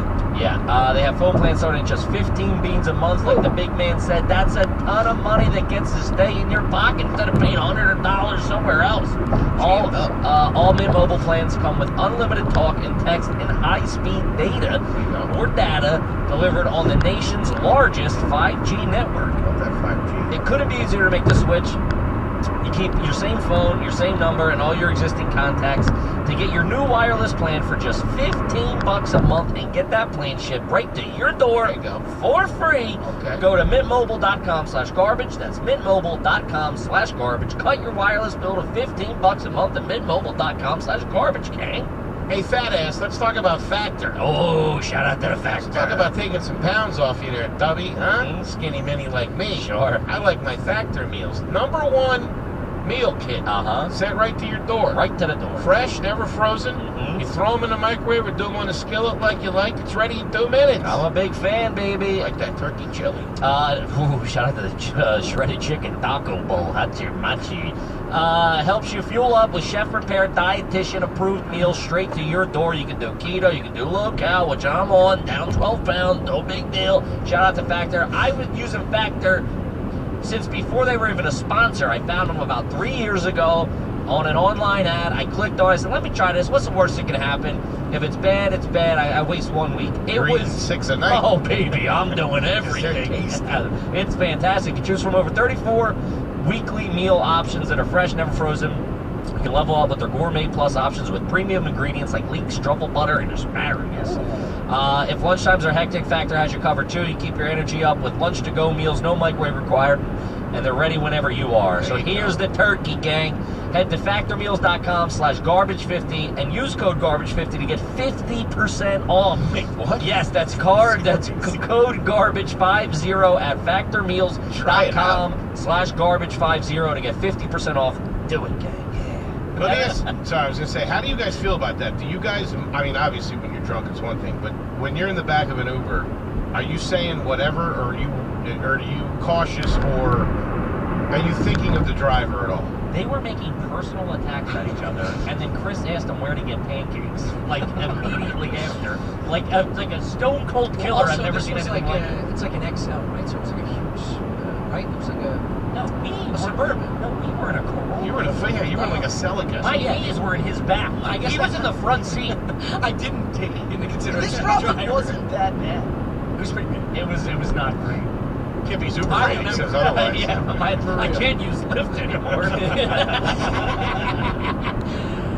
Yeah, but it's like one of those blowouts. We have blowouts here and there, obviously. But so do we. I'm a big proponent, and it's because we come from fucked up families. I'm a big proponent of a blowout. You gotta get that. Well, it's also you're running a business and a company with someone who's essentially your partner and your wife, and you gotta get some shit out if you're not getting it out on a consistent basis. If you don't have a normal, emotional conversation about things on a consistent basis, it just builds and it fucking explodes. When it explodes, we're very good about hugging, saying sorry about that, I love you. Yeah, move on. It's like by our standards, it wasn't that bad. Yeah, but you were just, there was 19 glasses. You were in another universe. We also had the longest day ever. It was like 12 hours of booze. Yeah. You were drinking Manhattans, I think. Well, I had that espresso martini. The caffeine got me. I should have laid off that caffeine. Caffeine after a hair shot of espresso is why I acted up. If you said an 8-ball of Coke, I'd be like, yeah, that was probably it. It's the last time I have Splenda again, I'll tell you that. My ribeye was dusted with espresso. It was the last drink you had at dinner, and after ruining it, you're like, yeah, it was that one. That's the one that does it. That's the recap. Because I was sober enough, I think I ordered the Uber. Maybe. I don't remember. I remember standing on the street and having a nice time. It was a beautiful street. Can't be in New Jersey. New Jersey's all right. I can't myself. It is not my, it's a little too reserved for a guy like me. Of course, a guy like you, look around the table. I know, yeah. I enjoy that. I like a nice quiet town. I don't feel like I belong. Yeah. I want to go where we were at Seaport Pier, and then my whole family walked in. I was like, "Wait, this is a place my family hangs out." They're like, "Really? This place is trash." And then every single member of my family rolled in. I think Foley was the most dressed up. He had like a button down with pineapples on it. They were like, "Who the fuck are you guys?" He's the mayor. He walked out of the ocean. Dude, yeah, I that's how I felt going to get fucking grief around here. It's just like, You sit at the table or the bar? Back to I lunch. sat at the bar. Yeah, that's a good move. That's a good move. By yourself, on the rooftop, though. No, this was ground level. Like next to the rooftop. Okay. Did you look online? Is that how you found the place? I just want a camera following you 24/7. There should be. Just to see the decisions I was furious. Yeah, the whole time. I just found a place and I walked in. But you were mad because I just don't understand why. The price? Why you were just mad? mad because it makes me uncomfortable being there, and I don't like places that make you feel unnecessarily uncomfortable. I swear to God, this is true, and I'll back it up. 2 hours ago, I had to stop and walk into the kitchen. He said, "What? No." Well, and I was like, "Well, you haven't looked at me, you haven't asked a question. I'm like, we haven't talked. We're just passing shifts." It's like, now I feel like he's mad, so I gotta ask him. I get worked up. And he's like, "No, I'm just mad at mostly probably it's myself." I'm like, "Let's talk to me. What's wrong?" So this is like a normal process. At least you got that, dude. One time with him, we were sitting here. I go, "You want to go out and smoke a cig?" He goes, "No." I go, "I walked out and smoked a cig." I put my cig out. He went out and smoked a cig. I was like, "What? I fuck your wife or something? What's happening here?" Jesus Christ! I'm like, nothing on that. I didn't know how to approach it. I told Toby. He's like, I'm like, I think the man is upset with me right now. Was I mad at you? Probably. I know you know you're a whole different level. Yeah, that's crazy. I was thinking about how, and a little embarrassed about how, like, how mad I was about the Diaz episode getting flagged. Yes. And how crazy I acted about it. We were in a pool, and you were actively turning ever your hear back that? to me No. while I was swimming around You the ever pool. hear that? No. I haven't been mad like this in a while. Nate Diaz? No, Joey Diaz. Joey Diaz. It got because something he said. It got 18 age restricted or whatever. So it it could have done 1 million views or whatever, and it just it was cooking and then just got fucking shut down. The You were algorithm. mad at Toby for not editing out the thing that was sensitive. Which we found out at this point, he knows it was not anything he did. It was not our fault. It was the powers that be. It was nothing we did. Yeah. We the algorithms. We had confirmed that with everything. All This of was it. just pure crazy. I was thinking about it yesterday. Dude, we were to in be a honest pool. with The three of us were in a pool in Tampa. A small pool. A small pool in Tampa. And he has his back to us in the pool the whole time. And we just went over, like, "Hey, Foley, you want to whatever?" And he would just turn. Like, you would just slowly. The thing was, I was. He would just ice you. I'm like, "You're icing me in person in a pool right now." What's going through your head at that moment? It was so crazy. Say nasty things and you don't want to say them, so you're just going to look the other way, or are you? No, we had already said a lot. Dude, we got to fight in the airport. Yeah. I'm screaming at him. I'm like, "I'm not At the getting on this escalator. fucking plane. I'm like, let's blow. I'm not getting on the fucking plane for you to ignore me for the rest of the fucking week. Yeah. Like, I'm not doing this. This is crazy. But I was thinking You're about. not getting on the plane. I'm not getting. I'm yelling, and then he goes, "You better lower your voice," or something. It was like it was something implying that if I didn't do something, there's going to be consequences. Which is Yeah, the last thing. Kimmy doesn't like to be threatened. No. I will get my ass kicked before you threaten me without going He's check. like a raccoon in a trash can. Don't give him an ultimatum. No, because I'll see the worst side of that, even if I don't want to. I will walk through it. I don't care. Yeah. So he goes, you better lower your voice. I go, "What are you fucking threatening me?" And I didn't realize we were sitting next to the TSA. And people are looking at the two TSAs looking at me. I'm screaming, threatening. I'm like, let's just lower our voice and go get breakfast. Well, what I was thinking about is how crazy. I'll blow this bomb in my bag up right now. I'll take his I'll blow this whole thing up. Hey, we're talking about the podcast, folks. I do think, to put a pin in that, there's something so, it's not healthy, but it's healthy in our lives of like, you gotta get that out, and then It's what we know. It's all preferably not when you're putting your shoes back on. That is a German Shepherd growling at you. You gotta set when you're having difficulty tying your shoes. Let me borrow your shoe. Then this fight's back on. Yeah. Why is he wearing sandals in the winter? What happened? 1 second, please. No, I was thinking about, because the way, I was thinking about my behavior from that yesterday. And like Tommy said, because Tommy, Cassie and I took a tour to the airport. Tommy C, yeah. He's Tommy too. Nice Tommy. Okay. He's Tom Cassidy. He's Cat Daddy. He's Cat Daddy. Yeah, Foley just. Don't you talk bad about my friend! Because the whole mine's looking at his nails. Do this again, huh? The all-time act out there. Yeah, that's a home run, baby. That's a home run. Garbage Island, baby. We're back. Because Tom and I went to the airport together, and I was totally normal with him. This is when we're getting to that airport. And then when I got there, it just turned on. Anyway, I was thinking about it You yesterday. survived the flight. That's what's so impressive. We survived. You got on the plane, flew, landed. Dude, we were at the airport. I mean, landed, for a light. went to the hotel. We're talking changed sound clothes, check, we're meet and bathing greet, suit. the whole Show 9 it yards. started. Wait, when was the pool? Before the show. Before the show. Yeah. So it started at the airport. Yeah. No, Get through the yeah, airport. starts at the airport. You do your show. Yeah. Or you do the pool. Do the pool. We Then all you do get the dressed. show. We all get in the car. We all go to the show. Besides Litter, shout out, great club. Shout out to him. Go to the club. We're at the club. We're doing sound check. We're in the green room. And the green room there is tiny. It's like you're this tight. Yeah. And he's still icing. I'm It okay. was like a nail bomb ready to go off. I'm okay. He's still icing T-Bone in a cubicle. Yeah. He's icing T-Bone in a cubicle. But I wasn't mad at T-Bone. Like, we talked about this, but I wasn't mad at you. I was just mad. Sure. And then I offered it didn't break until I offered him an olive branch of a sugar-free Red Bull, You got one? which I spit it. But he was wise too. I know your tricks, Fat Man.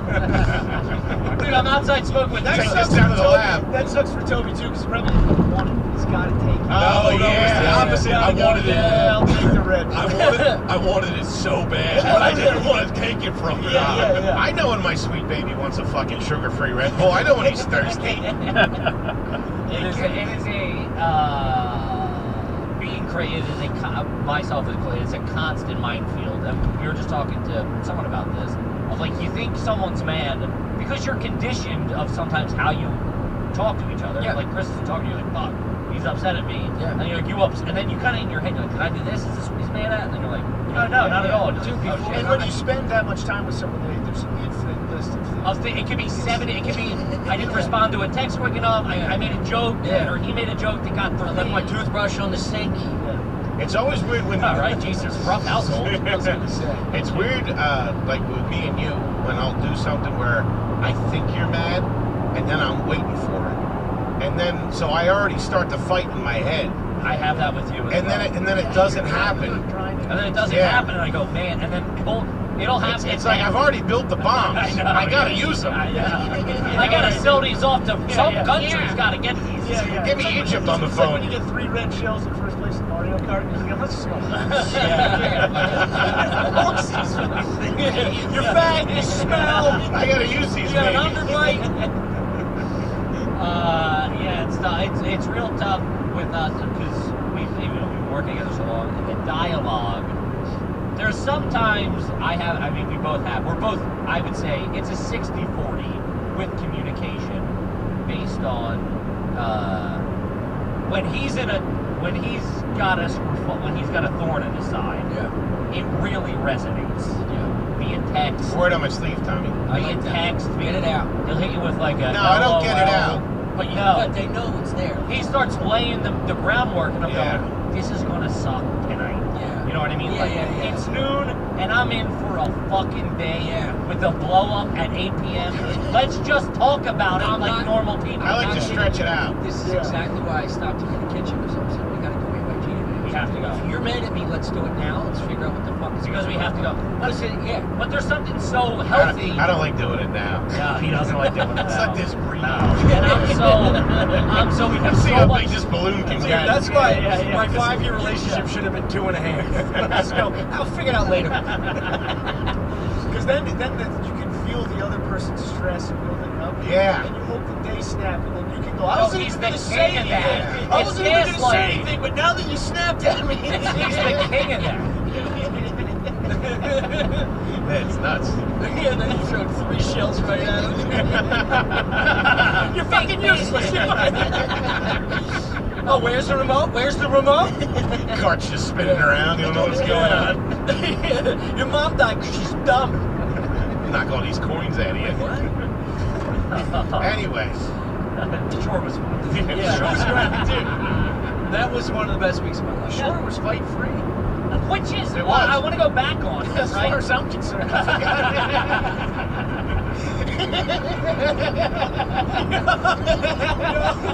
It really was. It really, in O'Connorland, it was fun. Yeah, we were there 7 days. Chris was only there 6. Mentally, he was gone for 24 hours. Man, that's so true. You had the time of your life. Yeah, damn. You had the best dinner you ever had. Yeah, it was white wine and clean laundry. You're doing all right. Oh, fuck.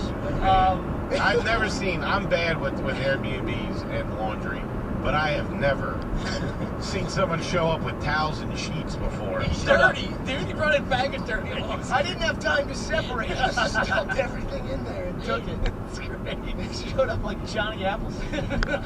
Whose pillowcase is this? You should have tied it on a stick like a Bugs Bunny cartoon. But I am very surprised. Between you two, there was no fight. Between us two, there was no fight. And between the 4 of us, there was no fight. Because we're all very comfortable with each other. Yeah.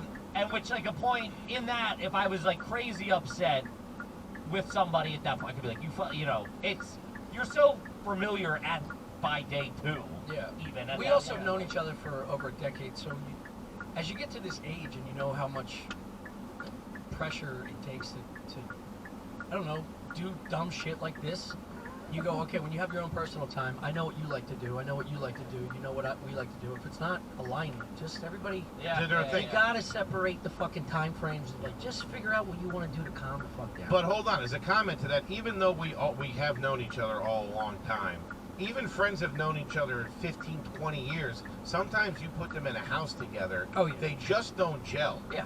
We fucking were like the guys in Goodfellas in prison. Yeah. Everybody really was. Dude, yeah, well, Everybody did their role. Tommy was doing the cooking. We're doing the dishes. We're cleaning up every day. We're fucking hanging out. I was responsible for keeping the energy up. Keeping us on our toes. But no, but I literally wake up, we're eating breakfast, he's throwing flashbangs. Dude, everybody hit the deck, what the fuck? No, every morning Kevin and I would stand or whoever was up, we would stand on the deck. Yeah, I had a lot of quality time with O'Connor, and be soaking it in. And be like, I don't remember even what we were talking about, but every night ended with my head hurting from laughing. Yeah. Right back here. Yeah. Oh, dude, it was crazy. When I was giving him fashion advice and I was sitting there with my shirt off, Tommy said I was naked. They were shitting on me about my clothes. And Tommy goes, you're going to listen to him, he's naked. And it was just like, he was wearing Hanes with 6 holes in it. No, he had a nice outfit on, and Foley was complimenting it.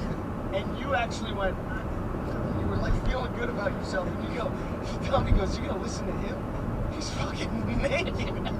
So in the middle of you having a nice moment feeling good in your clothes, you just collapsed. I didn't know I was shitting on you. Oh, what the fuck? That's it, cut Tommy out of this episode. No, I was supporting No, you. I know. I was trying to pump you up for taking a risk. Also, Chris is taking a risk. Putting a collar on him's a risk. Hey, no, you're nuts. I can dress all right. I've never seen you with a collar.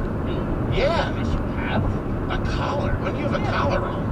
I do not. I don't know who's the last person that died. I went to my stepdad's funeral in January.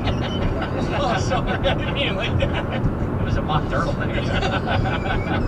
It's still a collar. He was Italian. He would have wanted it that way.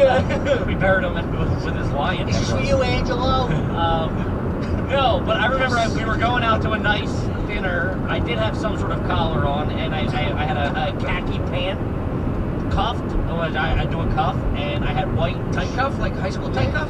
I do a tight cuff. No, you looked fantastic. It bothered. I walked down. He goes, "What the fuck is this?" Well, thoroughly, but like into it. He goes, "He's got white shoes on." He was disgusted by my white shoes. Well, when you see someone growing in front of you, it's a nightmare. I thought we were shitheads together. I went from Bobby Hill to like. You're dressing nice for dinner. You see someone growing in front. I don't like this. Where's this going? No, but it was one of those. I realized it was a very wholesome. I mean, it was debauchery for 7 days straight. I know what you're saying. It's a perfect balance of both. It was a very wholesome. We all talked so much about life. We haven't seen each other since. We haven't seen each other since. Just texting. And it was one of those weird things of like we're all leaving. You're like, oh fuck, this sucks. It's like summer camp was over, but you don't get it as you get older. I was genuinely sad because O'Connie had to leave the night before because he was filming. I was genuinely sad when he left. Kip, let's talk about Butcher Box. Ooh, Butcher Box, Butcher Box, Butcher Box. Butcher Box. One of our absolute favorites. Baby. Let's pull the curtain back. I got bacon coming out my ears. We love Butcher It's Box. fantastic. And let's be honest, you go to the grocery store these days, everything's super expensive. You got loaded up with antibiotics. You don't know how long it's been sitting there. Butcher Box, we're talking free range. We're talking wild caught. We're talking pasture raised. We're talking top quality grass-fed, grass-finished beef. Yeah, it's fantastic. Like we've been saying for years, they ship us, I'm talking cargo crates worth of meat that I'm giving it to the neighbor. I got nowhere to put it. Those hamburgers. Had to get a deep freeze for my bedroom. About to open a restaurant. We're talking 100% grass-fed beef, free-range organic chicken, yes, pork that's raised crate-free, and wild-caught seafood. You can seriously taste the difference, gang. Butcher Box even gives you the recipe inspiration, tips, tricks for making the most of your delivery, and here it is. Butcher Box is giving us a special deal, baby. Strap in. Sign up today at butcherbox.com/AYG. Use code AYG to get $20 off your first order, baby. That's butcherbox.com/AYG. Use code AYG to claim this deal. Cold hard cash back in your pocket. Dylan, take it back to the show. Let's go. I feel like most people at our age, I feel like, outside of a lost confidence in that. you had to expand the zone. We're not that far off. I'm always here. I'm right here. Yeah, we're all within 10 years of each other. Fuck. People from our age groups, their only option of having that summer camp vibe is like a bachelor. Yeah. And most, Which is too it's much a pressure on hodgepodge of people that you don't fucking care for, and you don't have that deep connection with throughout the week or weekend. Sure. So leaving that, it's like, God, you went to fucking. Yeah, you're like, this was Get fun. home. Nights are fun, but I want to get away from those guys. Yeah. This was a very. Yeah, if you have that opportunity to have special friends and take 5 to 7 I would have stayed another week, maybe. Me too. Yeah, it was one of those things. I'm like, the drinking and heaters and food took 2 years off of my life. I'm like, but I gained. Sound corny, but I'm like, I gained 2 years of like joy and happiness and laughing and like wisdom. We were just talking about. I don't know about that. Shut up, Foley. Shut up. Cut that. Foley ripped a ladder out of the dock. Did you guys talk about all the shit? We talked about we talked about a good amount on the Patreon when we were down there. Obviously, we did 2 episodes with the boys. Oh yeah, I was on it. Yeah, you were there, Tom. Just reading. Chris is like, wait, what? I think you were wearing that shirt, to be honest with you. You got Irish amnesia. You only remember the bad stuff. Yeah, that's pretty good. Yeah, that's all right. Did you just come up with that? No, I saw it. So you're a drunk entity. Yeah, my barber told me that today. Who was blind, by the way. Guy works off all of field. Oh my God. Oh man. Chris, you are IMDb. The amount of movies you watch is outrageous. Dude, he came in pickled. Where were you, Shay? No, I wasn't that bad, but I was tired. I was at the Jets game. Yeah, I'll take a beer. You want your wine? I got it. You got a whole bottle of Kim Crawford back there. Yeah, him and Shane and Little Sass went to the Jets Bills game. But thanks for the invite. Yeah, well, it was Shane. And he came in. Starts a starts a movie at like fucking 2:30. It started at 1:30 and I loved it. Okay, yeah. So I gotta finish it. So I always yell. I know you said that. That's weird. It's also fiction. What do you mean it's fiction? Because I had to stay up and finish this thing. You got caught jerking off, and then By who? Who caught you? First of all, can we publicly talk about it? Hold on. Where the fuck did that come from, O'Connor? This guy. You want to do this? Well, you got caught jerking off. I was gonna say that. You stole my punchline. That's the whole Yeah, setup. caught jerking off. No, I didn't. Then he bitches at me about having to finish the movie, and I quit on him. And then I come in last night, and he's watching the end of the movie because he didn't finish it. I had to rewatch it last night. What movie? Public Enemies. Oh, very good. Yeah, Anyway, it's he all doesn't right. ever finish it. That's a great ending too. I had to finish it. You know who's great in that is the guy that goes and sees the girl at the end when it's all over. Yes. Love that Dude, guy. the cast is amazing. Ah, he was an Avatar. That guy. Yeah. But He's man, one of the Texas lawmen. Get off that train. fucking So gentleman. good. So good. Anyway, yeah, I think I paused it at one point. Tell her I said Blackbird or something like that, right? Bye bye Birdie or something. Yeah. So Tommy said, hi, Birdie. Bye, Birdie. Who are you slapping it to? Johnny Depp? I don't know. No, I paused it. I went on Twitter. I saw a little fucking heater, and then I got that'll get excited. you. Off the Twitter. No, you just got excited. It was late. I've done that. Which is Yeah, also my Twitter's theory, wide open. Which is also my theory about Down the Shore when he paused Goodfellas when fucking. Just beating all the Goodfellas. Yeah. When Ray Liotta said beat the shit out of his wife, he was just paused like he didn't hit. Tommy was like upstairs for some reason. He was like, no, it's just time for bed. No, because I knew there's another hour and 45 minutes here. Go where?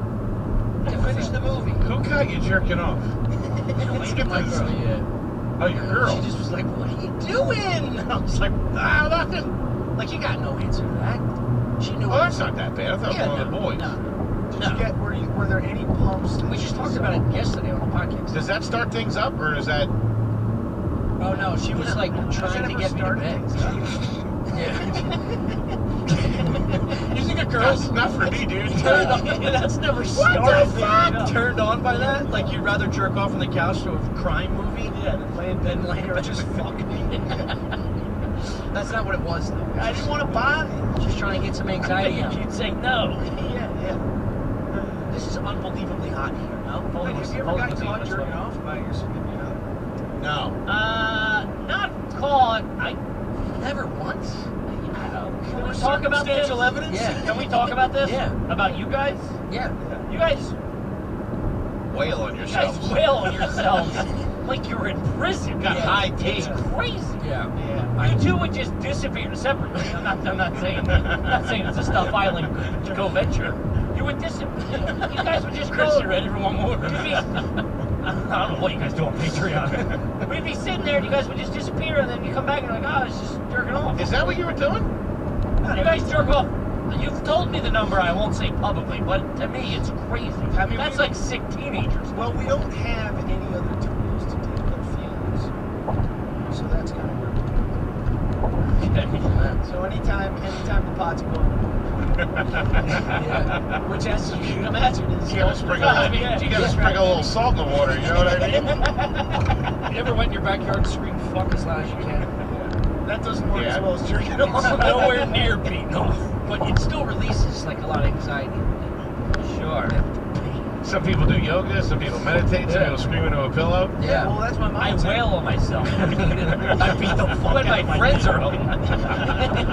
I'm on group vacations, just going at it. That was the scary part because I jerked off while we were there too. Yeah, so did I. For But 7 days. Yeah, at night before I went to bed. Yeah. every night. Not every night. They were. The thing that's weird. The thing that's weird is they were during the day. We'd all be out together. We'd eat lunch. They'd go back to their quarters. That is weird. Tommy doing nooners. I don't know. Yeah. You guys are doing 2 a days like you're in ice. Yeah, well, sometimes it's hard to face the day, and you Coming down the stairs at 2 p.m. whistling. No. Also, we spent a day on the beach looking at honey buns. I gotta come home and That's also not how we jerk off. We jerk off and then Oh, so everybody does. you just Of course. Yeah, full of shame. It's the worst. You're shaking up pipes. That's all. Yeah, I think you gotta clear the pipes. You gotta get a level head. It just seemed exuberant, or it was a lot. To the point where midway through they were going up. You guys are also in shape. You got the blood pumping. We're out of shape. We're all Whoa! balls. Speak for yourself. My blood's pumping. Talk to my wife. She called me jerking off. Did she? No, that's not a hidden thing necessarily. In your household, really? Well, it's my wife. No, I don't hide it. I mean, I'm not like making scrambled eggs and doing it. It's, so if I have to do it, I do it. You hide. Would you shame your girlfriend or wife if you caught her beating off? No, that'd be hot. Yeah. It's different when you're a fat, disgusting 47-year-old man. No, it's not. You look great. You're in there pulling my Peter. Everybody's gonna do it. Everybody poops. I agree. Yeah, but he has to use car jacks to get his gun out of the way. And a series of mirrors to see what's happening.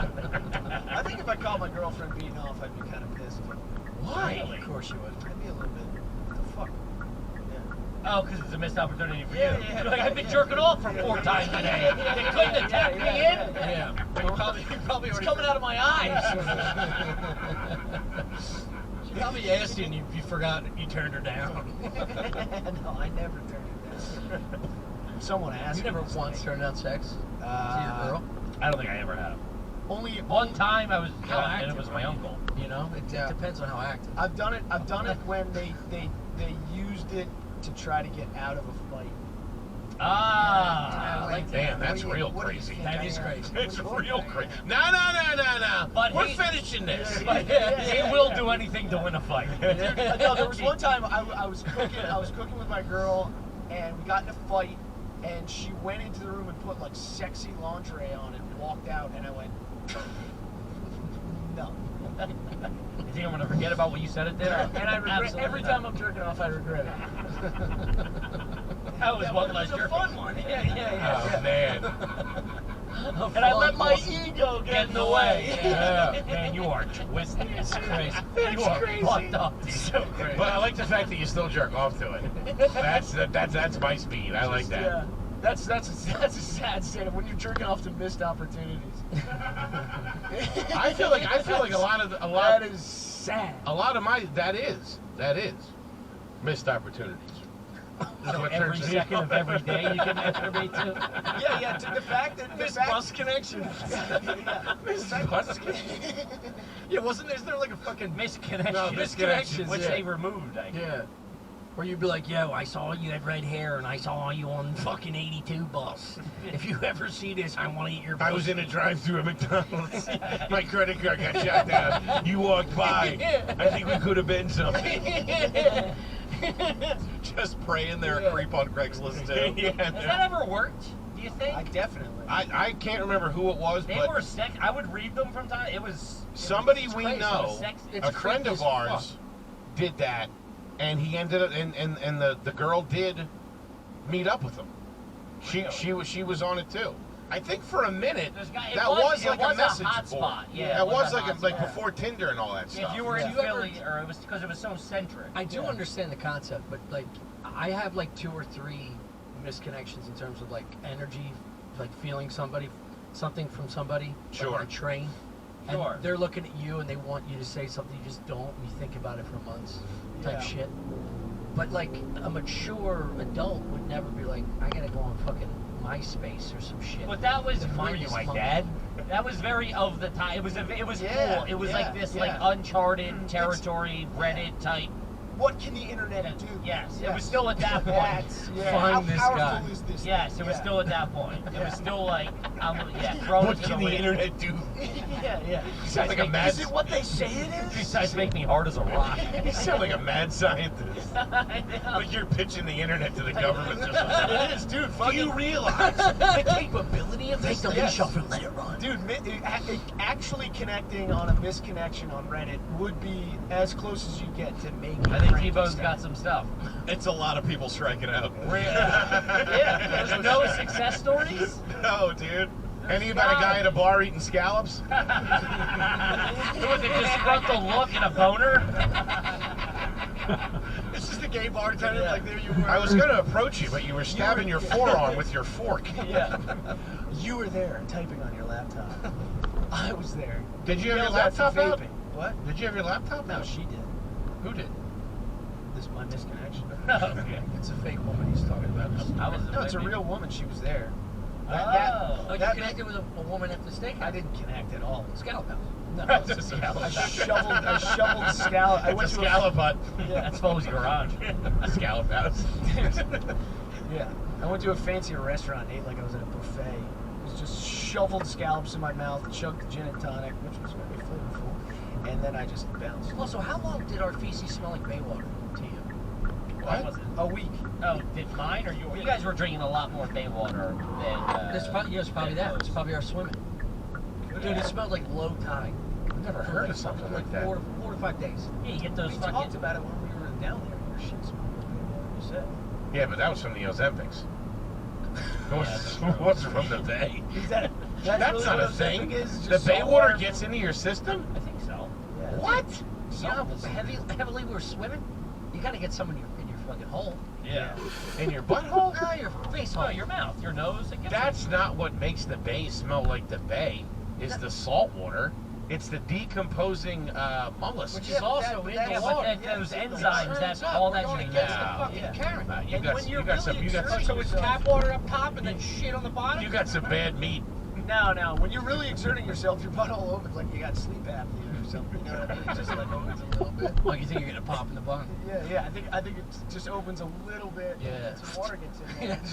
Some of those. No, you get that. You swallow enough of that water. Your feet will smell. I'm a big proponent of that. Ever see like Olympic swimmers?